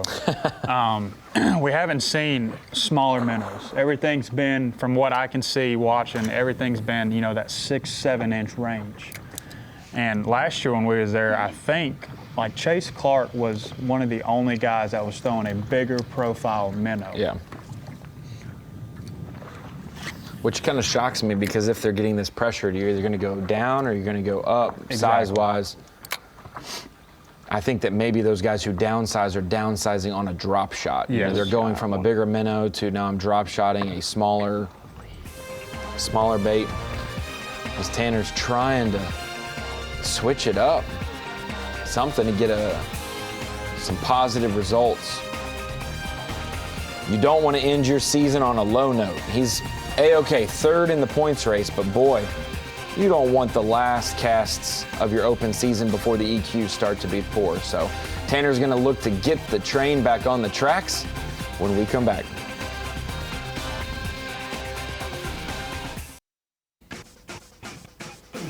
Got an hour left in our show today, and they have 2 hours left on the water for the first flight of anglers. Some guys who have a short day yesterday got a long day today. Maximum time, 4:10 local time check-in. Some guys still have 4 hours left to go, Tristan. It is a short day. Not a short day. You get 8 hours if you're the first boat out. But, man, you can have a 10, 11-hour day if you're a later flight. That maybe helped some of our leaders yesterday. They may have gotten their work done early, but opportunity to look for more spots, more boulders, more opportunity. And it's always when you don't need a long day that you have it, and it's when you need a long day you don't have it. So that's how it works. It is. When you catch them early, you're like, what do I do for the next 10 hours? When you catch them in the last second, I got to check in right now. Yeah. Better than what we got, which is nothing.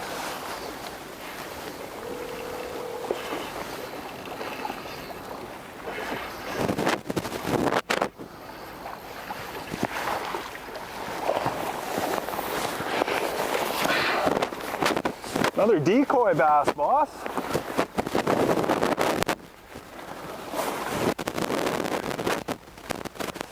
Jeez, 3 smallest bass in the lake.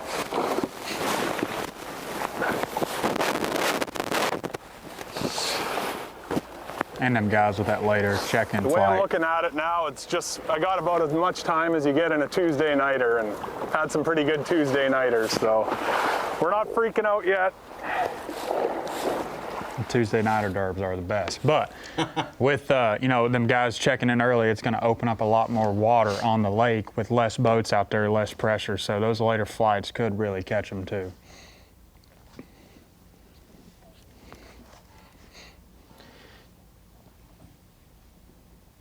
Like you said, that Danny McGeary decision to go fish largemouth and come back to smallmouth. He still has plenty of time. He's a middle flight guy each day as Tommy Parker's hooked up, trying to move up from 4th place right now.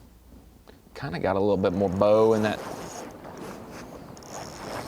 line, a little tug on the drag.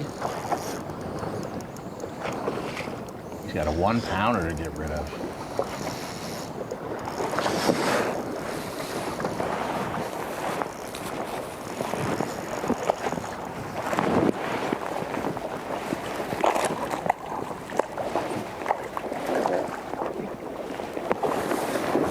Should help.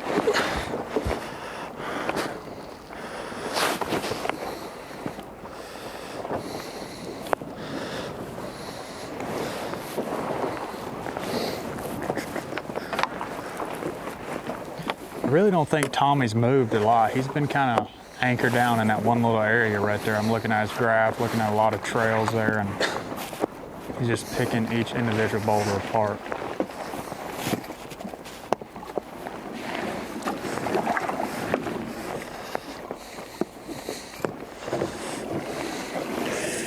A lot of emotion associated with these opens. There's such big fields, tough competition, but you do have that local flavor. I signed up for this division because I get one in my home state. Tommy Parker wants to represent from Minnesota. Probably gonna have friends and family at the weigh-in today after watching, might be at a restaurant right now with Bass Live tuned in, checking out how Tommy's doing, but there's a lot of pride from the families that support these anglers, and this young man's trying to make it happen today.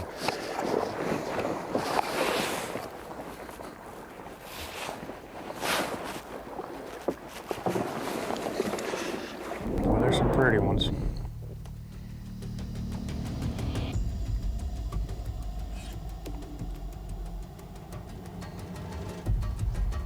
Making a move to that north shore where Tanner Haddon's been, like you said, locked down. He's been going up and down, and I think it's calm enough now that he's trying to locate fish he can efficiently cast to, but also now the ones that are willing to bite. All week is right here. I need to get right for us. Let's catch 3 of them, 4 of them.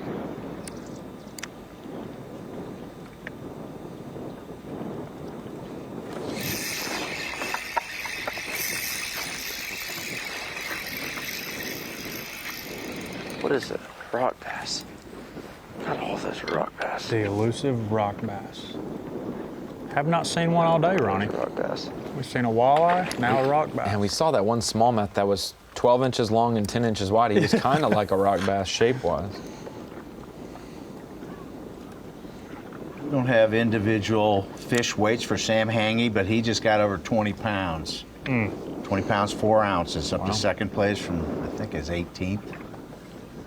First one of the day in the 20-pound range. Wait, he was 57th, I'm sorry.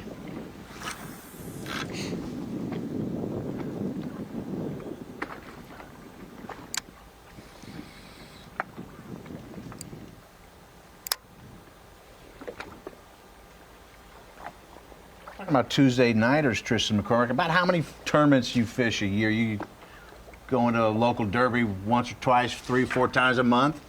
Oh, if I'm home, I'm at the Tuesday nighter every single week. That's my favorite tournament to fish. If you're a local, you fish a Tuesday nighter, you know there's nothing like it. Go down there with your good buddies and fish around for 4 to 5 hours. There's nothing like it. They're not sick of you showing up, huh? No, not yet. Hopefully not, at least. But no, it's fine. I love fishing local events. You know, fishing against the guys you always grew up fishing with and against and learning a lot from, and you know, then coming out here on the road and fishing the opens, you learn so much, and it's good to hang out with those guys back home and have a lot of fun with them.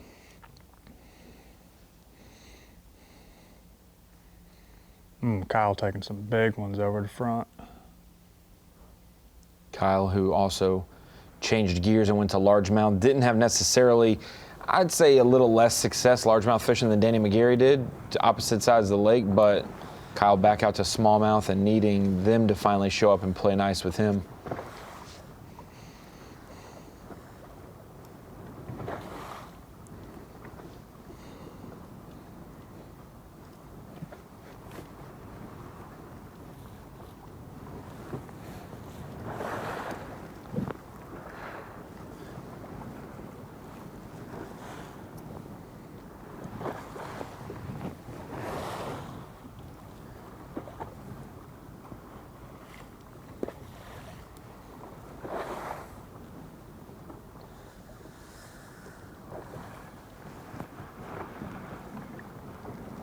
Hit back into weigh-in here in about an hour and a half, so hopefully we can pick up 2 more.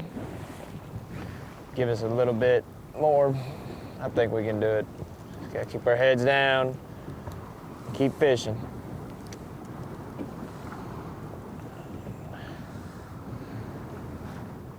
Is that Blaine? Yep. It's about 72, 73. He's doing it 240, so he does have at least an hour and a half of fishing time, maybe 20 minutes of run time. What was Laker Howe? I think Laker Howe was early yesterday. He was one of the first ones to weigh in. Yeah, 169. Ooh. He's going to be checking in at 350. I think he's going to have so many frog trails and whatever he's fishing, he's going to be like, was that me or did someone else fish here too? No doubt.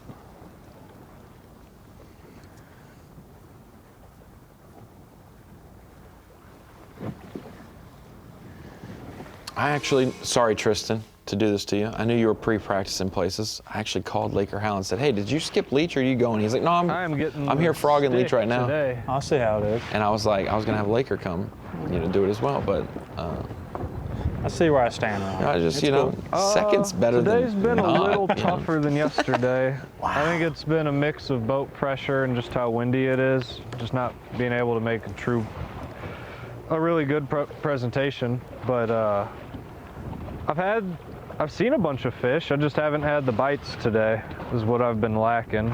I've tried changing a few things, but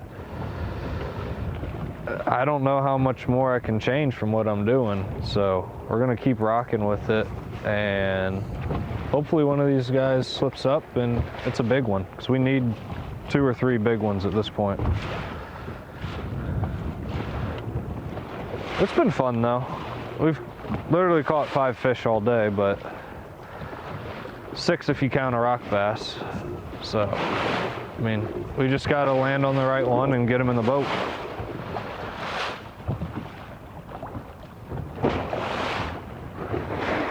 Still got a little while today too, so not a ton of time, but enough time to reel one in.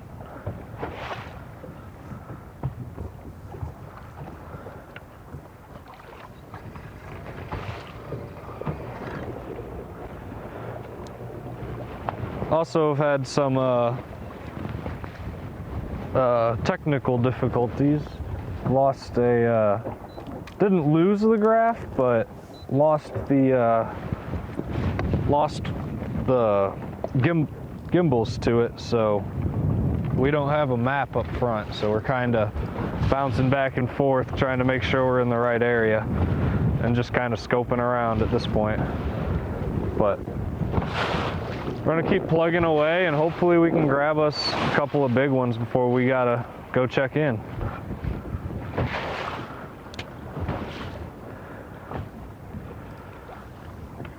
Started the day tied for 14th. Pake South, 4.5 pounder, up to 4th place with 15. He kind of jumped up to second, Such, and then has fallen down ever so slightly every 15 minutes. So now it's his jump back. His punch counter punch. 20 pounds 4 ounces yesterday. 14th, tied for 14th with 3 others. Wow. Trey Schroeder seeing his equipment take a beating today with the waves, and part of the game on some big water up north. You love the fishing, but there's a reason why it's unpressured. Because it can rear its nasty head half the year.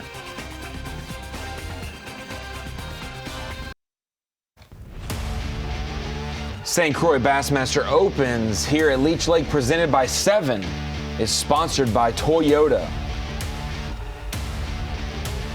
by Nitro Boats, by Dakota Lithium, and by Humminbird.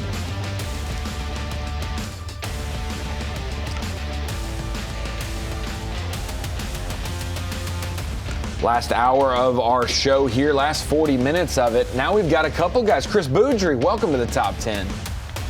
Matt Pangrag, how you doing? Trying to be the highest Oklahoma guy. He said, I'm not gonna let Austin Cranford, my Thursday night team partner, beat me out. Matt Pangrag did well here last year, I do believe, and top 10 right now. Aaron Jagdfeld hanging tough in 10th. Pake South made a move a little bit higher. Now he's within a pound of second place and 3 pounds of the lead, but Laker House still hanging tight. Remember, we've got Bass Track unofficial standings. Some anglers haven't put in their fish. Some guys just outside the top 10 who weren't far off the pace are registering a 0 right now. We will have a big switch up, and you'll want to watch the weigh-in. About an hour after we end the show, everyone will start checking in, and we'll be able to form that leaderboard to see who wins the final open, the regular season. So maybe make the Bassmaster Classic. Maybe if they don't, it'll affect the AOI standings for the Elite Series when it comes to classic cut line spots. Some might follow the Patrick Walters School of Bass Track. Yeah. Tanner made a cast too far. Said, shoot, needs to make another cast, and he did, right on its head. That's a nice one. Stay pegged, baby, come on.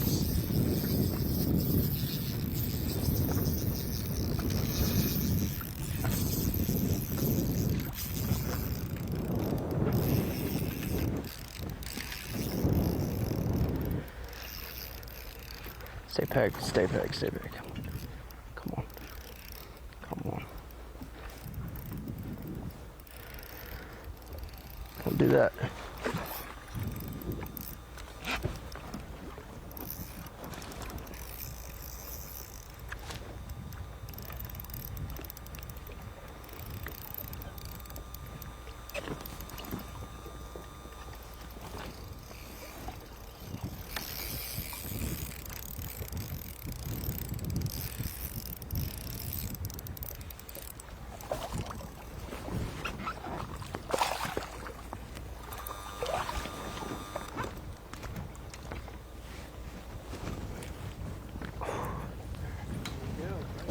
Yep.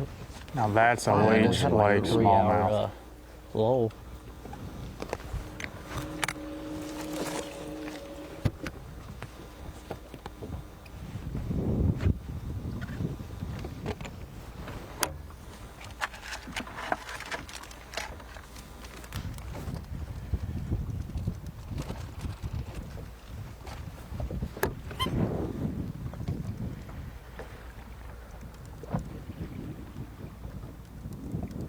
I didn't get a great look. Was that the biggest fish we've seen? I think it's so. a 4+ pounder for sure. 100%.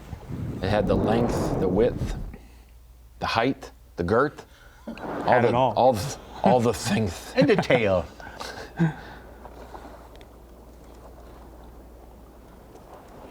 Tanner had fallen to 48th. 4 pounder could get him up 25 to 30 spots, and he fills his limit. He's back in the top 10.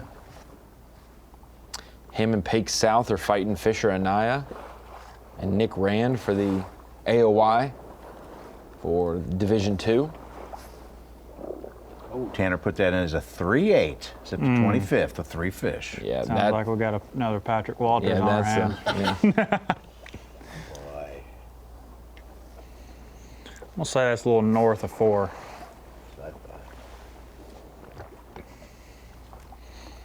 Chris Boudry's up to 18 pounds. Ronnie, did you say that? He cull again. He had that 4.5 a little bit ago. I said I didn't know he had 18. I saw he was poked into our top 10 now. Oh, well, he didn't have individual fish show. He had a 5.5 yesterday.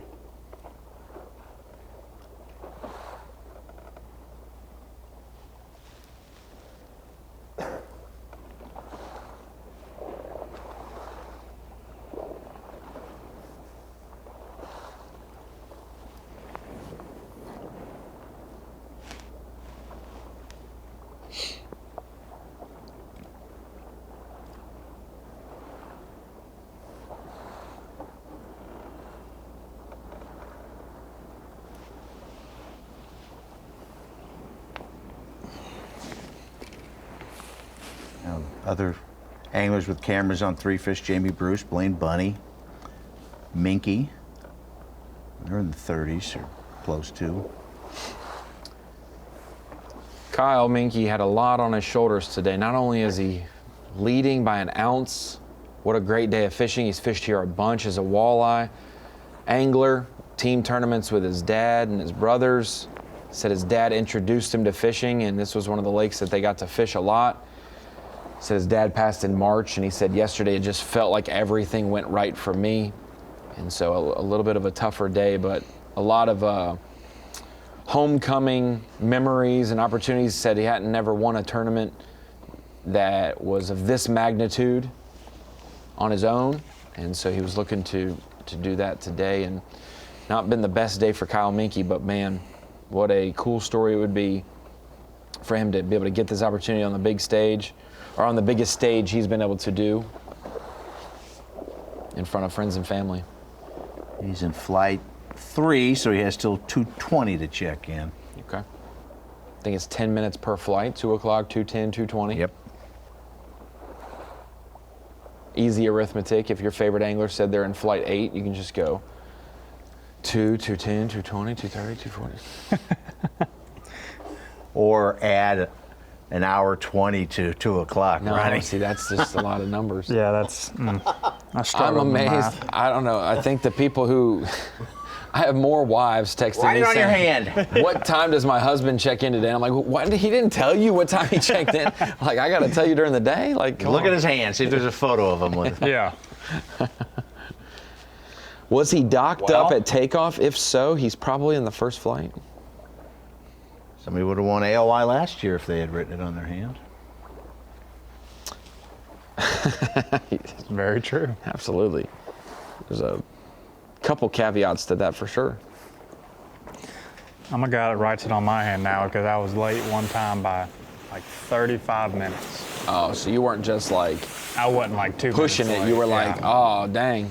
I thought I had more time. Yeah. You're penalized for the next day's wait. I know. No, if you're over 15 minutes, it's a 0 for the day. Now, if you bring in multiple undersized keepers, you can go and negative. Then you're you late. can go negative. Yeah. Yeah, I was seeing that. Where was that at? I iconically, and I'll say this because he can't watch right now because he's competing, but one of my old team partners in college, Mike Corbishley, actually thought they were spots, but they weren't spots. Weighed in 3 undersized fish and had -1 pound in a college event. And I was like, hey, brother, you are below last. You are like, there are guys who didn't show up today that are higher than, you know. Between coming in late and putting a 6th fish in the boat and making a cast. Yep. That is my 2 biggest nightmares. I still ride John Garrett to this day. Oh, dude, he lost the Arkansas River by a few ounces by a 2-pound penalty. 2020. And one of what was bad, I got to watch that and was like, I swear. I was texting you. I swear that was his 6th fish. Yep. And then like an hour and a half later, he catches number 7. And he's like, I've got 7 fish in here. And I was like, yeah, you can have 19. The penalty's the same at this point. Oh, here we Kyle go. Minky hooked up. Ooh. Okay, there we go. That's a full ground one.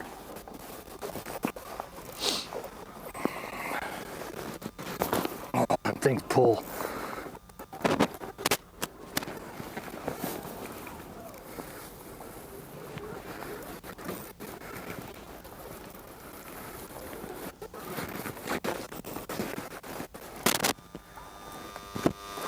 Come on, stay down.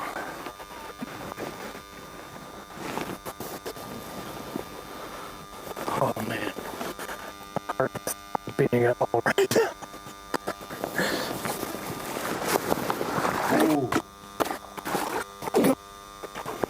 Yeah, that's a big one. Whew. Not a giant, but it's a nice one. It'll do. Nice. That's for you, Llewellyn Elmer. Big one. Okay, let's do that again. About 5 more times.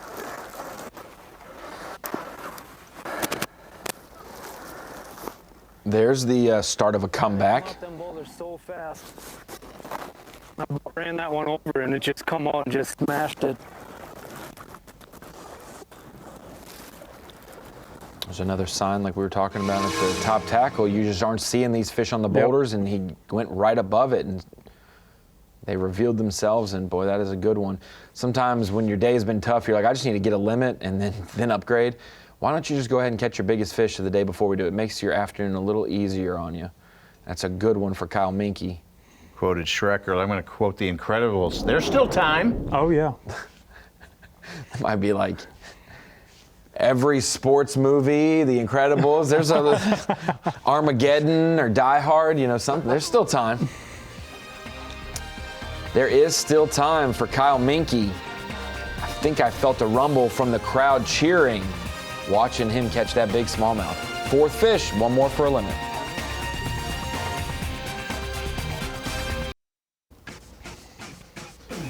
Time is winding down here for the St. Croix Bassmaster Opens. Time is winding down on the season as well. We have 200 plus anglers fishing today with our live coverage brought to you by Thorn Bros. And after today, we're not going to have a 200 plus Opens field. We're going to have the top 100 Opens anglers plus maybe a few elite anglers jumping in the EQs later this year. September at Champlain, October at Wheeler, November at Okeechobee. Laker Howell on top, looking to maybe go to Knoxville next March. For the Bassmaster Classic, Sam Hangy, he's hanging around 2nd place. Jace Lindsay's having a good day as well and needs to get closer to that 20-pound mark he had yesterday. Pake South, gonna take home that Angler of the Year for Division II, it looks like. Depending on what Fisher Anaya does today. He's up to 9th place, Ronnie. Anaya. He may make a move up the points race and try to threaten for AOY. As we take a look at Jace Lindsay, started the week in 11th, started today in 11th in the points race, 9th in the tournament. He's hung in the top 10 all day. He's had some smallmouth game plans and rotations. He's stuck it out for the most part. We've had half our top 10 kind of switch it up for largemouth, Tristan, but this guy's been committed to it. He's been fishing around groups of other anglers, so he's obviously in popular boulder communities, but he's been patient and definitely found the best that's been out there for our top 10. Yeah, he's been staying patient with it, and that's what it takes, especially on Leech with these smallmouth. Not getting many bites, but you know, he's starting to get to a little bit better quality here, so I'm sure we're going to see some upgrading from him. East Texas angler said it's a little different back home than it is here, but he is adapting well. A lot of 3+ pounders. He's the only one who's really, he needs a 4.5 pounder to really make a substantial call to get him up to the marks we've seen in the past few days on Leech, and especially if he wants to win. You can't win Leech with a 15-pound day, and Laker Howell is pushing him with largemouth right now. But been a good day for Jace. Hanging tough on the south end of Leech. Another guy who's been in those clusters, those three anglers not far from each other type of deal. Tommy Parker, patient, persistent, focused. The upper Midwest angler from Minnesota, the Tri-City region. Minnetonka's his home. Looks up to Seth Feider, and he's trying to meet the llama at the Classic. Wouldn't that be something special? He said, fished in high school against Easton Fothergill. I said, well, wouldn't it be something if he handed you the Classic trophy? Defending champ handing it off. He said, that would be crazy just based on us fishing against each other in high school in Minnesota. Tommy's done a good job today, slowly upgrading throughout the day, and just nothing crazy, but just an ever-consistent day. He's got a little finesse jig deal going as well on a spinning rod, as well as a minnow. Some drop shot mixed in too. This is a guy that's just calm, cool, and collective, doing his thing, staying dialed in. It's really been fun watching him. He cracked a smile. Yeah, he did one time, Such. Yeah, he did. Pretty much all business, though. Such likes those guys that smile. This guy might give you a smile and an A, or a boat. Danny McGarry from Canada. Cooper Gallant's old high school partner. Putting in good work with largemouth and smallmouth today. Smallmouth to start, good start. Went dry for a while. The waves were getting pretty big in his region. Made a switch to largemouth, caught a few. Nothing crazy that you want to weigh in, but kind of got his feet under him. Went back out to the big water. Put some smallmouth in the boat, including his biggest. He ended his limit with, we're still on number 1, 2, and 3 here. He made his switch to largemouth, able to catch one around a pontoon, tucked up in one of the bays. Said that the grass was much more topped out and matted up than it was in years prior. He's able to add number 4 right there, small largemouth. Heads back out to the big water now, and Tristan, little mental clarity break. Then he catches his biggest of the day. And that's what Danny needs, him taking that break from the smallmouth and not taking much longer once he gets back out there to land the biggest fish of the day for him. He's got a lot of confidence right now riding into the rest of the evening.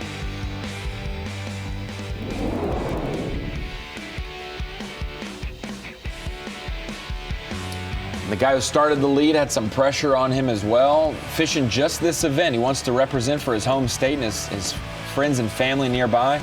Kyle Minke, 22 even on day 1, holding up 2 beautiful smallmouth. Man, bailed early. It was a little rough in his area for sure. Bailed early to largemouth. Really didn't have much success size-wise. You'd love to go catch a kicker largemouth, but just some 1.5 to 2.5 pounders. Couple of those. By the time we took our midday break, he caught this one during the break. Caught one more when we came back. This one that was his 3rd one. Went back out to the big water, and just a minute ago, caught his biggest fish of the day. And honestly, Tristan, that might barely be less than his other 3 fish combined. He had about 3 for 5 pounds, and that one was in the 4-pound range, most definitely. Absolutely. Now you can see right here as we're watching him live, his water has calmed down substantially from this morning, so he's getting dialed in right here. It definitely felt better. Yeah, that was definitely a nice fish. I needed it. Still need a few more big ones, but we're working at it here. Hopefully we find a few more. We're up on some shallow boulders now, and a good sign. Basically the first one we pulled up to, there was 3 on it, and I couldn't get one to bite. And then the next one we pulled on, one came flying out of there and ate my minnow right away. So yeah, it was exciting. My heart stopped beating there for a second for sure, but we horsed it in and got her in the live well. I just wanted to say hi to all my friends and family watching. Thank you guys for all the support.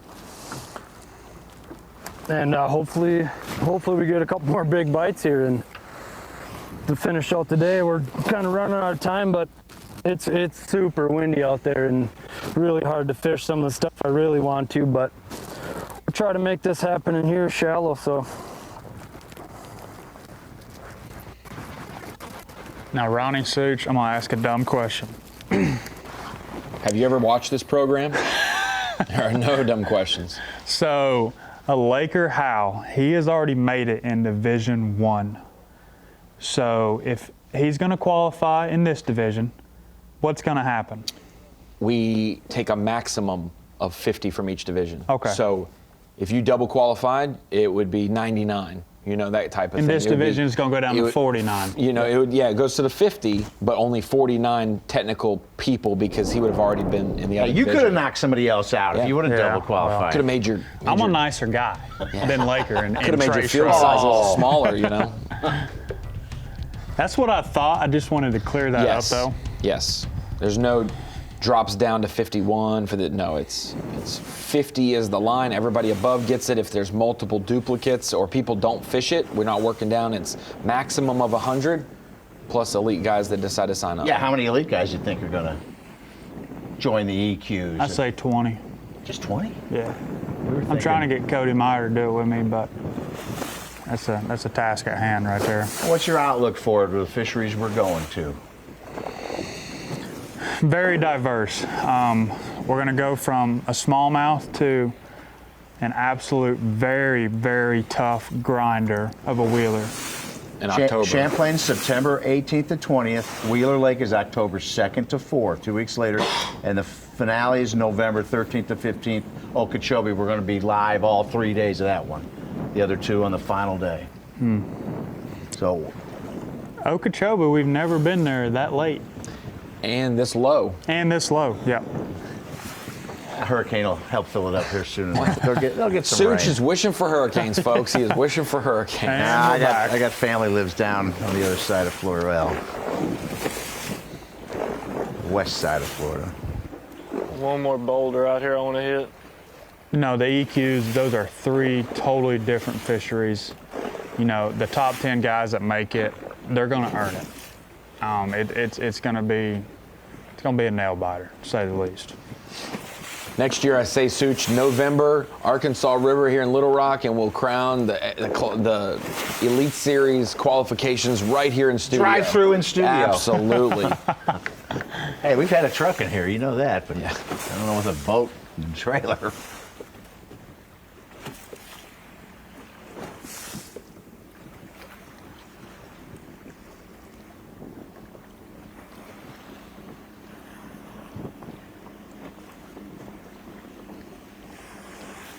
Man, this is a bittersweet time of the year because that means tournaments are winding down when these races start concluding. And so for the Opens today, we're going to say bye to, in this division, at least 200 anglers that won't make the top 50. But for our Elite Series pros, next week, it's the last week to get it done. Angler of the Year is coming down to the wire, classic cut line, requalification for some anglers, and our Dakota Lithium Rookie of the Year battle. Wasn't a battle 2 weeks ago, 2 tournaments ago. Paul Marks had a 60-point lead. That is now 9. Easton Fothergill was in the hundreds the first 2 events. He is now 31 points from it. Well, count him out. Emil Wagner hanging around 51 back. You better make the cut if you want to win Rookie of the Year at the Mississippi River. Still a 4-horse race maybe.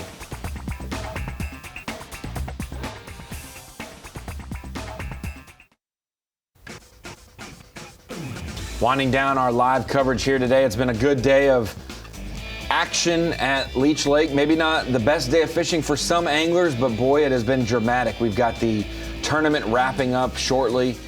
We'll decide a classic spot possibly for anglers. Also, the decision for the top 50 will be made.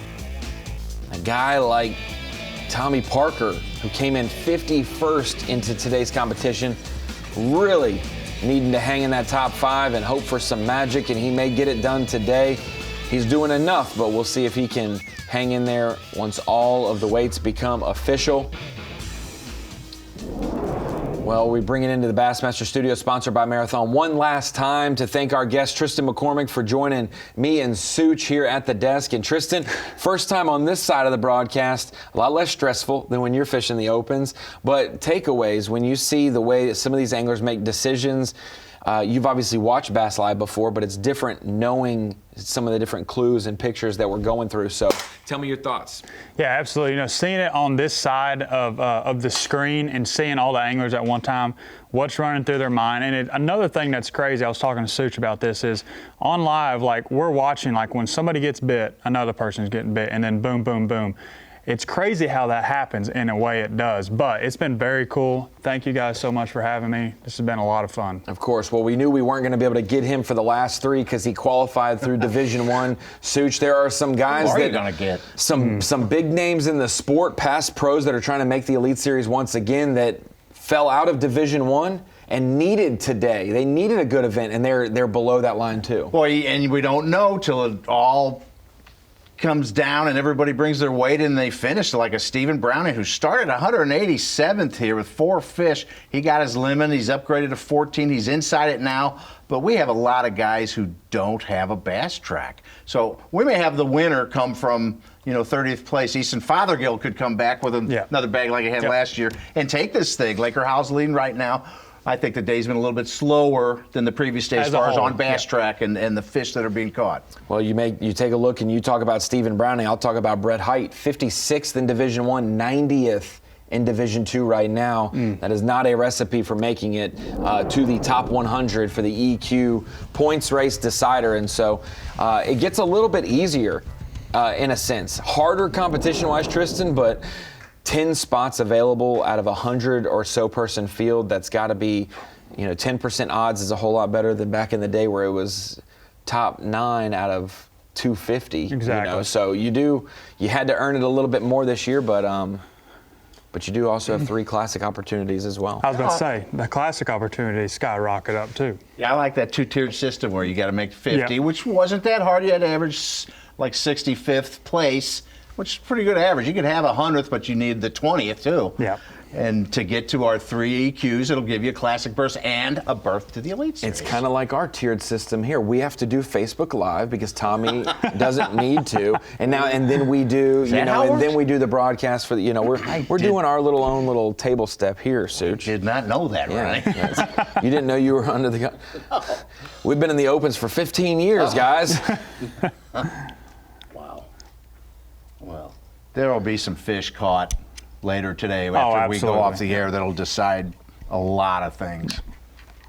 And like we mentioned, there's still several 20-pound bags on Bass Track where guys are not reporting. So there's still a lot more to happen. I'm sure there's some surprises that we don't know about. Do you think we will have a bag today bigger than 22.0? Yes. You think the biggest bag of the tournament will happen today with the conditions we've had? Yeah. Will it be a smallmouth bag, or do you think it'll be a largemouth or mixed? It's probably going to be a mixed bag, maybe, but I could also see a koi fajita, smashing a big bag of Easton Fothergill. He's got so much knowledge on this lake. We're very, very high-end local here, of course. Had what did he have, Such, last year? A 2610. 2610, yeah. And then he's not on Bass Track. Jack Yard. Yeah. Paul Marks. I mean, those are a lot of studs. Vegeta, like you said, a Wagner. Miles Berghoff had 19 and a half yesterday. He's off.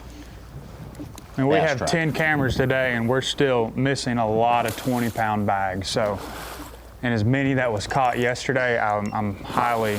I will say how shocking it is to have 10 cameras with the top 10 and to see so many of them fall short of even just standard expectations. You got Jace Lindsay, he's 3rd. He's the highest of our camera crew right now. Tommy Parker, 5th. Danny McGarry's 7th.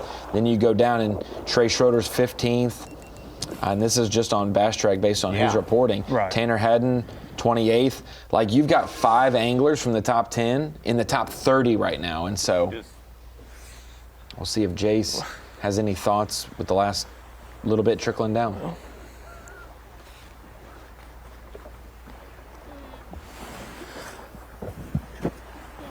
But Tristan took to the camera right away. First time you had a camera, what happened? Got one right here in front of us we need to get to eat. Come on.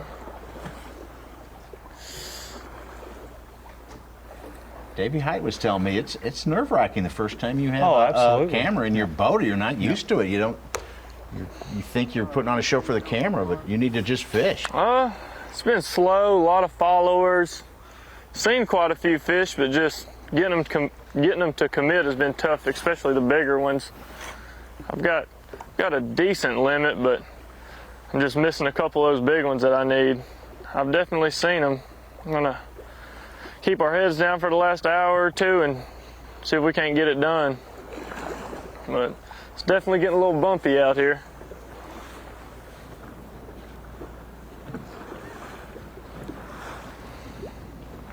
tell he's from Texas.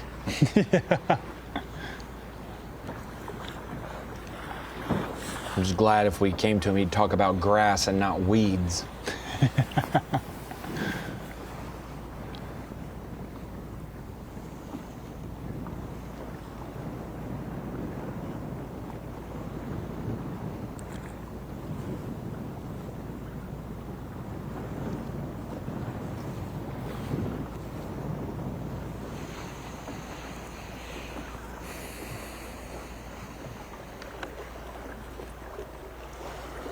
Was the bracket the first time you were ever on TV, isn't it? For us, Bassmaster Live. Yes, for Bassmaster Live. Yeah. We actually, for the College Natty, we filmed it. Yes. But you didn't have a live boat. We didn't have a live. Yeah. Yeah. So the bracket, yes, that was my first time being on live. And it's a different feeling. It's not just like you got the camera. That's right. You were at the St. Lawrence for the national championship, second place there. Yeah, you got the camera on you, and if you got a camera on you, you're in the top 10, so it's double the pressure. So it's a big deal. Going back to the Elite AOI race, talked to Chris Johnson, and he felt going into St. Clair, he's like, I just won one, and Shakir said that too, that he just won one. He didn't have a lot of pressure on him, but he said when he was at St. Lawrence, he had this pressure of the St. Lawrence that he's supposed to perform there, and then the AOI pressure on top of it. So he said he kind of spun out those first 2 days, and then of course day 3 he ties the smallmouth record at 29.5 and blows doors on the Angler of the Year, first Canadian, first international. We started out with a keeper by an eagle. But I'm just going to say our anglers have beat that eagle today in catching. They have caught some smallmouth. They've made some largemouth moves. All right. Based on Bass Track, man, we knew 200-plus boats today. Someone was going to catch them, and Laker House started off with a bang this morning. Initial limit going for 16 pounds. Baby Jesus, that one's... Smallmouth, guys, it's not like other smallmouth tournaments. It was not. Once you find them, you catch 5 real quick. Some of those feisty rascals just won't bite. You had some tough losses for Brennan Flick. I feel bad for him. He's had a couple hard ones today. Equated it to baseball, and he was down by a run, and sometimes, man, you don't know what to do. Should I bunt or just keep taking big hacks at it? But all we know is it's the last day of the regular season.